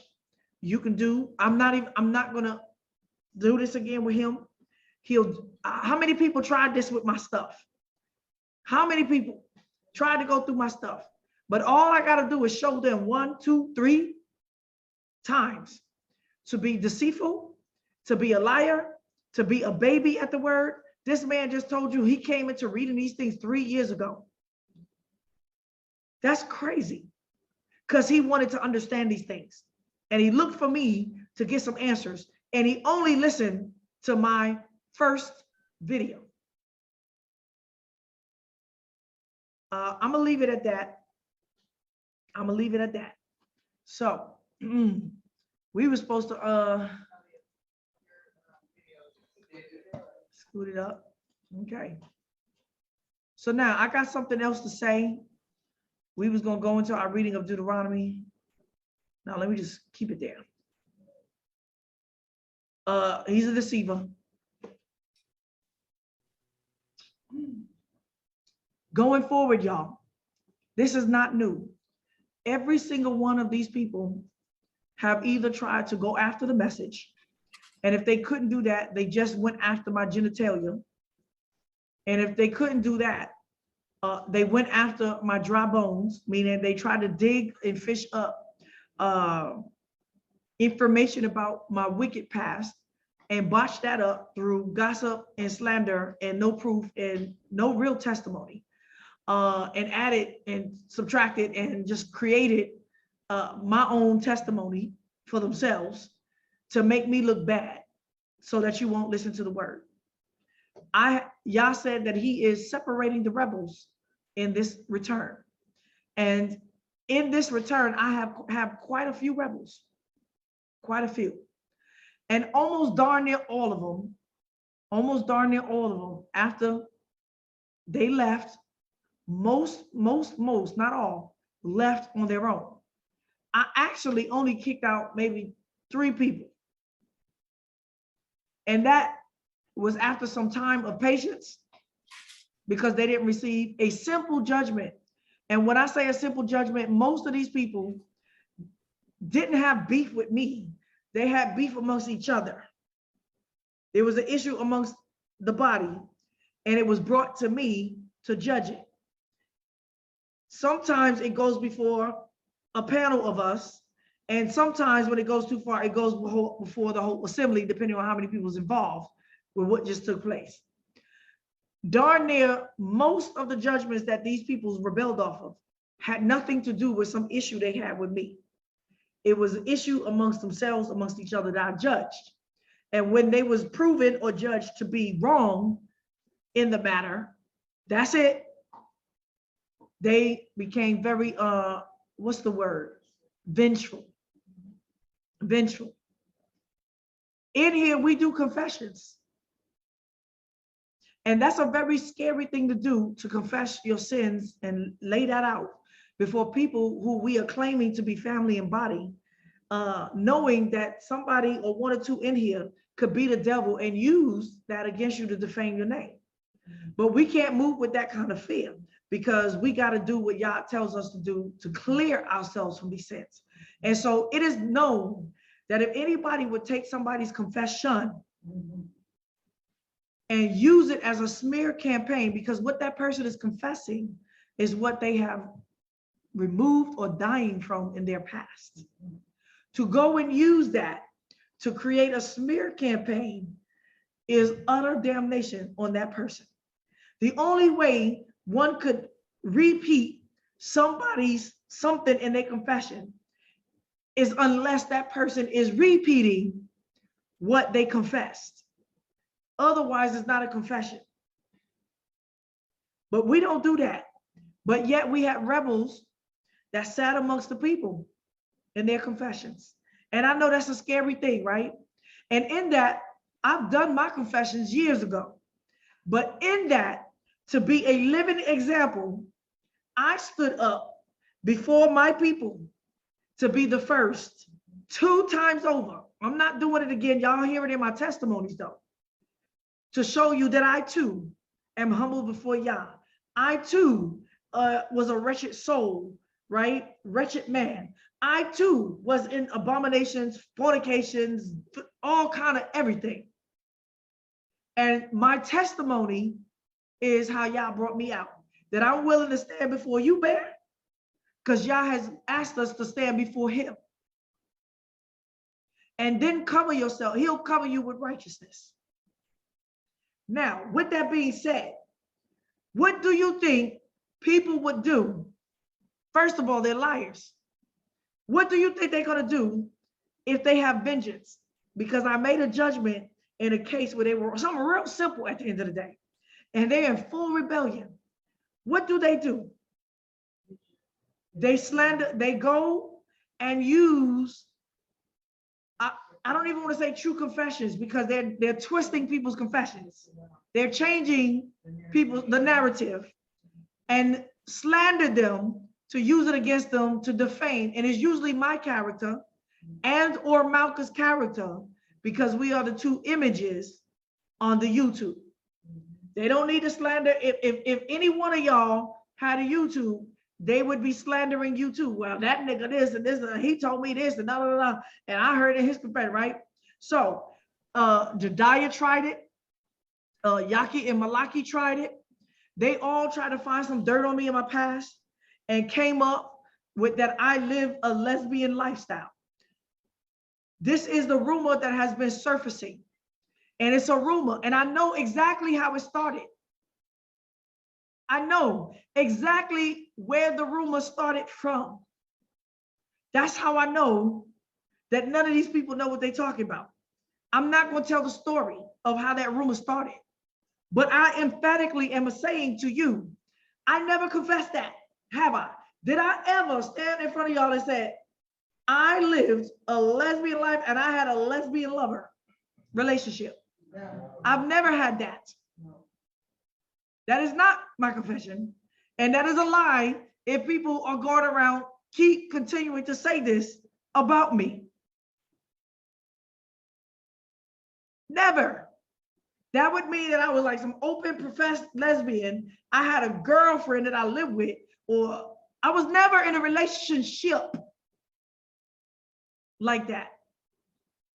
With that being said, in my confession, I confess that when I was in the world of dancing and performing, traveling from Vegas, I was a Brazilian dancer. We know what that culture is about. Off Hollywood. I went to school of performing arts. I know famous people. I'm underneath there. I'm all of this. Travel the world. I was introduced to what? All kind of sexual lewdness, fornications, adulteries, abominations. So that's my confession, that I tried something, not everything, but I tried some things in my life. But I was never a professed lesbian with a girlfriend. That is not true. Nor did I ever confess that in my confessions and tell anybody in this group that I had a lover.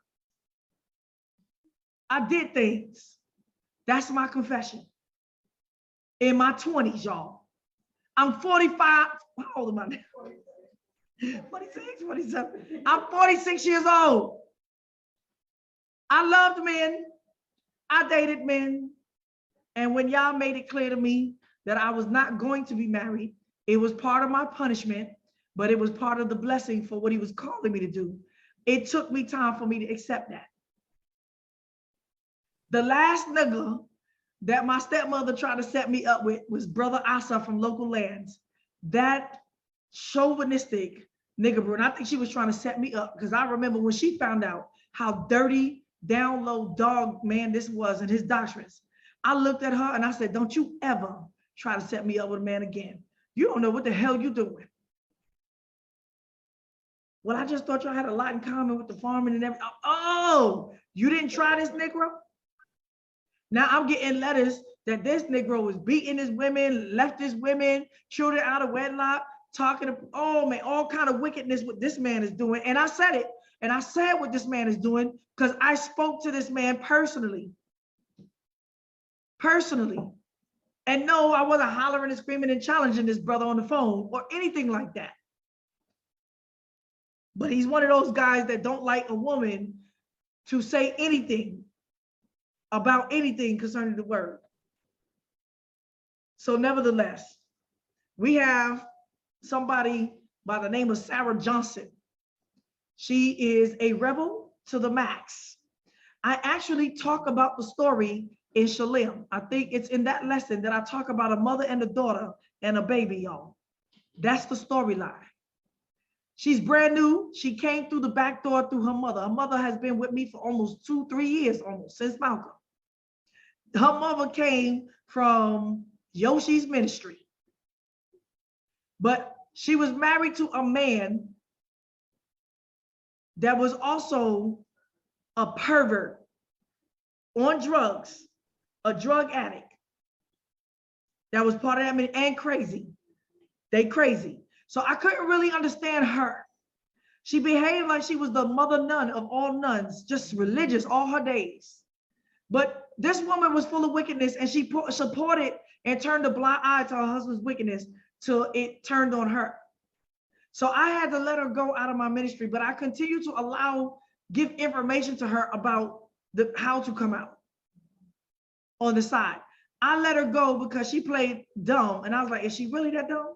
But I had to let her go because she was now walking with a man who tried to take the virginity of an 18-year-old in the assembly. And he spread rumors about this girl. The girl was a lost soul that he had been dealing with for years before I met them. Her mother was an ex-prostitute and a drug addict.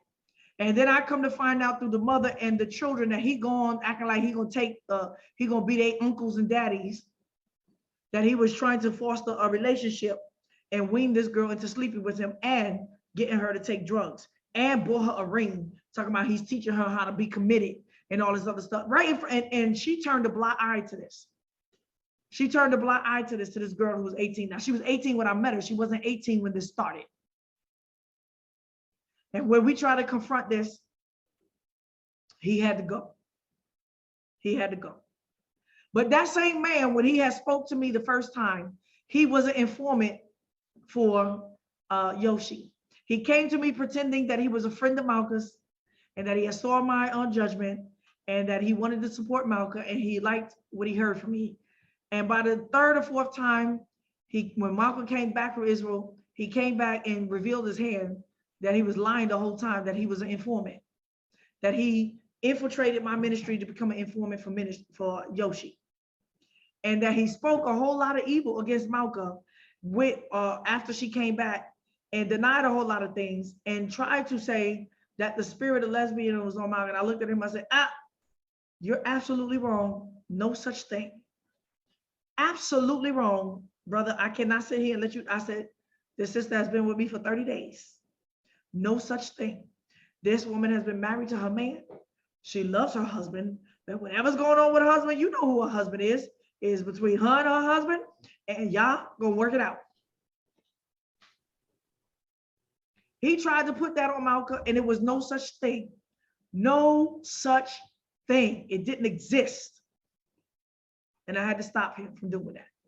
When I took Malcolm underneath my wing and I protected her because she was being blackballed by all the leadership in Israel on behalf of Yoshi and Huldah, and her husband participated in backstabbing her and not covering and protecting her, though yes, she did, whatever happened to her was on live. I acknowledge that it was demonic possession, but her soul was crying out, and Yah had commanded me to cover her. And when I say cover her, I don't mean no faggotry type stuff. Y'all saw the video. She couldn't speak for herself. Y'all was bullying her. Y'all was lying and manipulating. So I had to protect her at that time. And at that time, nobody could talk to Malcolm unless they spoke to me, and vice versa. That is not her husband included. Her husband was right there involved. I knew at that time that brothers would love to accuse me of when dealing with her marriage. I say, oh, I'm gonna do everything I can to save your marriage, because if I, they're gonna try to accuse me of breaking up your marriage, which I had no part and no hand in. I did all that I could with his permission to counsel them. I knew he couldn't, but he would have loved to be able to say that I got involved and so, but he couldn't, because he knows good and well that no such thing is true. He knew his wife, and he knows that I was real and serious about the situation. No such thing, no such thing, no such thing, y'all. During that time, me and Malcolm built a friendship and a closeness, and that closeness was due to a multiplicity of things. One, her music and me being a musician. As you can see, we worked very closely with that. I believe that Yah was going to use Malcolm eventually in this ministry, and so is such. Malcolm has been one that has been, she could give her witness here. You don't have to see her face. She has been one to be a testimony of what this minute. Everybody like, where your works? I don't need to brag about my works. Y'all can see the results of Malcolm. Does that mean that I'm perfect, Malcolm perfect, and everybody that's walked with me is perfect? Not at all. So this woman walked with me for a while. And Malcolm hadn't come to Israel since then. I hadn't seen Malcolm in the flesh for a whole other years for change after that, until she came here, right? Our communications was all online like everybody else. We tried to deal with some music online. It was difficult, right? All of that. She was on the board with everybody else, but we had a special friendship. Have I denied that? No. Is Malcolm underneath me all the time? No. Oh, hell no. That is not true, right? And even if she was, what that mean? But we are close. And so when that time happened with Malcolm, you know how many women called me trying to act like I was supposed to be their knight in shining armor, trying to cry on the phone and be like, and talk to me about everybody's ministries and how they was dogged, and could I protect them and judge ministry the way I did? You know how many women was trying to jump on me like I was supposed to be their knight in shining armor? Like, I'm like, oh, whoa. That whole situation, a lot of people came to me through Malcolm's situation, but it also created a lot of jealousy, because everybody expected me to become, how do I explain? Everybody expected me to deal with them the way I had to deal with Malcolm at that very sensitive time in her life. And that sensitive time in her life took time, y'all. It didn't all happen overnight until she could be strengthened enough to stand up for herself. speak her own thing. Now, I'm not speaking on behalf, I'm speaking on behalf of me and us and this ministry, because they want to smear my name and they want to smear Malcolm's name, right? So this woman left, but then when the COVID hit, she came back in my grace and begged to get back in the group.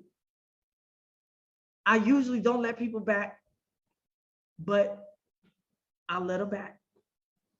She left her husband and she revealed that he was doing all kind of treachery. And now she's ready to confess that what he was doing, but she's still in denial of half of the stuff she knew he was doing. This dude was on ecstasy, drugs, all this other stuff, just like crazy, calling himself a healer and a pastor in Yoshi's ministry. I'm looking at this older elder woman and I'm like, how'd you get caught up in that? I'm gonna tell you how she got caught up with that. Sex. He turned her well out. This older woman was bonded to being turned out sexually. They had only been married for 4 years. Her behind should have stayed celibate after that. Talking about she the mother and daughter of Zion. She's a silly woman. Silly woman. So when she came, I let her back in, but then she started telling me about her daughter. So her daughter got in through the back door, actually. Her daughter got in through the back door. She did not go through any of the protocols that majority of y'all had to go through for me to be like, okay. And I had a problem with that, but because this was a physical movement where I can't stop people, she was planning for her daughter to come and join us the whole time. And she did. From the very beginning, her daughter came, I knew something was wrong. Her daughter was pregnant, out of wedlock. So the baby was born while they were on my board. That baby is the dark-skinned young girl that claps her hands in Malcolm's video. Our babies that we loved very much and cared.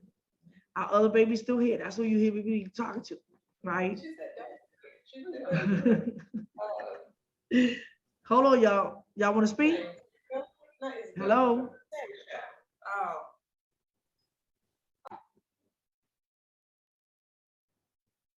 So I knew something wrong with her daughter. Her daughter talked and act like a valley white girl that's on drugs. She lied about her situation a little bit in the beginning, because I was like, how many baby daddies is she got? She lost her son. He was a rebel. She raised her son like a white girl. And obviously that her and her mother had problems all their lives. So because of this COVID stuff and this market beast, she started believing and looking into this and acted like she wanted to come around and walk this path. We let her in. From the time that she came in, it was evident that something was missing, something was wrong. She wasn't really about this. She didn't really participate in anything. She only showed up, laid down, fell asleep in the back with the baby on her while the baby cried. And a lot of us, a lot of women right now and children, and we did a lot to help lift the burden off of her, but they had separation anxiety, and so did the baby. A lot of my videos, she was always hollering and screaming in the back. So I had to chop the video up because she hollering and screaming through. I mean, nobody has ever put a hand on this child except her and her grandmother, which we have someone who lived with them. Was she abusive? Can you say that in the mic? You lived with them. This whole problem that I'm about to, this mother was a part, lived with them. The mother was abusive. The grandma spanked the baby. And I had to tell her that was too hard, but she spanked the baby. Sarah talks about her baby being an infant, but she was walking. This baby cried all the time. The mother didn't, for some reason, wasn't feeding the baby or getting the baby enough nourishment. The baby was hungry all the time. And so when we started feeding the baby, giving her some food, and she ate and she ate and she ate and she ate because she was hungry, and she started filling out and what have you. But the mother abused her in the sense of neglect. There'll be times where she's up in her room sleeping, the baby's awake, grandma is feeding one child and I'm having to feed the baby while the mother's upstairs She sleeping. just sleep on, when she got here, what she do most of the time? She slept, even in the assembly, right? She sat in the back and fell asleep most of the majority of the time. And everybody was caring for her baby. You could see very much that Malka loved her baby. I knew that something was wrong with her, that she was depressed. When I found out that her husband, well, it wasn't her husband, the baby's daddy, was a meth head and abandoned her. She's an angry Black woman, and she's angry with her mother too, for kicking her out, because they talk about that all the time. And they argued a lot. They argued. She had no respect for her mother, but she didn't do it in front of the assembly. It happened at the house or in the room. Yes, yes. But Priscilla came to me to ask me about some advice concerning her and her daughter and disciplining the granddaughter. And at that time, I had saw Priscilla spank the baby once. I didn't see it, I heard it. But what I heard, I did not like. I was in the kitchen preparing food or whatever in there, and we have school here with all the kids. When we have school, Sarah comes, she helps, and she was teaching Malka's daughter, Raina. Is that true? Raina, where are you? Okay. Yes, she was her math tutor. She was her math tutor. Was she a good math tutor? Come up here. Can we hear you? You gonna hear Malka's daughter. Yes, she was a good match. She was smart. Oh, wait. Right? Y'all had a good relationship, right? And she enjoyed teaching you. I think so, yes. It seems so, right? Yeah. And she got you up on your grades and did good, right? This went through the school educational system, correct? Yeah. This was agreement through government where money was involved. Well, they can't see your head. Oh, yes. Okay. And you loved her baby much too, right? Yes, I babysitted her for some hours for another meeting. And she took to you very much, right? Yeah. She loved you too, and you loved that baby. Yes. Did Malka love the baby? Yes. Did I love the baby? Yes. Aside from playing with coffee with the baby, did I ever do anything abusive, holler at that child or anything? No. No. Has anybody ever spanked that child amongst this group? No. Has your mother ever raised her voice and chastised this child? No. No. Anybody, can y'all affirm that? Never happened. Never happened. That's right. Okay, Raina, do me and your mama got some kind of special crazy, it's just, wicked relationship? No. No. What are we, I mean, you're always there, right? Yes. Is there ever a time that I'm with your mom that you ain't there? What could possibly be happening? What do we talk about? Torah and Thank you, Raina. Do you feel uncomfortable when your mother's around me? No. Do I treat her like a girlfriend? No. I don't even know what that looks like. That's crazy. Thank you, Raina. Is there anything else you want to say to Miss Sarah? She pretty much dumped me while we only had like one more test to do and then the whole thing. But that's pretty much. And how did that make you feel when she dumped you? I was upset. Yeah, she was hurt. Yeah. I'm sorry, but we passed, right? All right, hallelujah, that's good. That's right, we got it in there anyway. Okay, I'm telling y'all a story why this woman is lying, because like these people are vengeful. Everybody talking about they want to out me and they're looking for somebody else's page to spread a false message.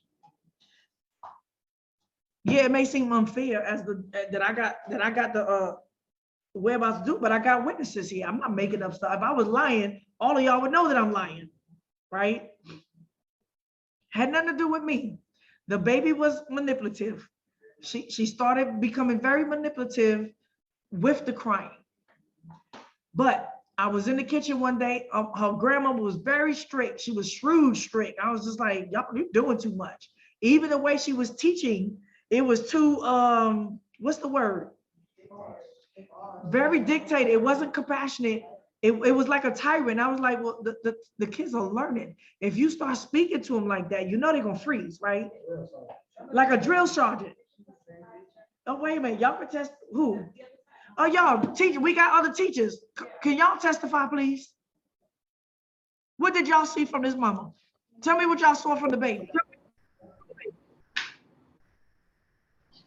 Okay, so while we were in school, it was like whenever she was teaching the kids, she would just yell at them and scream at them. And a lot of times I didn't know why she was yelling at them or screaming at them. One time they were like lining up and they were helping each other. Someone was helping another kid put something in their book bag, and she didn't understand what was happening, but she was yelling at and screaming at the kids like, yeah, get back in line. And I believe it was Mocha who was explaining to her that they're just helping each other put some stuff in the book bag. I don't understand why you're so angry, or why you're so angry, or why you're raising your voice. All right, did y'all witness anybody spank that child besides her own grandmother? No. No. Did Malka ever put her hands on that baby, or she gave that baby love every day? And we helped. All she would do is come. She wouldn't participate in anything. She would sit in the back and sleep. And when she would hear other people's wickedness or other people's confession, she would sit back there and just laugh. Always had nothing, right? Sarah. Yeah, Sarah. And I knew that this wasn't cool, but I was like, how am I going to deal with this? We got mother, daughter, and grandbabies. I love the babies. I hate that the babies lose out on what is nurturing and good for them because their parents are rebels and wicked. But I still had compassion for the situation. I believe that Sarah was depressed and going through some kind of psychological depression. Let me just put it like demonic. And the sleepiness was a sign that she was always tired and just fell asleep. But like I said, she didn't participate in anything. But her mother was a covering for her. Long story short, something took place where the baby began let me go back. I did not see often the spanking, but I saw her spank the child one time. And when I say I saw, I didn't see it, I heard it. And even though I believe in tapping, right? I do believe that there is age appropriation to how you spank a child, right? At what age, the kind of force you use. And I was in the kitchen and I heard so she has a thing where she would go through the threshold that she wasn't allowed to go out, but she would try. This baby would try the rules all the time. And I guess because she was about to go out, she grabbed her up and spanked the badoo out of her. I might have heard maybe like 3 or 4 taps, right? But those taps was full blown. Yes, that I heard it. It was like, whack, whack. I mean, that my heart was like, This is true. I saw it. Y'all saw it, right? Tell me she didn't over spank that child. She abused that child. Speak a little louder. She's another teacher that worked with her. Yes, I was there and I saw it. One, for the child's age, the punishment definitely did not meet the crime. So she definitely overdid it when she spanked her. Mm-hmm. Thank you for that testimony. But I heard it and it made my heart cringe. But because we had a full house of school here, I didn't want to jump. It made me come out, and this girl cried like death hit her. But the sound of the smack from her hand to her skin was overdone for a baby her age. And when I say a baby her age, go look at the video. That's how old she was. Right? Small bones and everything. And she whacked the hell out of her. And I didn't like it. And so that's what you was witnessing in the house. But go ahead.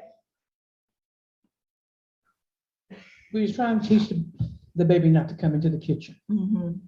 And so she came and Priscilla took a switch and railed that baby so much that it traumatized her. Mm-hmm. We had a laundry room kitchen combo. Mm-hmm. And she one time she's just in the laundry room, that's the kitchen. And so she whooped her so hard, this baby just cried. She said, don't you touch her, Sarah. And Sarah couldn't even console or comfort her. We all, me and Sarah are in shock what took place and had to tell her. She said, I just hit her no, I said, no, you hit her more than a couple of times. She traumatized her so much that an incident happened that she relived it all over thinking she was gonna get it again, and which caused Right. the problem. So what happened is that she had this thing about crossing the threshold. Mama would make grandma would make a line that the baby couldn't cross, but even with the spanking, she would always come to that line. She would try it every time. So we talking about a rebellious baby, right? Even though I don't believe that baby should be spanked like that. When she came to me and talked to me about that, I said, you need to relax on your rules a little bit. It's a baby. The kitchen is open, it's an open kitchen. The reason why you make the rules is to protect her from getting hurt from grease or heat or anything like that. But if y'all are not cooking in the kitchen, y'all just chilling in the kitchen because it's part of the living room, relax. Stop, don't stress that out, right? That's what I told her. I didn't like it. So Malcolm comes in the door. Malcolm brings Raina, her daughter, to her twice or three times a week at her house. I don't know what's going on in their house, barely at their house. For babysitting. I mean, not babysitting, for tutoring for the math. And so we had just, after me doing a judgment, meaning asking questions, finding out what happened, I found out that she had just railed into the baby at the same spot that Malcolm walked in the door the next day, which is the threshold. So Malcolm walks in the door and says, hey, Shalom, something to that effect. Her hand wasn't up. Her hand was closing the door. The baby was standing in the space that her grandma just railed into her, according to grandma's testimony. And the baby started hollering like somebody hit her. And Malcolm was sitting there. What happened? What happened? Like Malcolm put her hand like, what happened? And everybody, including you, looked at her and was like, what did you do to her, Malcolm? Right? Go ahead, now you tell it. That they accused Malcolm. What happened when Malcolm came into the kitchen and the baby started yelling? At that time, I was looking at Ross going to the bathroom. And so I'm turning around and like, well, what happened? Did you spank her? Did you hit her? I'm thinking. She said, I didn't do anything, but the baby just like, she was traumatized. It was the same thing that the way she cried that night was the same way she cried the day before. That she got the spanking. Yeah, she by got grandma. it before by grandma. Yeah, by grandma. And she's mean. Yeah, she mean. Priscilla is mean as hell. She an angry Black woman too. She's not getting none, and she's angry now. She's angry, and she done lost the rest of her children too. So I had found this out during Malcolm was upset because they all blamed her in there. They all blamed her that Malcolm must have put her hands on the child. So they are accusing Malcolm of abusing the baby. What did you do? What did you do? And Malcolm's like, I ain't do nothing. And Malcolm got offended at the mother and the grandmother and you because she's like, I didn't do nothing to the child. Why are y'all sitting here accusing me of touching your child? And then she said the child is manipulative. So once the child finished crying, then she ran into mama's arms or whatever and consoled her. And look back at so now we have replacement theory with a child is making someone who's not the enemy and looking back at Malcolm like smirking, right? All right, the child was manipulative. She was cute as hell and we loved her, but she was becoming manipulative. With that being said, I still don't agree with the way they were disciplining this child, right? So I could not intervene like that because I wasn't there, but they came to me. They wanted to have y'all came and wanted to sit down and talk to me. The three of y'all tried to talk to me and wanted to come and sit down at the council with me and Malcolm. So I didn't call the meeting, they did. They came to the house and I was like, whoa, three of y'all, huh? Right? They tried to talk on the phone with Malcolm, it didn't work. They were hollering back and forth. She wasn't listening to what Malcolm was saying. She was accusing, and I'm trying to get to what's the accusations, what's going on here. So I said, come to the house. I come to the house. Sarah, did she say one word? No. Sarah. She didn't say one word. Sarah had an opportunity to talk and to explain what had happened. Before we got here, Priscilla said, let me talk first before y'all say anything. And so Sarah wouldn't say anything. Sarah had an opportunity.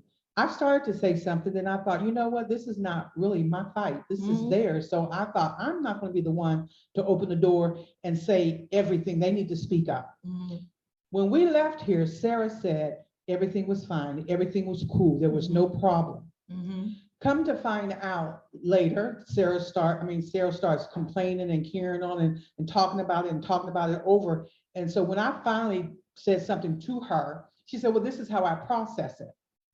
Only to find out later, even when me and Sarah, we have our family meetings, let's talk, let's see what's going on. If there's any problem, tell me if I'm doing something wrong. She would never say anything, but I found out later she would talk about it behind my back. So it was never really resolved. Yes. She was never honest and forthright to say, you know what, I really don't like you doing this. This makes me feel uncomfortable, but she would never speak up. So it ends up that you're the one that's the evil one that's causing the problem. So long story short, it came to the table. Mama spoke on behalf of Sarah. Sarah didn't have one word to say. I asked her, you got anything to say? So we trying to get to the bottom of this. Malcolm, I let Malcolm speak first. They thought that was favoritism. Why did I allow Malcolm to speak first? Because she was the one, She was the one that was offended, and Malcolm had already brought the situation to me earlier, right? And I asked Malcolm to calm down. I don't want this to blow up into a big thing. Just let it ride, and when they ready to talk. But it was getting out of hand because something happened the next day. But nevertheless, Malcolm was greatly offended, and I let Malcolm tell her side of the story because it started with Malcolm walking through the door. They didn't like the fact that I let Malcolm speak. So they said that that's favoritism. Now, I want you to know that there's been many in this group that if they want to get to me, what do? They go to Malcolm. There has been a false accusation that I don't never have nothing to say to Malcolm. Malcolm don't get no judgments and stuff like that, right? Stuff like that. I won't get Malcolm openly and embarrass her in front of the people. Have I had to? No, but is that true though? Have you not seen that I'm not a respected person, that before all these new people came along, we had our issues and it came before the board and all of that. We did that. I was a part of that board. But people that don't know, right? They just are going to sit up here and continue to accuse me because I have a friendship with Malcolm that looks like it's different than everybody else, that she gets favoritism. That's not true. Not true. So they think that I you know how many people accused Malcolm of something that wasn't true and they was found out to be a lie? And I was like, do it again. And really they accusing Malcolm to actually making an accusation against me. It all turns out you, Talia. It's actually some accusation that they really want to make against me. So they use Malcolm to do it. I'm like, Malcolm, I'm so sick of this. Ooh, if somebody do it again. But they kept doing it, right? Long story short, I come to find out she over here using words like abuse and trauma, the grandma. And I'm like, hold on. What is you talking about? Abuse and trauma. She started talking about the psychologist when a baby hears a loud noise and in school, children would be traumatized. I said, what is you talking about? What that got to do with the story? I'm just saying, and so she switched the story and said, Malcolm came in and said, hey, with her hand up. I said, that's a lie. And then the mama just admitted that she just got finished wailing into her in that same spot. I said, oh, so you traumatized her. I said, when you use the word trauma, and what was the other word? Abuse. You are claiming that somebody did something evil to this baby. So you got to be clear what you talking about. If you want to come to this table and use the word abuse and trauma, you saying somebody traumatized your baby. But what I'm hearing is that you traumatized your baby. You abused the grandchild. Malcolm just got caught in the crossfire. But because Sarah is mad, so what did I discover in that whole thing? If Malcolm want to give any other details, what I discovered after questioning everybody, I can clearly see what was going on here. Malcolm was again, a scapegoat for Sarah's anger at her mama. She was angry with her mama and did not like the way her mama disciplined, but she could not but come up. She needs her mama now in this return and financial stability, and need her mama help to help raise them kids because she's lazy. The woman is lazy. We kept telling Sarah about it's getting cold, it's winter. She wouldn't have no socks for that child. She wouldn't have a scarf. The baby is walking around in the same onesies all week long and little clothes. They came with 14 boxes. And I'm like, where's the child's clothes? We had to go out and get socks and stuff for the kids. We out there in the beach at night when it's chilly, and we telling her, mama, you need to put some socks on her feet. The girl is walking around like Bebe's kids. Bebe's kids constantly. Don't change her clothes or nothing like that. Right? I'm seeing the way this girl is eating. She's gobbling food. I said, oh, the baby's emotionally eating now. She's gaining weight really quick. And she was very small, very small. I said, and the mama's depressed. I get to the table. Mama said mama didn't say nothing. Grandma said what she had to say. I said, Grandma, you lying. I said, why y'all sitting up here blaming Malcolm for nothing? Right? Something Malcolm said that wasn't quite correct. And I got on Malcolm. I said, well, Malcolm, if you said that, that wasn't correct, you know. And so Malcolm got corrected at the table for what she misrepresented. Nobody got away with nothing. Was there any judgment? Did anybody got any punishment or anything? Like nothing happened. It was resolved. Let's put truth on the table and let it go. The end of that conversation, we poured out our heart to her and the baby, that we love them. We want to help. And I asked her some questions about her being depressed and all of that. And that I know that she got to have issues and that I really want to talk to her and her mama. But I was waiting for the right time to sit down and speak with her and her mama. This had nothing to do with Malcolm. Malcolm expressed her love. We had brought some socks for the baby. We had just came back and brought some socks and stuff in a onesie or something for the babies. And I said, Grandma, Priscilla, Sarah's mad with you because she thinks that you're abusing her child. And Ima over here as well agrees that you over chastising this child. And so you were spoiling her to give her that balance, but that was creating confusion in the child, right? And so we got to the root of what was going on and nobody denied it. The truth was on the table. Once again, I had nothing to do with it. I judged it. Yeah, of course, they made me the bad guy. So what happens? I asked Sarah, did she have anything else to say? You want Malcolm wants to speak, right? I don't know where you are in the story, but I wanted to speak to what I said after little one was being manipulative again. And I had mentioned to Sarah, because she basically was insinuating that little one was afraid of me. She was like, so she's not supposed to run away from you when she's afraid of you? And I said, Sarah, what do you mean she's afraid of me? I said, if anything, she respects me because she knows that, you know, if she's doing something she's not supposed to be doing, I'll tell her, hey, stop it. And so I basically told her, Sarah said, well, what should I do then if, you know, she's crying and da-da-da-da-da? And I said, well, pop her. And she's like, I'm not going to hit my child. And I basically try to correct myself and say, if she's being manipulative, if she's walking around and acting the way that she's acting and she's crying on the whim, you can't let that go unchastised because basically no one's going to correct your child for you. And so I was telling Sarah to discipline her child. It's her responsibility to discipline her child. And she took great offense to that.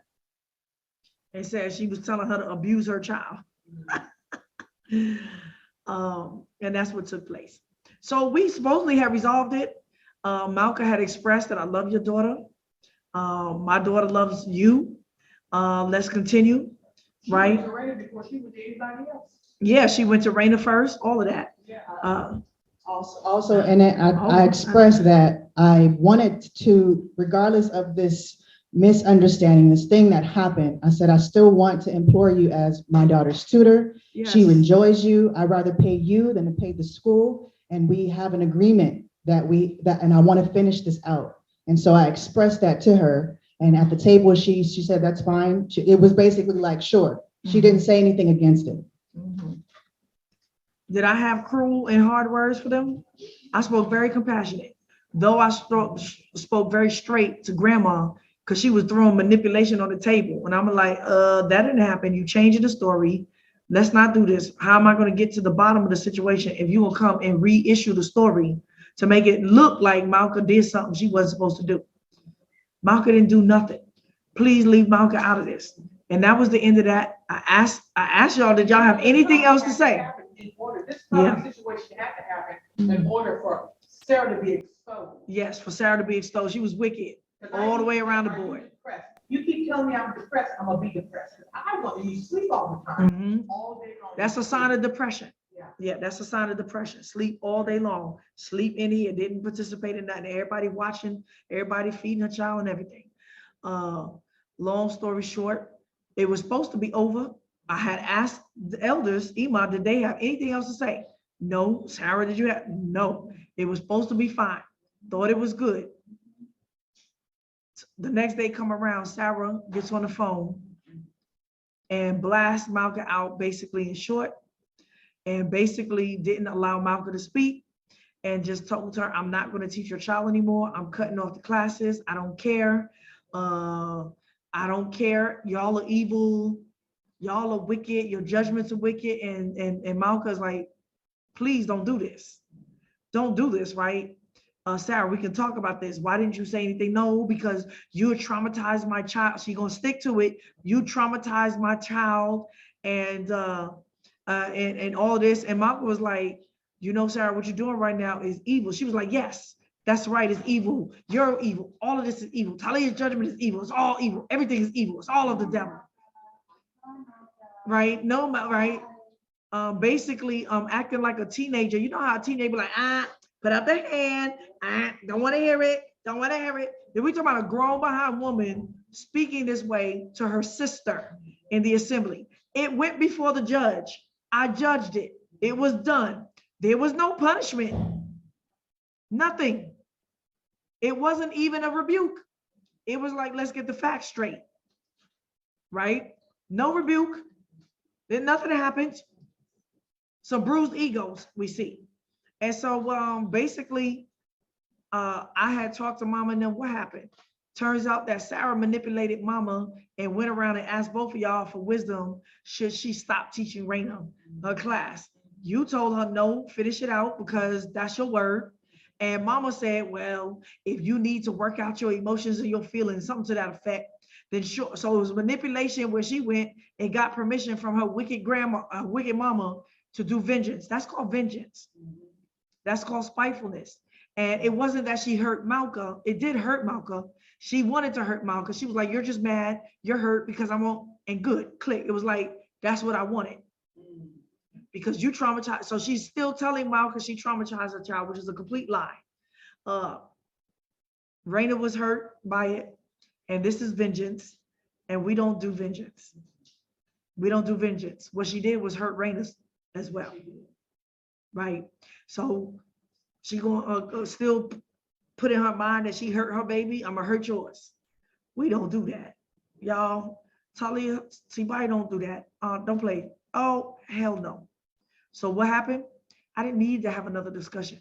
She was out. She's gone. That's the word. That's the word. You take 2 or 3 witnesses, right? I spoke 1-on-1. It didn't work, 2 or 3 witnesses, and then she revert the judgment and go back and do vengeance. There's no way that person can walk with. So I kicked her out. Did that mean her children couldn't come to school? No. Did that mean grandma was out? No. Just Sarah. Babies could still come to school. We was for the sake of the grandma, but grandma decided now. She got quiet and funny in the next weeks and decided she didn't want to pay the orphans anymore and returned everything and didn't want to teach anymore and that she was going to follow Sarah. She reneged on her responsibility and said, I'm going to follow Sarah and I'm leaving with Sarah and I'm leaving with Sarah. I said, okay, that's a goodbye. Goodbye. And I said, and I looked at her. The only thing I said to her, I said, I'm disappointed. I said, because I gave you 2 times and you making the same mistake twice, right? To support your wicked family. I said to her, but I think you lied the whole time. I think this was your plan just to get Sarah here. You used this assembly to get your grandbabies here. but y'all deal with it. And that was that. Hadn't seen them. Think we wound up traveling to Cairo, ran into them to the hotel. They all split apart, act like they didn't see us. Babies still in the same onesies, looking dirty with no socks on like before.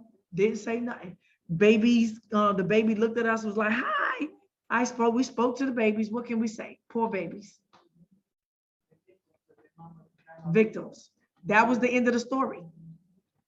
Nothing happened. She's out. Simple as that. And they both all decided to leave. Priscilla wanted to make a false judgment against me to say that I kicked babies out. I said, I ain't never kicked no children out of here. That's a lie. Right? I care about the kids. To make sure they got proper attention, education, food, clothes, all of that, provided everything they need. Right? And they become to stay together. It's hard as a child raised in this thing and you're the only one. So I care very much about that, right? And we are community raising, that's how you raise children, as a community. So after that, she became very spiteful, y'all. Hadn't seen her since and had no words for her. Turns out that she went down to the visa office saying all kind of lies about us. It turns out that they talked to the embassy and they might have reported something because their name came up. And I was like, why is they mentioning them to us? Right? Yeah. Oh, yeah. Yeah. They mentioned their names. And so now somebody who keeps watch, whatever, yeah, the monitoring spirits, see an hour from now, this is on Shabbat, this woman is writing lies. So she writes a full-blown lie that I told the group that I used to have a lesbian relationship. That's a lie. And I mean, that's painting a very broad picture of me. And that I treat Malcolm like my girlfriend, and people in the group even try to come to me. I mean, something to that effect. And somebody that follows me is like, what do you mean by inappropriate relationship? Saying that me and Malcolm got an inappropriate relationship, implying that there's some wickedness and sin between us. And I said, this is wicked. This is wicked, y'all. Very wicked to paint such a perversion about our friendship and put that out there to the world as a lie. A complete lie. This woman is on a vengeful hunt, and her mama and her babies is going straight to hell. So I'm putting it out there. It's a lie. It's a lying rumor. And it seems like it's going to be the one that people continue to try to draw up against me. But to make it something that even seems present in my life is like speaking against Yah. Like y'all. Like God sanctioned and righteous. This is absolute crazy. This woman has a daughter. We are family. Malcolm does not live with me. I live with a house of women. Don't make no sense. I mean, you put something out there like that, then what's next? Right? I think me, you and Ron spend more time than anybody, right? Then what's next? And then on top of that, what's next? What they gonna say next? Right? And it's them painting the picture, right? Because they say that I'm not supposed to teach a man, women's supposed to teach women.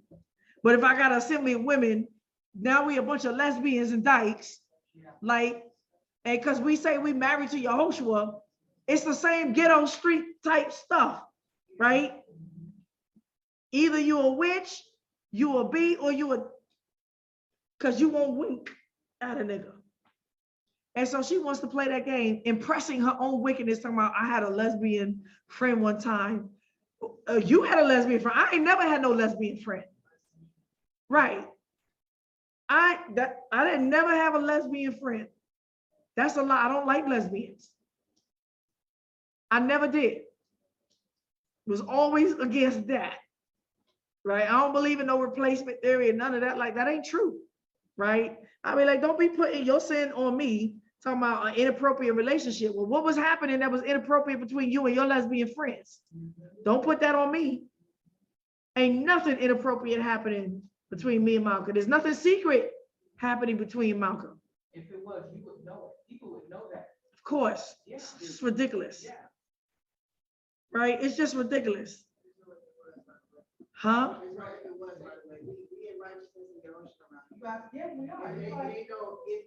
No, there ain't no if there was, right? This don't make no sense. That don't go. Like I'm over here kicking people out for this stuff. That don't make no sense. That would make me a complete narcissistic hypocrite. Like, really? That's crazy. Now, I know that people have these things in their past, and we're here to get the spirit off and relieve that, male and female. But like I said, justice wasn't gonna come up here, right? And do that transsexual agenda stuff up in here and make a gender war. And we're not doing that with the women's. But you gotta be, if anybody got, very careful with that. Very, no, hell's no, y'all. And so I'm declaring it right now. It's a lie 1,000 times over. It's a lie 1,000 times over. And you know, the judgment of hell is not all equal. You know, fire is not created equal. There's different kinds of fires. And I can tell you that some of the wickedness that in their words, this is murder. This is murdering, right? This is murder to make such a disgusting claim between a holy friendship, y'all.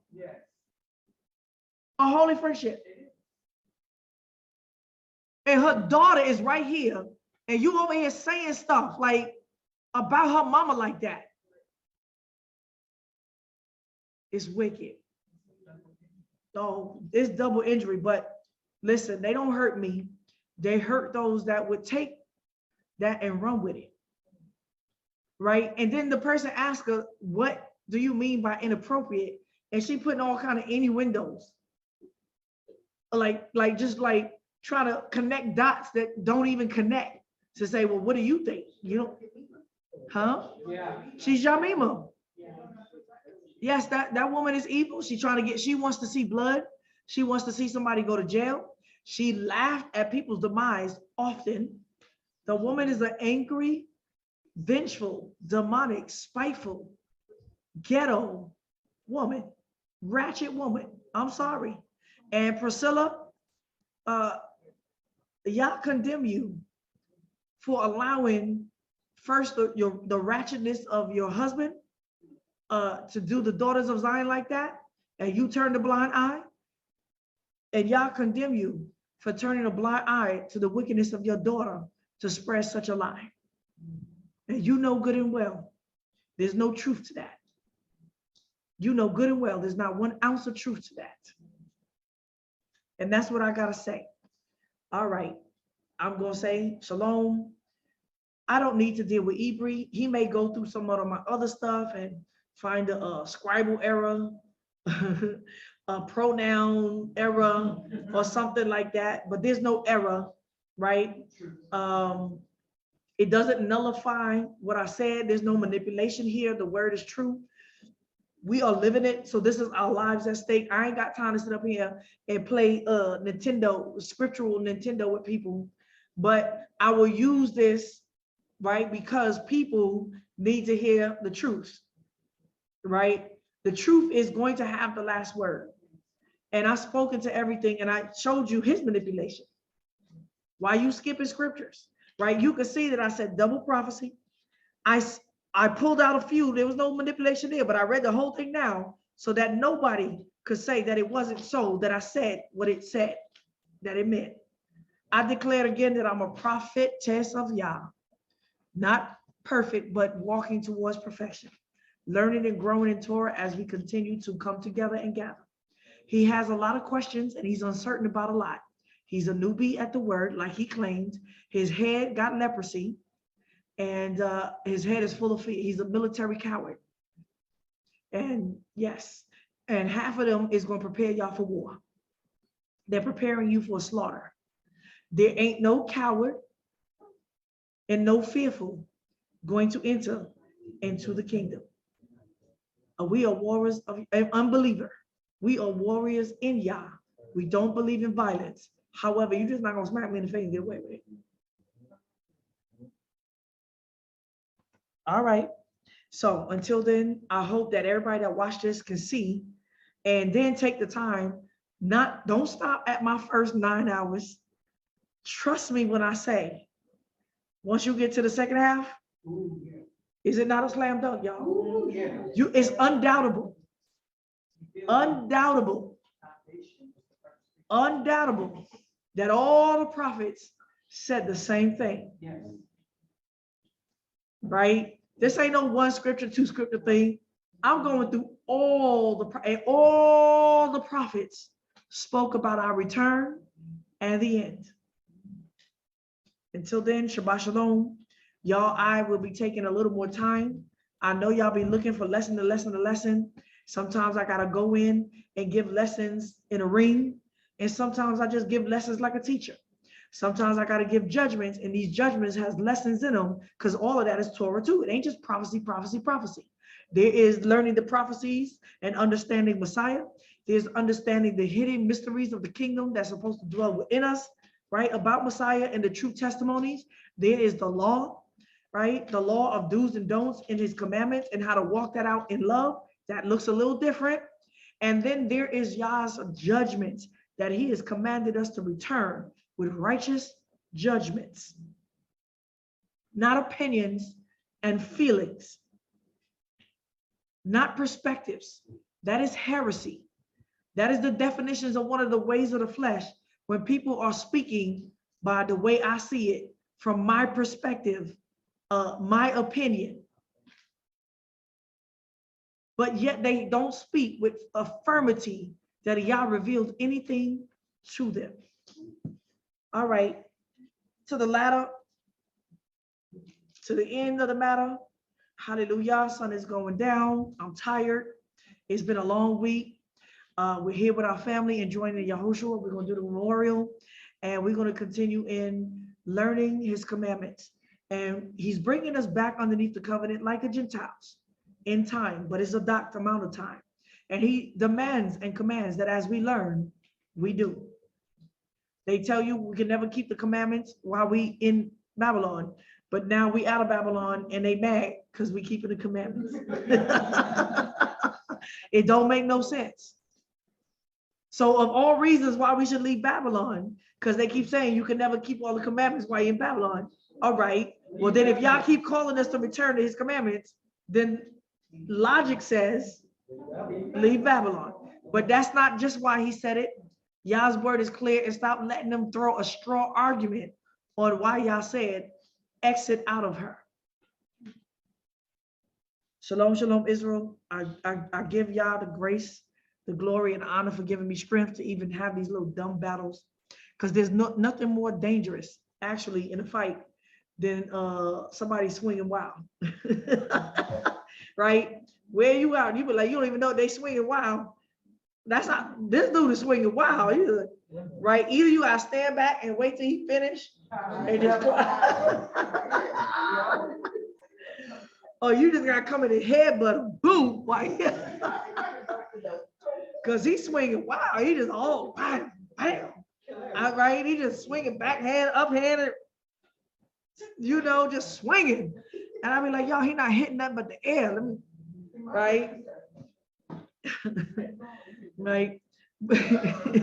But you know how they swing headlong and they still be diving for you? That's the way this Negro's coming for me. So you gotta keep, you still gotta run back and be like, whoa, whoa, right? I still gotta be like this. Last dragon.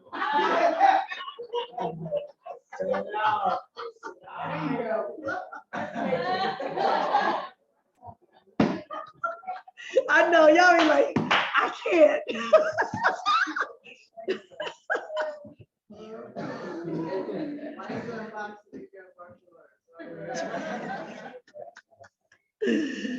Oh man, this dude is swinging wild.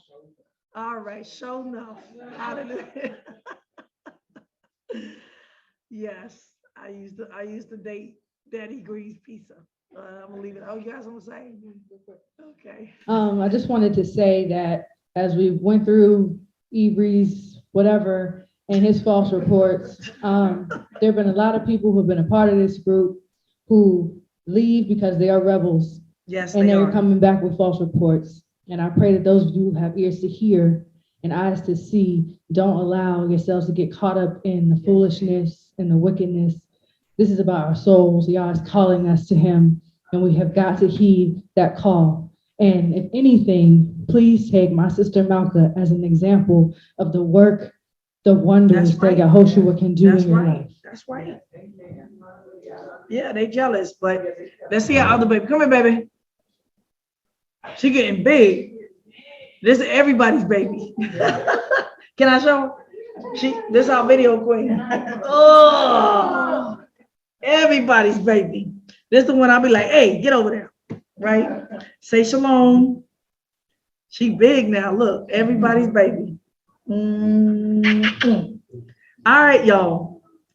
Shabbat shalom. Shabbat shalom. Somebody gonna press the button. Say bye-bye.